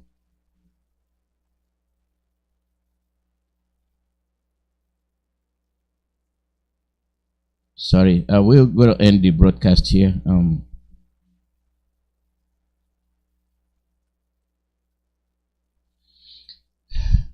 I thank all of you for listening. We'll be on the air again. The women will be on the air tomorrow. So thanks to all of you. They'll be on the air tomorrow, and you listen to them, you enjoy. I thank all of you for listening. We'll be on the air again. The women will be on the air tomorrow. So thanks to all of you. They'll be on the air tomorrow, and you listen to them, you enjoy. I thank all of you for listening. We'll be on the air again. The women will be on the air tomorrow. So thanks to all of you. They'll be on the air tomorrow, and you listen to them, you enjoy. I thank all of you for listening. We'll be on the air again. The women will be on the air tomorrow. So thanks to all of you. They'll be on the air tomorrow, and you listen to them, you enjoy. I thank all of you for listening. We'll be on the air again. The women will be on the air tomorrow. So thanks to all of you. They'll be on the air tomorrow, and you listen to them, you enjoy. I thank all of you for listening. We'll be on the air again. The women will be on the air tomorrow. So thanks to all of you. They'll be on the air tomorrow, and you listen to them, you enjoy. I thank all of you for listening. We'll be on the air again. The women will be on the air tomorrow. So thanks to all of you. They'll be on the air tomorrow, and you listen to them, you enjoy. I thank all of you for listening. We'll be on the air again. The women will be on the air tomorrow. So thanks to all of you. They'll be on the air tomorrow, and you listen to them, you enjoy. I thank all of you for listening. We'll be on the air again. The women will be on the air tomorrow. So thanks to all of you. They'll be on the air tomorrow, and you listen to them, you enjoy. I thank all of you for listening. We'll be on the air again. The women will be on the air tomorrow. So thanks to all of you. They'll be on the air tomorrow, and you listen to them, you enjoy. I thank all of you for listening. We'll be on the air again. The women will be on the air tomorrow. So thanks to all of you. They'll be on the air tomorrow, and you listen to them, you enjoy.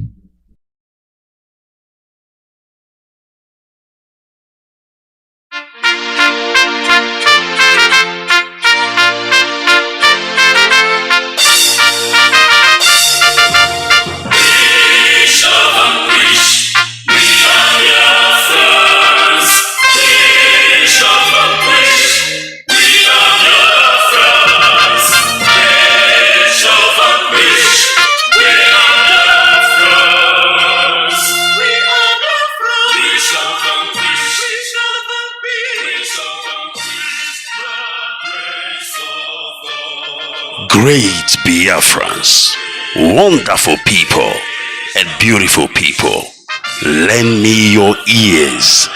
Buried for 50 years, Britain and BBC shameful role in the Biafran war. 1 million children starved to death, women raped, mothers, pregnant women cut up, and the babies taken out and slaughtered right before BBC camera lens, the British corporation BBC. And today BBC is trying to rewrite history. BBC is trying to make the victim the villain. And therefore, we Biafran, under the leadership of our Supreme Commander, Mazi Nnamdi Kanu, we are taking the war to the British corporation doorstep. Biafra worldwide phone call and Twitter campaign against British Broadcasting Corporation BBC. Starting date, the 19th day of May to the 3rd of June 2022. Now listen, be polite and use the following prompt when you call the British Broadcasting Corporation. Hello, my name is, you give them your name. I am calling to ask about BBC policy of propaganda against the victims of genocide. Listen and pay close attention. Number 1, why is BBC always twisting facts and covering up genocide by Fulanis in Nigeria? Number 2, when will BBC make a documentary about the current Fulani genocidal killing in Nigeria?